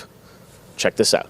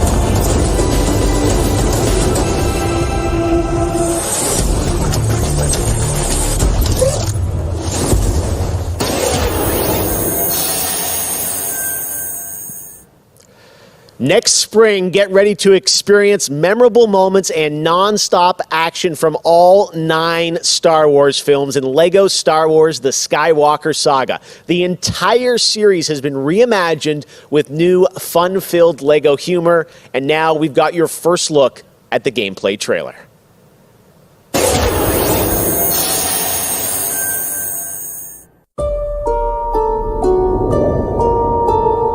I want to learn the ways of the Force and become a Jedi like my father.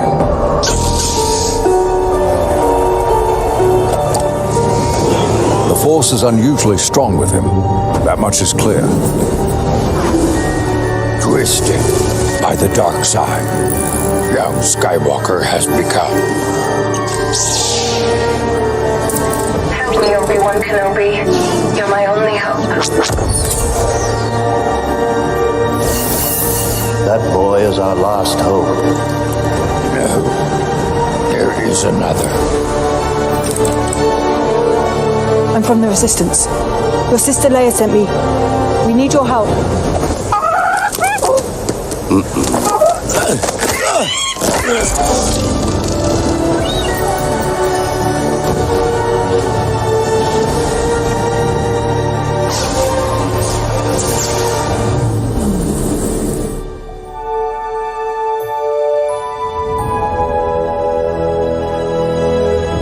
The Force will be with you, always.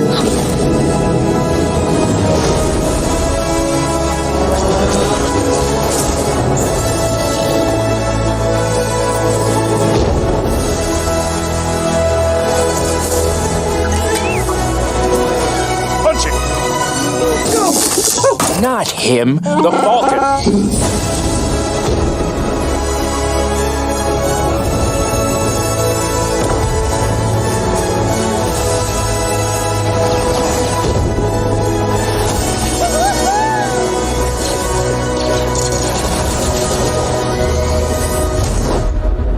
I am a Jedi, like my father before me.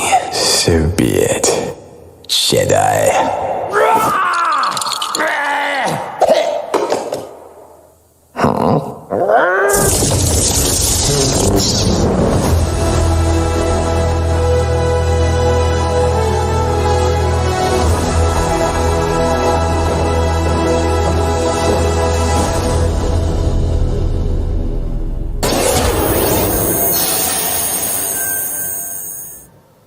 Man, LEGO Star Wars looks so fun, coming to next gen as well. All right, we'll be right back with more world premieres from huge new games like Ratchet & Clank, Rift Apart, Medal of Honor, Above and Beyond, and Destiny 2. But before that, here's a look at a game that is launching tonight on Nintendo Switch and Steam. It's called Struggling from Frontier, a fun physics-based platformer where up to 2 players control Troy, our fleshy hero. Check this out, and remember, you can play this tonight.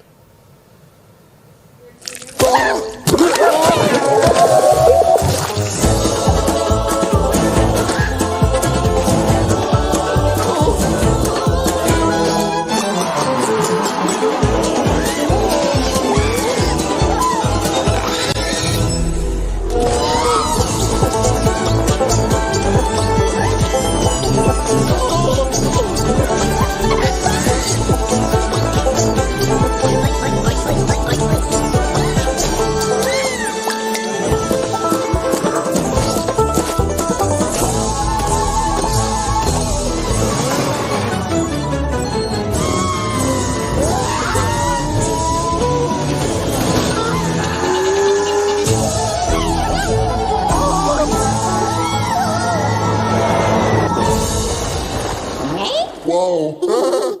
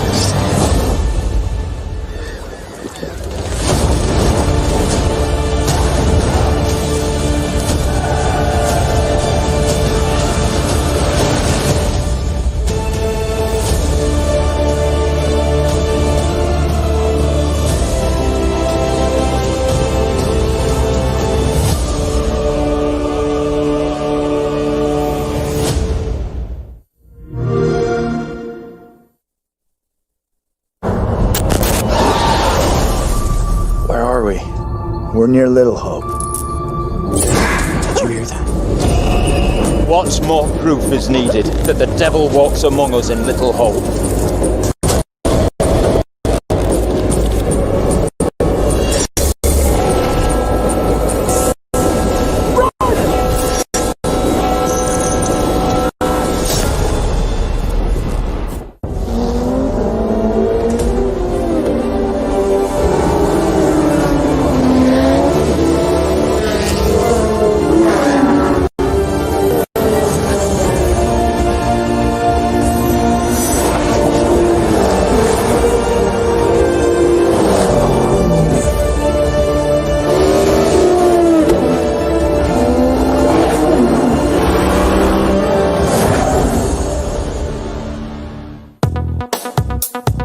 I gotta say, the game that I've given the most hours to, that I love going back to, is Assassin's Creed Odyssey. And I have to say, since Origins came out, this new reboot of Assassin's Creed, so to speak, that was my first time getting into it, and I have put almost 400 hours into Assassin's Creed Odyssey.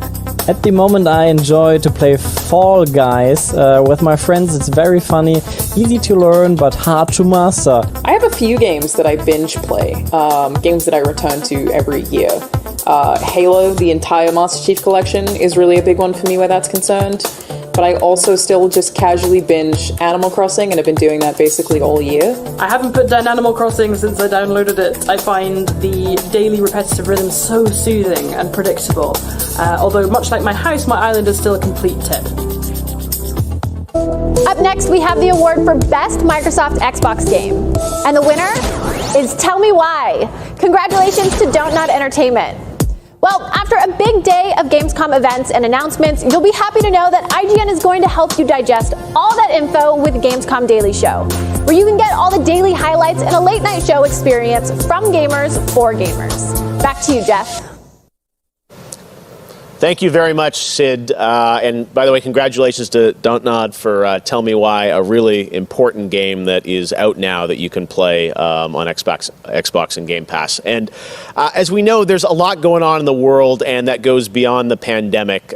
Between social conflicts we're seeing in the news and acts of nature, we can see how vulnerable we as people can sometimes be. And now I think it's as important time as ever to remember to come together and support one another. We are a global gaming community. There are millions of people watching tonight, and I know we're all here because we love games, and we know that games are good in the world and can bring us together, and I think we've all felt that in 2020. So I think that's really important to remember amongst all the games and trailers. All right, well, one way as a community we can come together to do some good is the Gamescom Forest. Gamescom has launched a reforestation project by planting a Gamescom forest together with the community. Gamers worldwide can go to gamescom.global and donate to plant more trees. So let's plant a forest together. All right, well, now we're going to move on to another game, and this one was announced back in May. Chorus is a dark space combat shooter where players take control of Nara on a quest to destroy the dark cult that created her, featuring rich, ray-traced 4K 60 FPS environments on next-gen hardware. Here is the first look at gameplay from Chorus.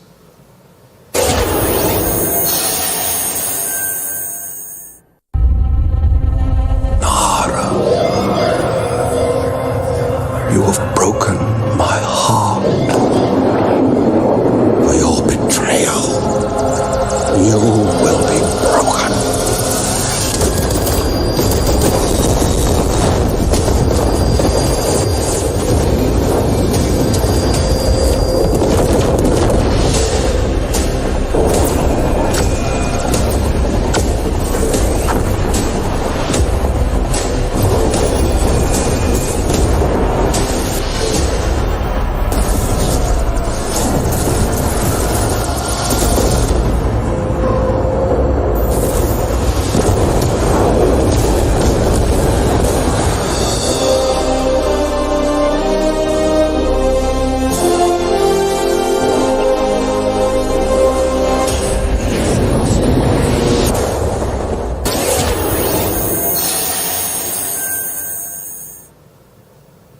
How many crowns have you won? If one game has defined the summer of 2020, it absolutely is Fall Guys from Mediatonic in London and Devolver.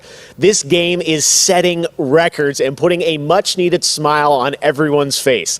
Fall Guys, I think, represents our industry at its absolute best.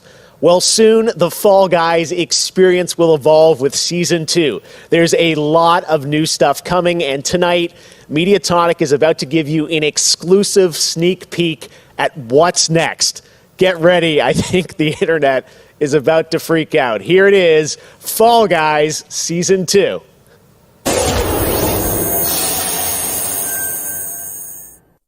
Hey, I'm Joe. I'm the lead game designer on Fall Guys Ultimate Knockout, and I just want to reach out and say thank you to everyone who's been playing and enjoying the game so far. As a team, we've been looking at all the fan arts, the memes, and the montages that people have been posting online, and the response to the game has really blown us away. Today, we just wanted to give everyone their first sneak peek at the rounds and the costumes that they can be enjoying as part of Fall Guys Season 2.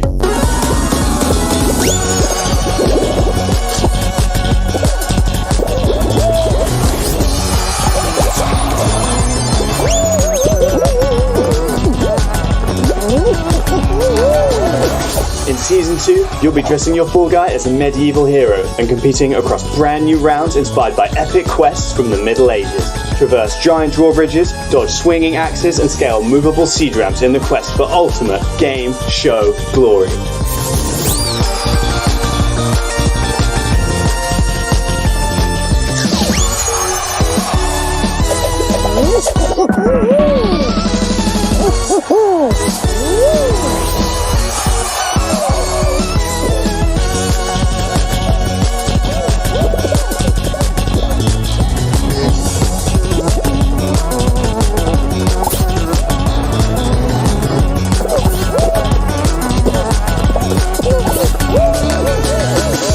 Enjoyed the sneak peek of Fall Guys Season 2. We're still adding the finishing touches to development, but if you want to stay up to date, then at Fall Guys Game on Twitter is where you want to be. See you on the start line.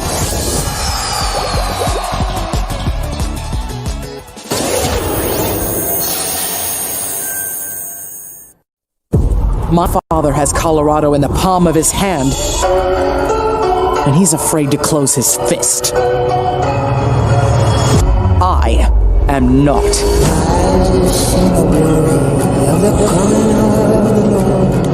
His truth is marching on.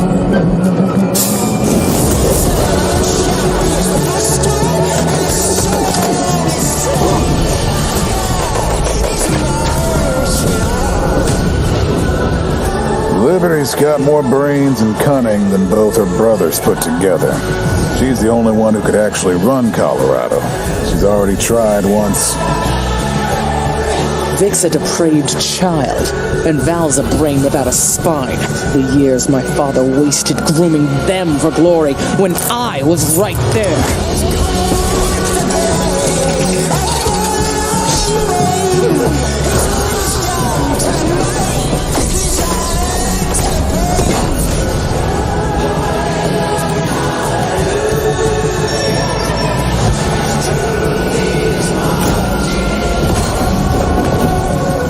Back to Arizona, Rangers, and I'll pretend none of this happened. Stay, and you die alone.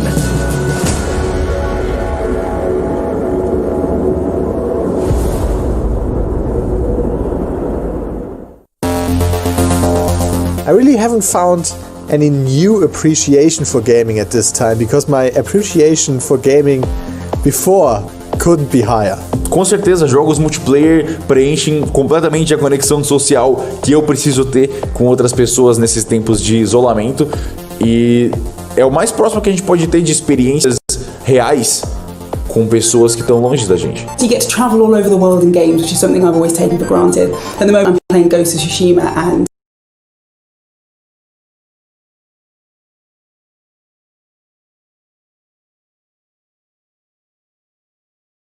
music or whatever, and it's just fine for me to have the time to play with friends or even with my family, to have a lot of fun. I've been mostly at home with small children, and gaming is the only thing that I get to do for myself anymore. I find it's not only an escape, it's also a way to challenge my brain. Gaming is becoming clearly more important for a lot of people. You know, play is a natural instinct, and from Animal Crossing to The Last of Us Part 2 or Ori, yes, it's definitely an incredible time now to be a gamer, yes.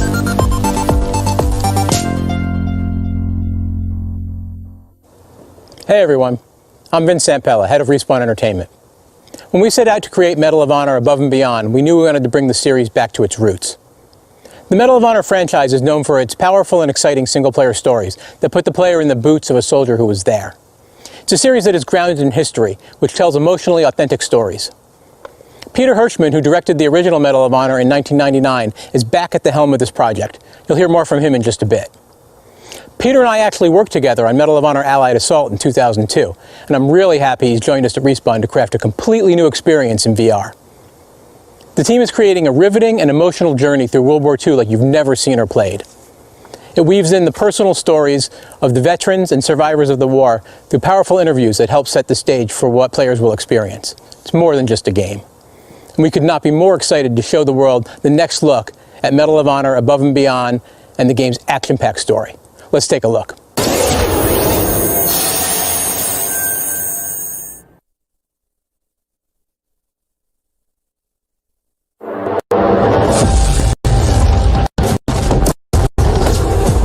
This is the first time some of you will see combat.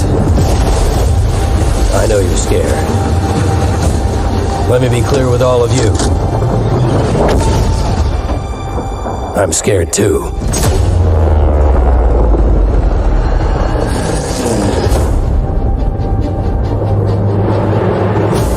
Welcome to France, gentlemen. I lead the local resistance cell. Something big is happening inside Gestapo headquarters, and we don't know what it is. We're gonna have to improvise here.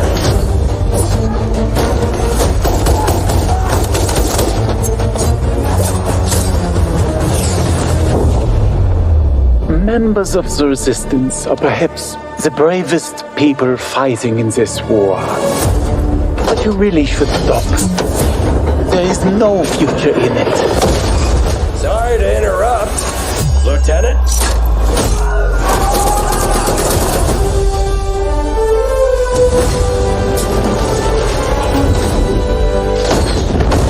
It'll be a wild ride, but we'll get you there. Jet fighters, brace yourselves!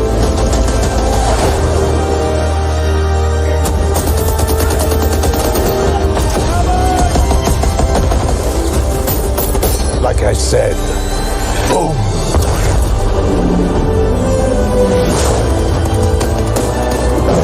There are things, as people, I'm willing to sacrifice myself for.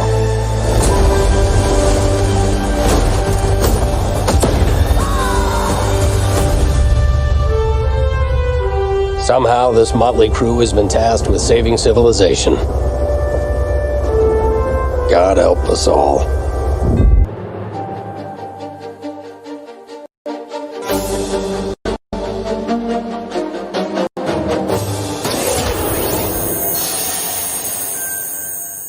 Thank you so much, Vince. That looks incredible. And now we're here with Respawn Entertainment's Peter Hirschman, Game Director on Medal of Honor Above and Beyond, to talk more about their new VR experience.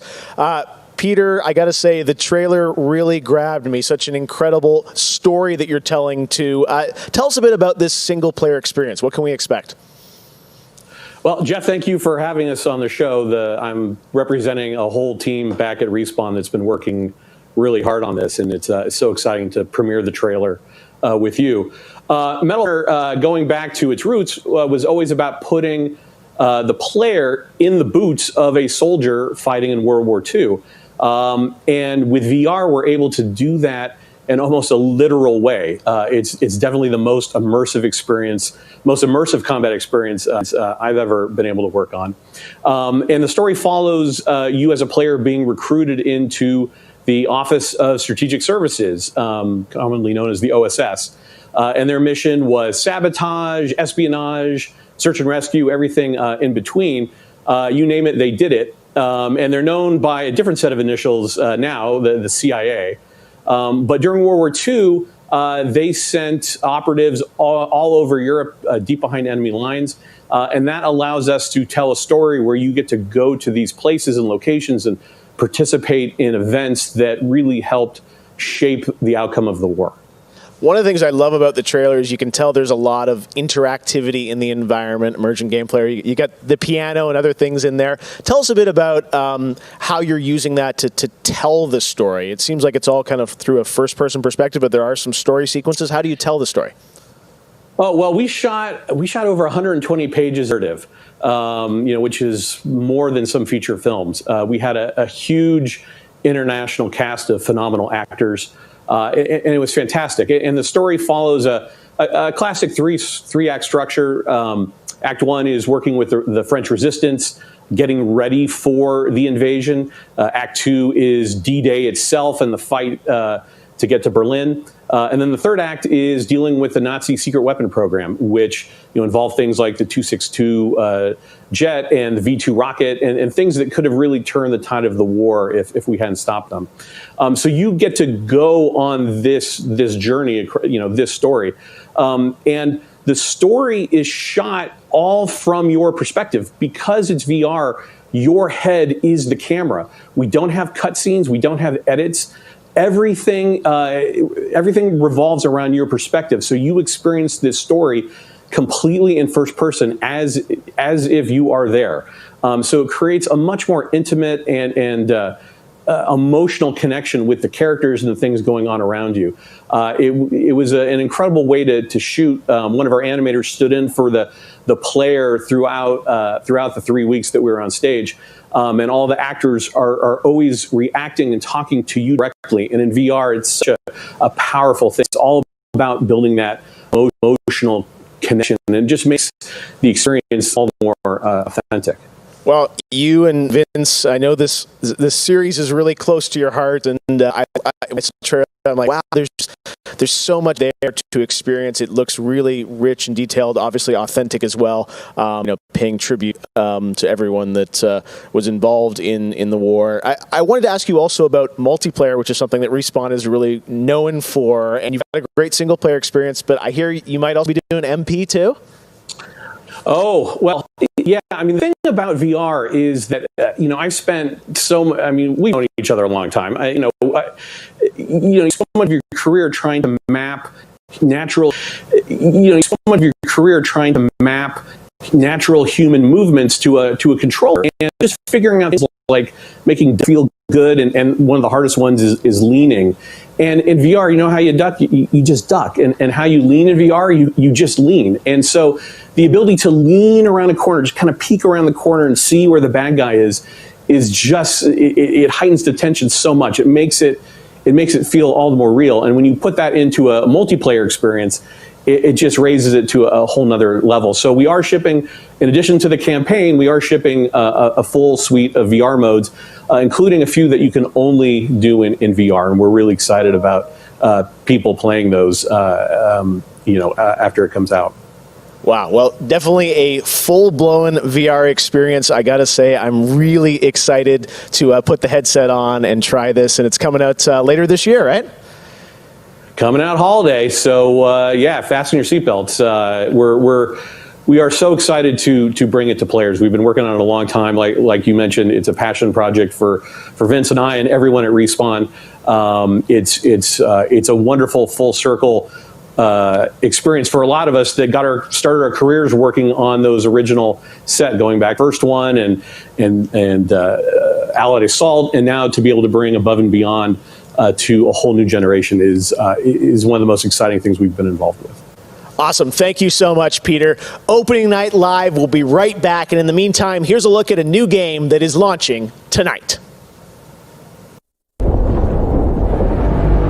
The world was broken, fractured by the magic the Vow Keepers said they would protect us from. Spellstorms still rage across the ruins of the Hollowlands. This is proof, they said. It isn't safe. It can't be controlled. Magic cannot be used.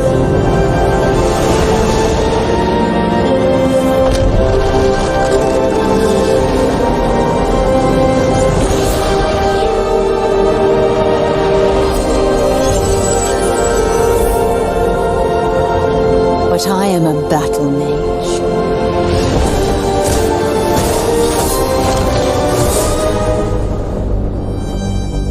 I have broken my vow, and now I fight to break free.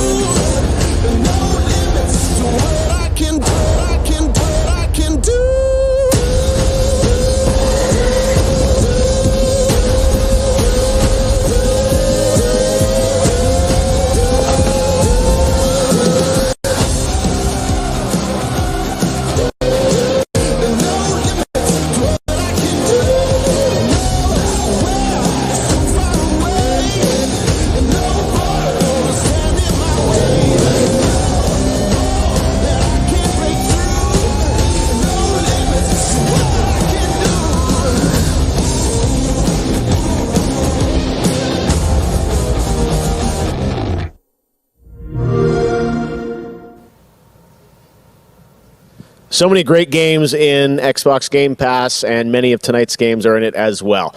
Every year at Gamescom, we like to highlight some incredible games made in Germany. And tonight, we have a special announcement about one of the most legendary German games of all time created by Factor 5. Enjoy.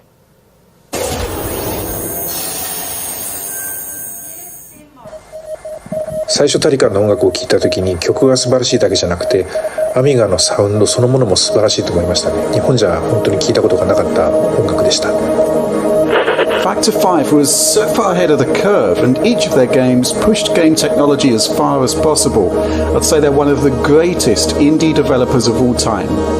サウンドはすごいわ、グラフィックは綺麗だわ、ゲームプレイも滑らかで満足いくものだわで、本当にすごかった。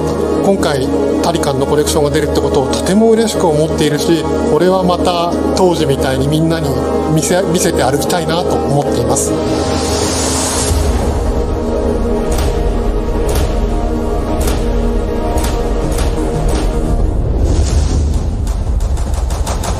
This was the first game that allowed me to completely fulfill my musical vision. It defined my career, and the fans have been there ever since. To this day, it's one of my proudest works.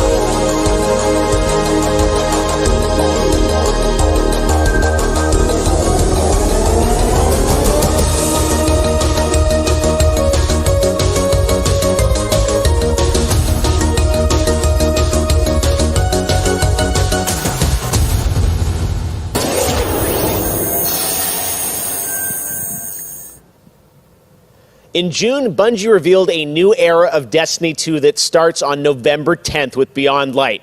For the first time ever, Guardians will add a new elemental power to their arsenal, the dark power of Stasis. With Stasis, players will take on the powers of darkness to control and dominate the battle. Here's an all-new look at Stasis from Destiny 2 Beyond Light.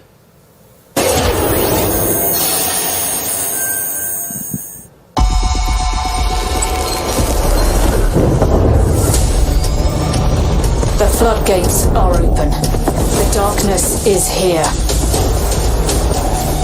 As you step away from the light, we need only look inward. Focus your power. Let it grow.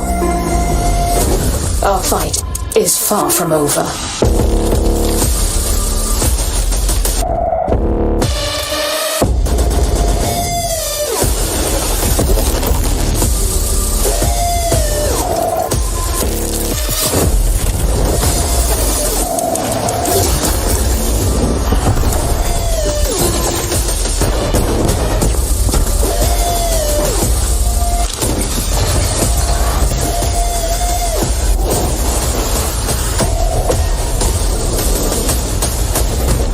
Let them come!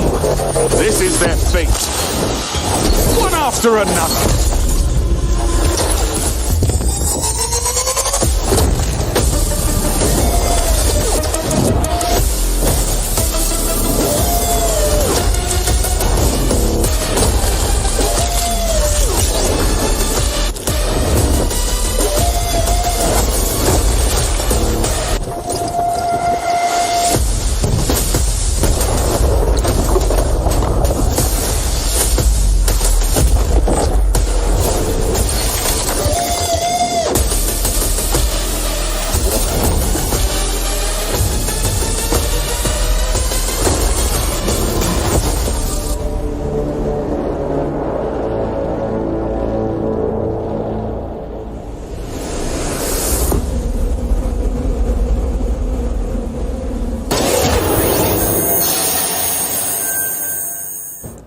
One more award to give out tonight, and that is Best Sony PlayStation Game. So, without further ado, the winner is Cyberpunk 2077.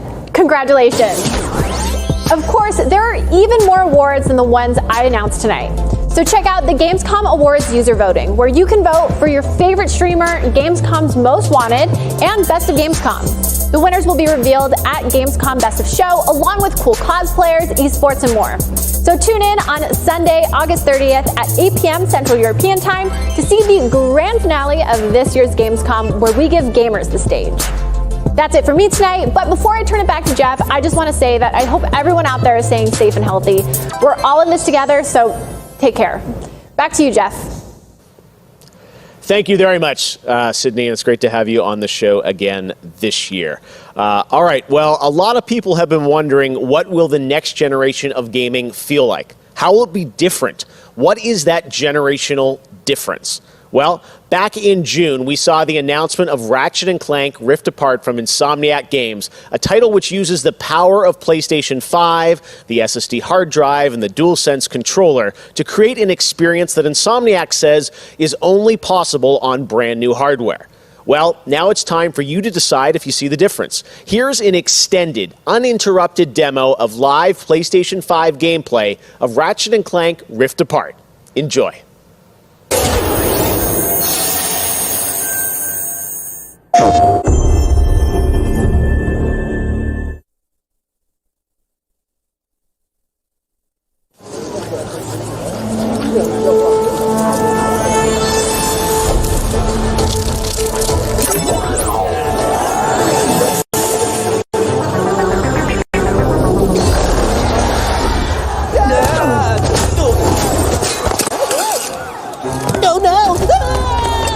We're back.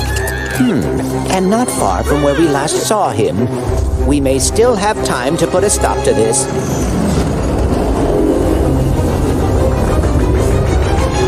Hey, I think I found the bomb bags! Oh dear.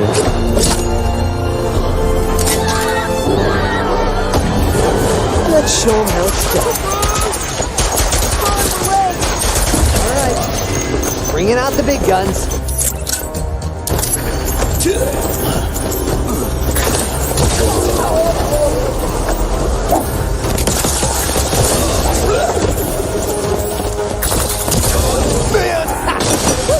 Feels good to be back in action.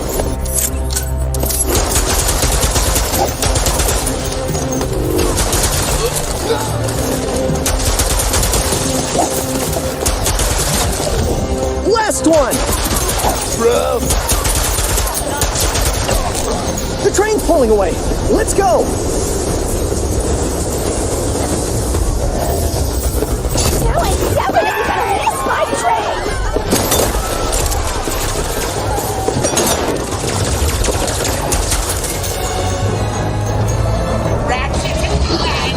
I've been looking everywhere for you.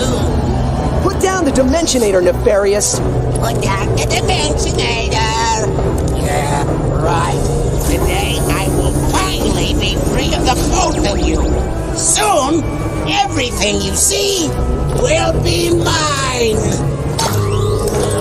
Say goodbye.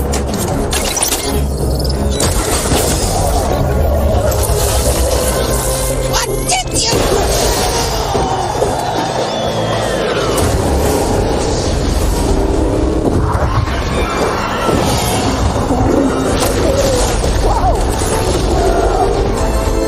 Was that supposed to happen? Hitting Nefarious's device seems to have destabilized reality. The bridge is shot! There has to be another way across. The rifts appeared to react to your device. Try pointing it at one of them.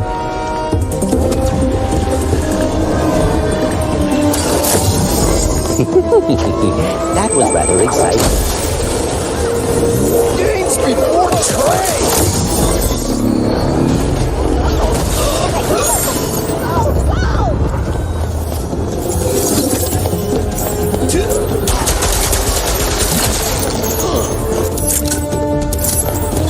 Release the Robo! Wait! Robo! What? No!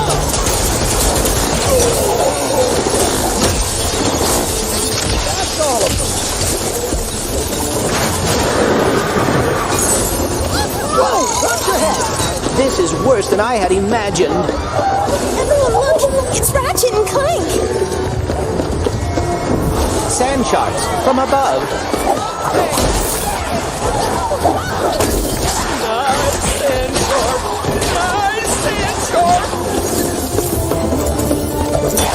My heroes!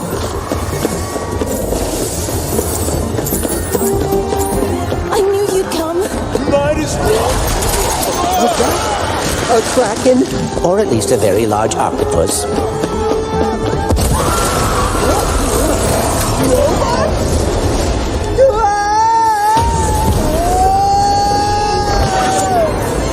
I will never get used to that. Hey, at least we're on the same planet this time. Nefarious is on the other side of that building. Let's get moving before he does anything else to break reality.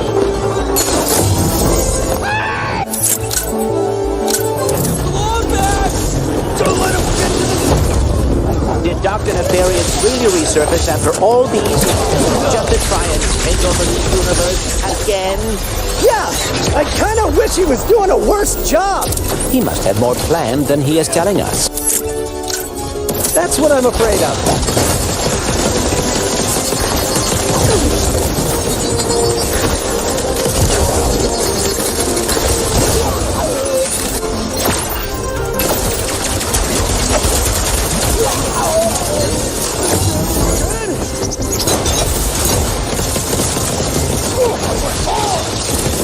Can't wait to see what's new.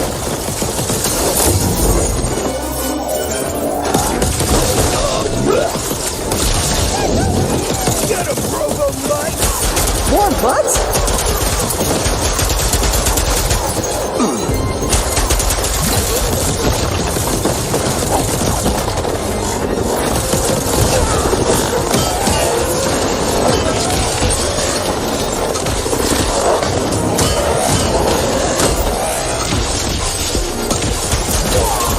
That's all of them.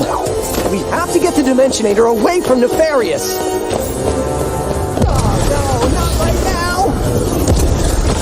Whoa! The dimensions are weakening considerably.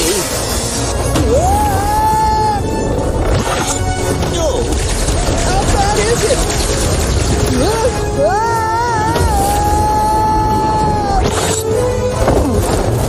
Well, it is certainly not good. Ray! Where are we? Beats me. Oh! Someone get how many arms you got, beast? Boy? We've been poorly! Get off me, you foul creature! Frank!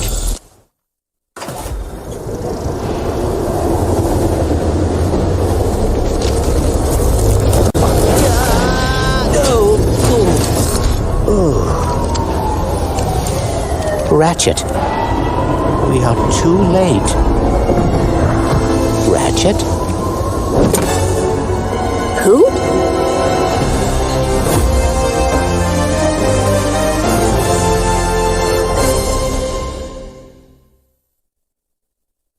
PlayStation.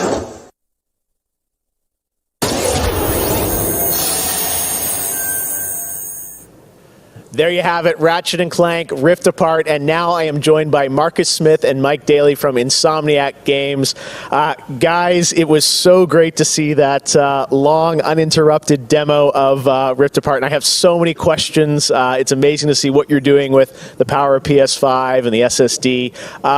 Let me ask you first, Marcus, what are you able to do with Rift Apart that you haven't been able to do before in a Ratchet game because of the power of PS5? I mean, first and foremost, it's just pure horsepower. Enables us to fill our worlds with the kind of density and life that we've never been able to do before. More importantly, perhaps, though, is the dimensional shifting that we have going on, which uses the SSD that allows us to fling the player from planet to planet to planet lightning fast, like in way, way faster than anything we've ever been able to do before. Yeah, the Rift tether, we saw that in the demo. We had seen some of that in the trailer. So that's all actual gameplay. Mike, I'm curious, like how does that work as you kind of play through the game? Are there certain moments and levels where you can jump, or how do you play through that? Yeah, so in the game, there is dimensional damage spread throughout the galaxy that Ratchet and Clank have to find a way to fix. And you can find these weak points in space-time that you can pull to you with your Rift tether. It's like being able to lasso a portal. And that enables you to basically like warp across the world to find new places to discover or gain a tactical advantage in combat. Wow, yeah, I got to say, like when you see that and you imagine the jumping from multiple worlds at instantaneously almost, and it sounds like there's no load screens throughout the entire game. That's right. We're going seamless. That's right. Yep. Wow. All right. You so confident, both of you say it. I like it. Now, let me ask you about DualSense. That's something that is a big part of PS5. I've had a chance to hands on with the controller, with the adaptive triggers and the haptics. How are you using that to sort of impact the gameplay of Rift Apart? So at the heart of every Ratchet and Clank game is a powerful arsenal of weapons that just exude a ton of personality. And the DualSense is sort of like, it feels like it was made for Ratchet and Clank just because the haptics give us a whole new layer for the weapons to express themselves. So for example, your burst pistol, of course it gives you like a satisfying click or kick with every bullet. But when you throw the shatter bomb, you can actually feel the energy pulsing off the grenade fade away as it gets further apart from you. Basically, the haptics are expressive enough that every weapon feels different and you can tell what you're holding. But of course, the adaptive trigger takes that to a functional level where, in addition to the trigger pull feeling unique, we can actually use that as a super intuitive way to add alternate functions to the weapons. So, for example, in the demo, we've got the Enforcer, which is a double-barreled shotgun. You can pull the trigger part of the way down until you hit resistance to fire a single barrel, and then whenever you feel like it's the right time, pull it the rest of the way for a double shot. So you might be swarmed by a bunch of little enemies. You only want to waste one shot on them, and then wait a minute for even more to swarm in before finishing them off. But a big guy, you probably want to just give both barrels to right away. So there's a nice intuitive way of basically raising the skill ceiling and giving you more ways to play better. Wow. No, I'm excited to see how you guys are going to roll that out across what I'm sure are an insane, group of weapons as always. Plot-wise, Marcus, tell us a bit about this game. I think some fans have wondered, does this tie into the movie plot line, the game plot line? Like, tell us in the Ratchet-verse where this sits. Yeah. Well, canonically, this is an extension of Ratchet and Clank Into the Nexus, the 2013 game. But it's a standalone adventure. So it's one that, even if you've never played a Ratchet and Clank game, you can get into it and you'll understand it and you'll enjoy it. For hardcore fans, we have a lot of nods. You're gonna see a lot of returning characters and planets and see them all through a whole new light of multiple dimensionality. Yeah, no, this Rift Tether thing I think looks really exciting. And how often, is that something we saw in the demo? Is that something you're going to see frequently in the game? Are there special moments? I guess I'm curious how often you use that technique for gameplay. So the Rift Tether has created these anomalies all throughout the galaxy. You'll encounter those pretty often. There's even a few more types of dimensional damage you'll encounter that we haven't shown yet. Okay. Now, being pulled between worlds, that's localized to chasing after Dr. Nefarious in the demo. And that's sort of reserved for special moments when you really have to, when the dimensional damage really tears wide open. Well, I got to say, it looks incredible. And then at the end, we got another tease of this female Lombax. I know you guys have confirmed she is playable in parts of the game. I think everyone wants to know, though, do we have a name for her? The world is more interesting with mysteries, and we're going to have to keep this one a little longer. Do we get a number of letters in her name or anything? Too many smart people on the internet. They'll figure it out right away. She's not named Abby, though, right? All right, well, we'll have to wait and see what you guys have in store for us. I got to say, it looks incredible. The Ratchet games are always so much fun, and as you said, when you think of the power of SSD and the DualSense all coming together, it looks really exciting. Before we go, though, I think everyone around the world wants to know when we're going to get to play this game. Anything you can share with us on where you're at in development right now? Mike? So Ratchet & Clank is coming out in the PS5 launch window. So we haven't announced a specific release date yet, so stay tuned for that. What kind of window? Is it big window? So, no, I'm just kidding. All right, that's all we're going to get, I'm sure. Ratchet & Clank Rift Apart coming in the launch window for PlayStation 5. I got to say, Insomniac, we're so excited about what you guys are doing across PlayStation, and the game looks incredible. So thank you so much for all you've done, and we look forward to seeing more of Rift Apart soon. Thanks, Jeff. Take care. All right, Marcus and Mike from Insomniac, thanks for showing us that first look at Ratchet & Clank or PlayStation 5. And that's going to do it for Opening Night Live. Thank you so much for watching from around the world, and make sure to stay tuned all weekend for more live Gamescom coverage at Gamescom.global. As for us, we'll see you later this year for the Game Awards 2020. Our team is hard at work to build a very special live show for you coming in December. We'll see you then. Good night.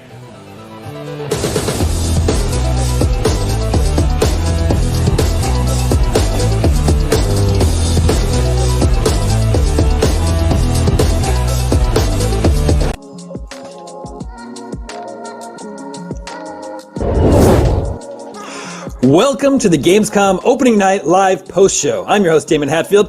Before we get started, just a reminder to head to www.gamescom.global to see all the newest games content, check out the full schedule so you don't miss a thing, and sign up for an account to personalize your Gamescom experience. You can also check out all the streams and videos on Gamescom's official Twitch and YouTube, and stay in touch via TikTok, Twitter, and Instagram. Joining me now to discuss everything that was revealed during Opening Night Live, please welcome IGN's Miranda Sanchez, and from Webedia, Sebastian Osowski and Michael Obermeyer, joining us from thousands of miles away in Germany. What a time to be alive. Lady and gentlemen, thank you for joining me today. How are you doing? Doing great. Hey, everyone. Just saw a lot of very cool looking games. Let's begin with one of the biggest games that was on the show, a PlayStation 5 exclusive, which we know is coming somewhere in the launch window of the PS5. Ratchet & Clank, A Rift Apart.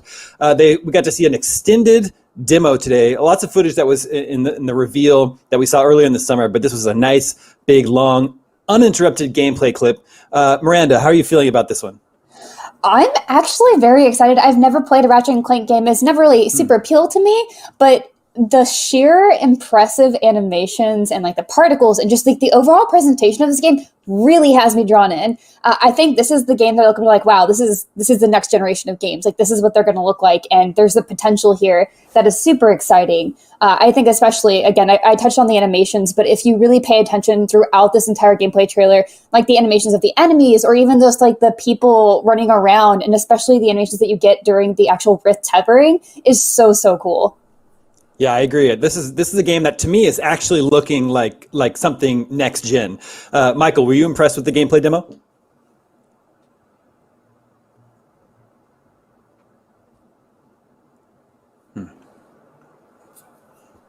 Mm-hmm.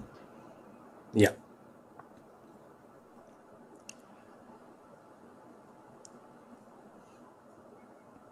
And Seb, how about you? I mean, at the beginning of the demo, I thought, well, what did they need hardware for? The new hardware is not necessarily needed here. But then when the demo progressed and we went through these portals, I was like, okay, wow, yeah, this is a PS5 game. Yeah, the portal switching, I guess rifting, that looks very, very cool. And there's also just really big, gigantic set pieces happening all around you. And of course, at least in the demo that we saw today, there's no breaks in the action, no loading times. The developers are claiming that you can play through the whole game without the gameplay ever being stopped, ever having to wait for load times. Of course, that sort of remains to be seen until we get the game into our hands, but the promise of that is definitely very exciting. Miranda, would you agree? No, yeah, absolutely. I mean, when you look at next gen, you're like, okay, well, what could they possibly do besides like better graphics? We want better frame rates. We want that 4K. Those are like all the checks in the box, right? And next, like the big thing that everyone is looking to are those loading times, like looking at that speed, like how seamless of a game can you give us? And them touting this at the very forefront, at the very beginning of this generation, this next generation is very exciting because, you know, this is only the start, right? And we always look at every console generation and see how much they evolve over time. So if this is the beginning, it's very exciting. Yeah, we are still, of course, waiting on the actual release date for the PlayStation 5, but Ratchet & Clank Rift Apart is coming within the release window, they say. Michael, what does that mean to you? Like, do you think we could still get this game before the end of 2020, or do you think maybe like the first quarter of 2021? I mean, they need a strong lineup to sell the console, so actually bringing this out when the PlayStation 5 launches will be very important for them. So my hopes are that it's out before the end of 2020, but maybe we have to wait until spring 2021. Yeah, it's unclear how big the launch window is that Sony is considering. Yeah. But let's move on to a big game that actually is coming this year and does have a release date. It's Call of Duty Black Ops Cold War. We know this one is coming out on November 13th. Seb, you're excited for this one? Yeah, pretty much. I mean, Cold War era is something that I was always excited about in school, and we live in Germany here, so we were very close to the wall. I'm from eastern part of Germany, so I basically live behind the curtain. So seeing this game tackling this area is very, very close to my heart. Miranda, I know you play a lot of Call of Duty. Are you excited for Cold War?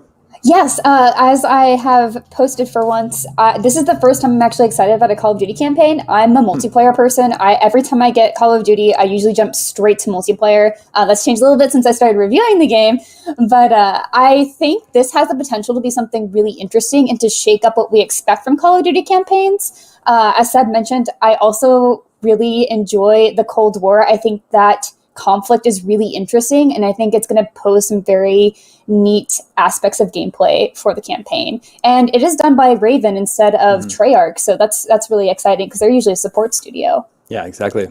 I think it's kind of neat and funny that they've got fully animated and voice acted Ronald Reagan in the game. Very weird. Michael, how are you feeling about Cold War?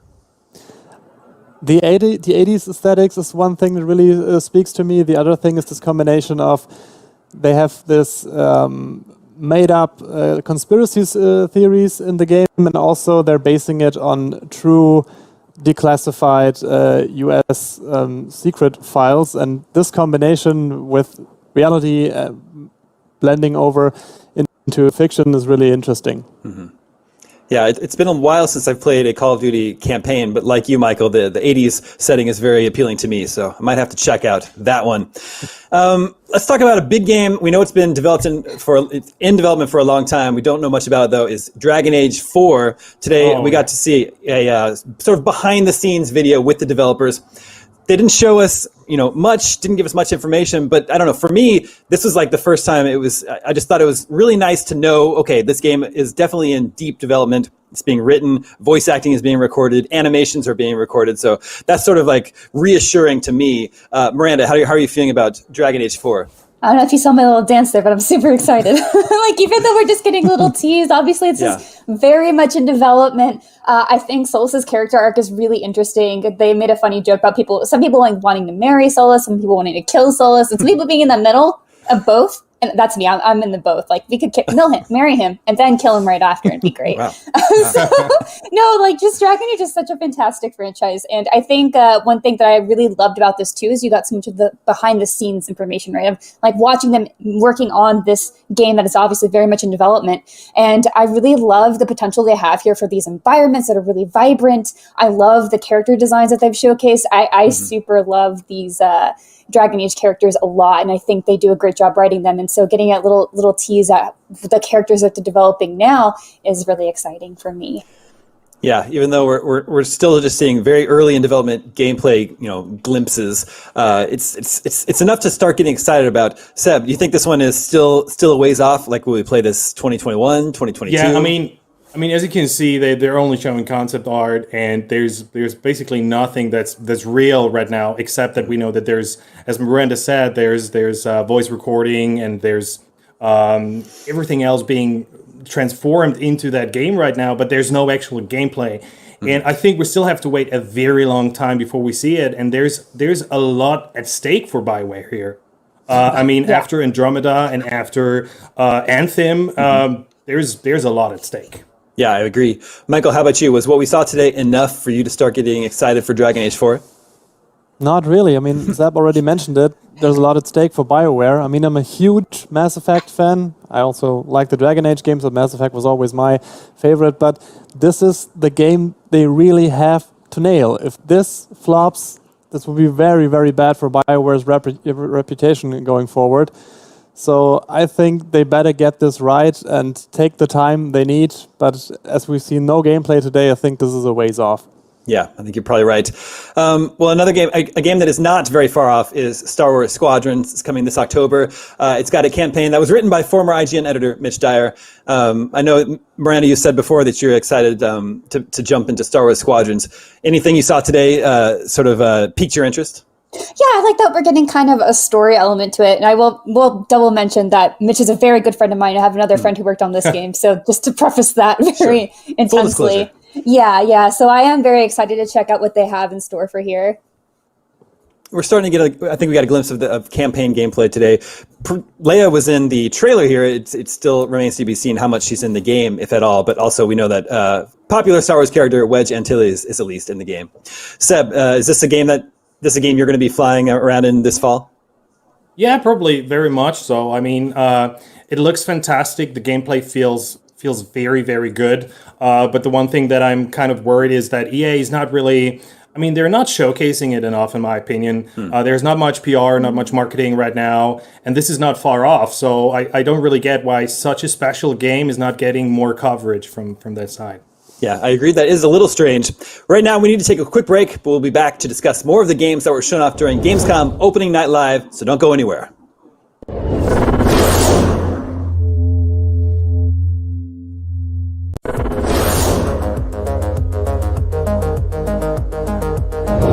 Gamescom 2020 is the heart of gaming, and you can keep to the beat right here on IGN. We've turned the single biggest show in gaming into 5. Gamescom Now is your virtual show floor with up to the second live coverage. Gamescom Daily Show, Gamescom's first ever late night talk show. Our Gamescom Awesome Indies Show, the freshest deep cuts in indie gaming. And finally, the Gamescom Best of Show, including the Gamescom Award. Gamescom 2020 is available on IGN and wherever you stream Gamescom Now. Not only is IGN the world's biggest media brand for games and entertainment, but we also have a team of some of the world's biggest fans of your favorite franchises. From breaking news and exclusives, never-before-seen looks at movies and games, to reviews, let's plays, and live streams, IGN brings you all the coverage you need, no matter where you are.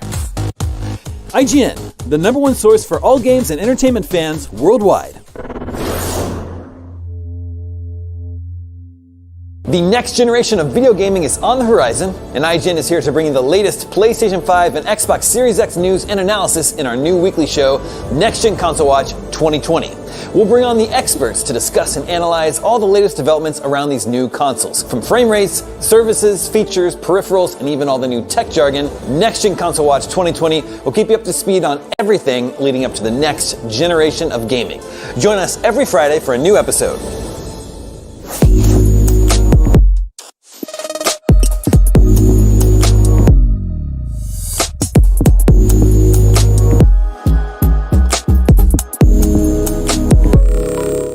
This year, Gamescom is streaming to you on IGN, and now you can watch it unfold on TikTok. World premieres, exclusive gameplay, cosplay, interviews, and unforgettable moments from the biggest show in gaming can now be crammed right into the palm of your hand. Check out IGN and Gamescom's TikTok accounts and use the hashtags Heart of Gaming and Gamescom 2020 to get in on the action.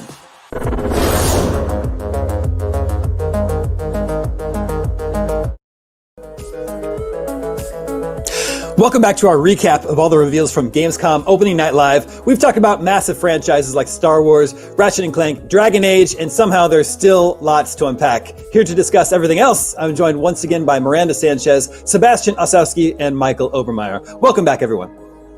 Hey. So Fall Guys, the game is having a bit of a moment right now. It's kind of the game of the moment, and Fall Guys Season 2 bit of a moment. Was revealed. Miranda, I know you've been playing a lot of Fall Guys. Season 2 is adding medieval costumes and traps. Are you excited for this one? Yeah, I've had a lot of fun playing with friends. It's one of the few games I can play with all of my siblings. Like, there's a lot of belly laughs whenever you get into some very silly situations here. You're all just like screaming at the screen. It's like, why didn't I make it through there? Get out of my way. Stop holding on to me. So There's a lot of really great fun here. And I like that they are dedicating their seasons to themes. Medieval is very fun, especially since we're getting into that fall season. And I think, you have the witches, you got the dragons, you got some fun cosmetics coming. Michael, how about you? Have you been playing Fall Guys? Yeah, actually I won my first crown, I think, last week, and it was one of the greatest moments of my life. Congratulations. Now, really, all the excitement and the spectacle, this is one of the greatest multiplayer games I've played in a long time. I'm really happy that they're continuing this trend. I mean, it's a huge success for them. I don't think they expected these sales numbers in that short amount of time. And as Miranda already said, I like it really much that they put their seasons in special themes. and I hope that they continue this a long time. It's a great game. Yeah, it's been very fun. We also learned it's the most downloaded PlayStation Plus game of all time. Seb, how about you? Are you a Fall guy? Well, yeah, sort of yes and sort of no, because I get way too aggressive. Like, my emotions, I go crazy, and there's better no one around when I play these kind of games, because there's always competition. When there's competition, I get really, really emotional. So, Fall Guys, yeah, it's like sports, and I don't want anyone close to me when I play this game. Thanks for the warning. A game that was shown off today that apparently had been announced before, but I wasn't aware of, but I think it looks very, very cool, was Teardown. Miranda, can you explain a little bit more about what this game is all about? It appears it uses sort of a Minecraft art style to create completely destructible environments where you have to pull off a heist.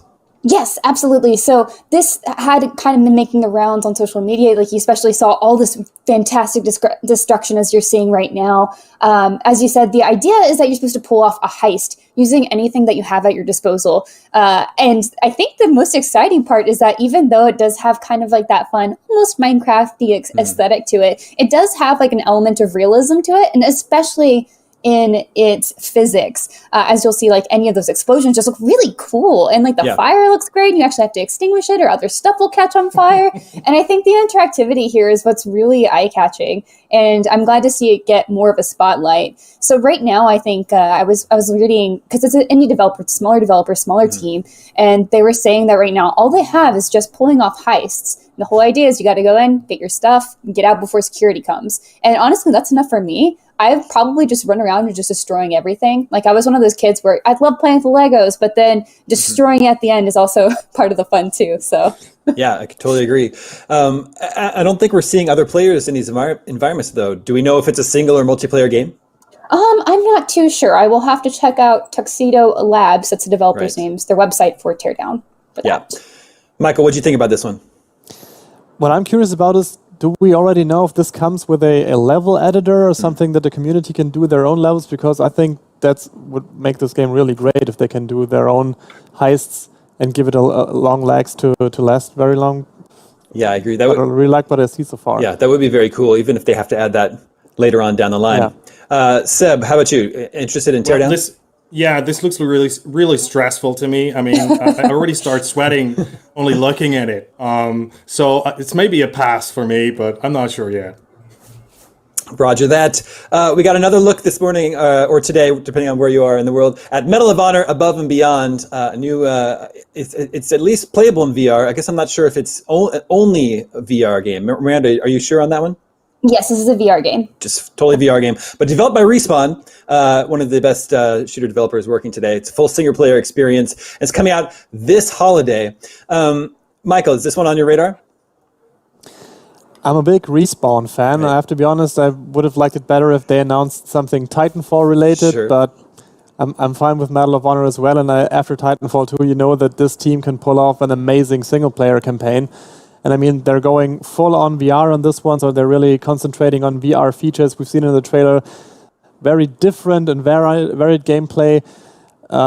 Looks really cool. The only thing I'm not so sure about is this seems to be an Oculus exclusive. Really sad for all the people who don't have an Oculus-powered headset.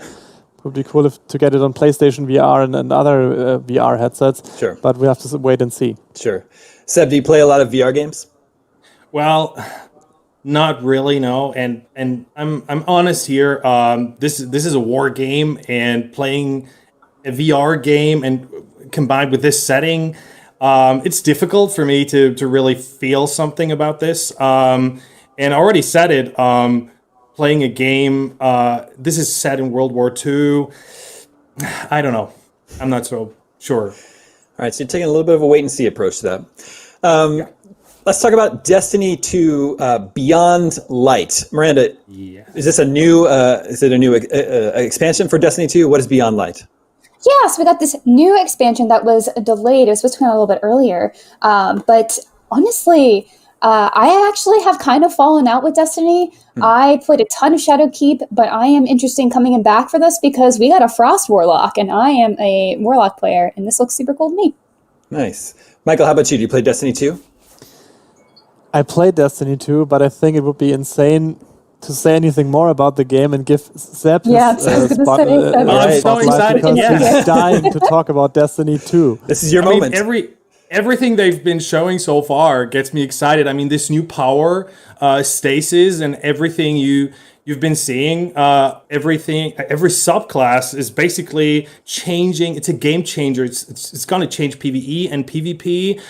We're seeing the Revenant for the Hunter right now. He's basically throwing an axe and everything is gone, and it's going to be very interesting to see how this new, basically the darkness is going to change the relationship to your ghosts as well. Because what Bungie already gave away is that this is only the beginning of a fundamental change for everything we know about Destiny. So I'm super excited. I'm basically beyond excited here. Wow, your excitement is getting me excited. Beyond Light is out November 10th.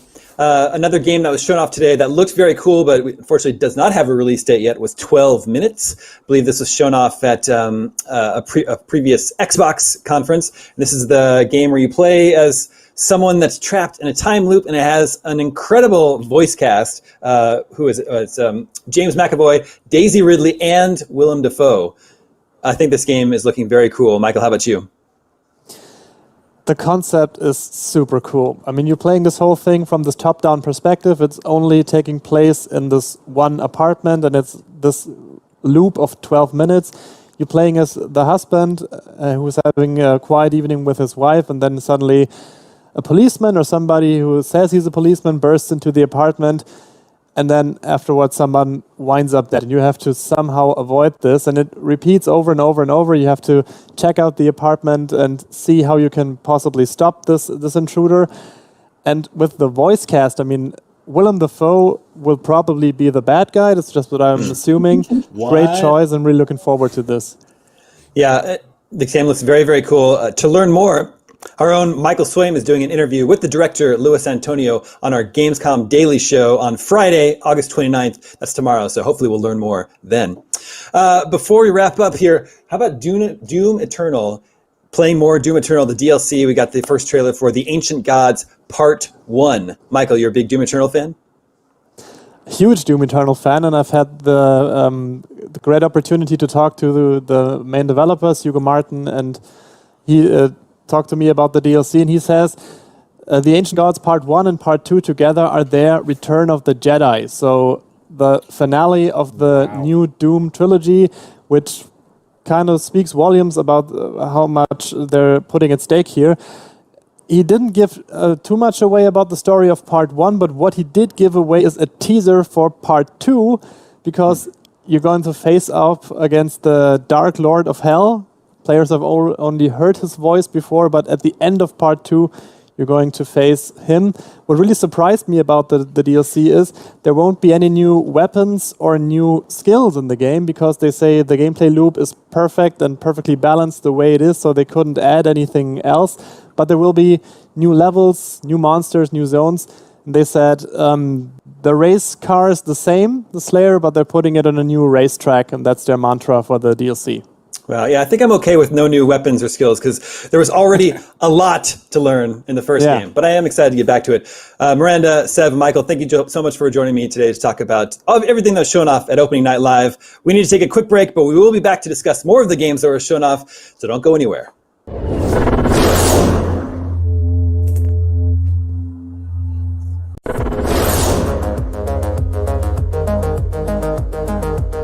The next generation of video gaming is on the horizon, and IGN is here to bring you the latest PlayStation 5 and Xbox Series X news and analysis in our new weekly show, Next Gen Console Watch 2020. We'll bring on the experts to discuss and analyze all the latest developments around these new consoles. From frame rates, services, features, peripherals, and even all the new tech jargon, Next Gen Console Watch 2020 will keep you up to speed on everything leading up to the next generation of gaming. Join us every Friday for a new episode. Not only is IGN the world's biggest media brand for games and entertainment, but we also have a team of some of the world's biggest fans of your favorite franchises. From breaking news and exclusives, never-before-seen looks at movies and games, to reviews, let's plays, and live streams, IGN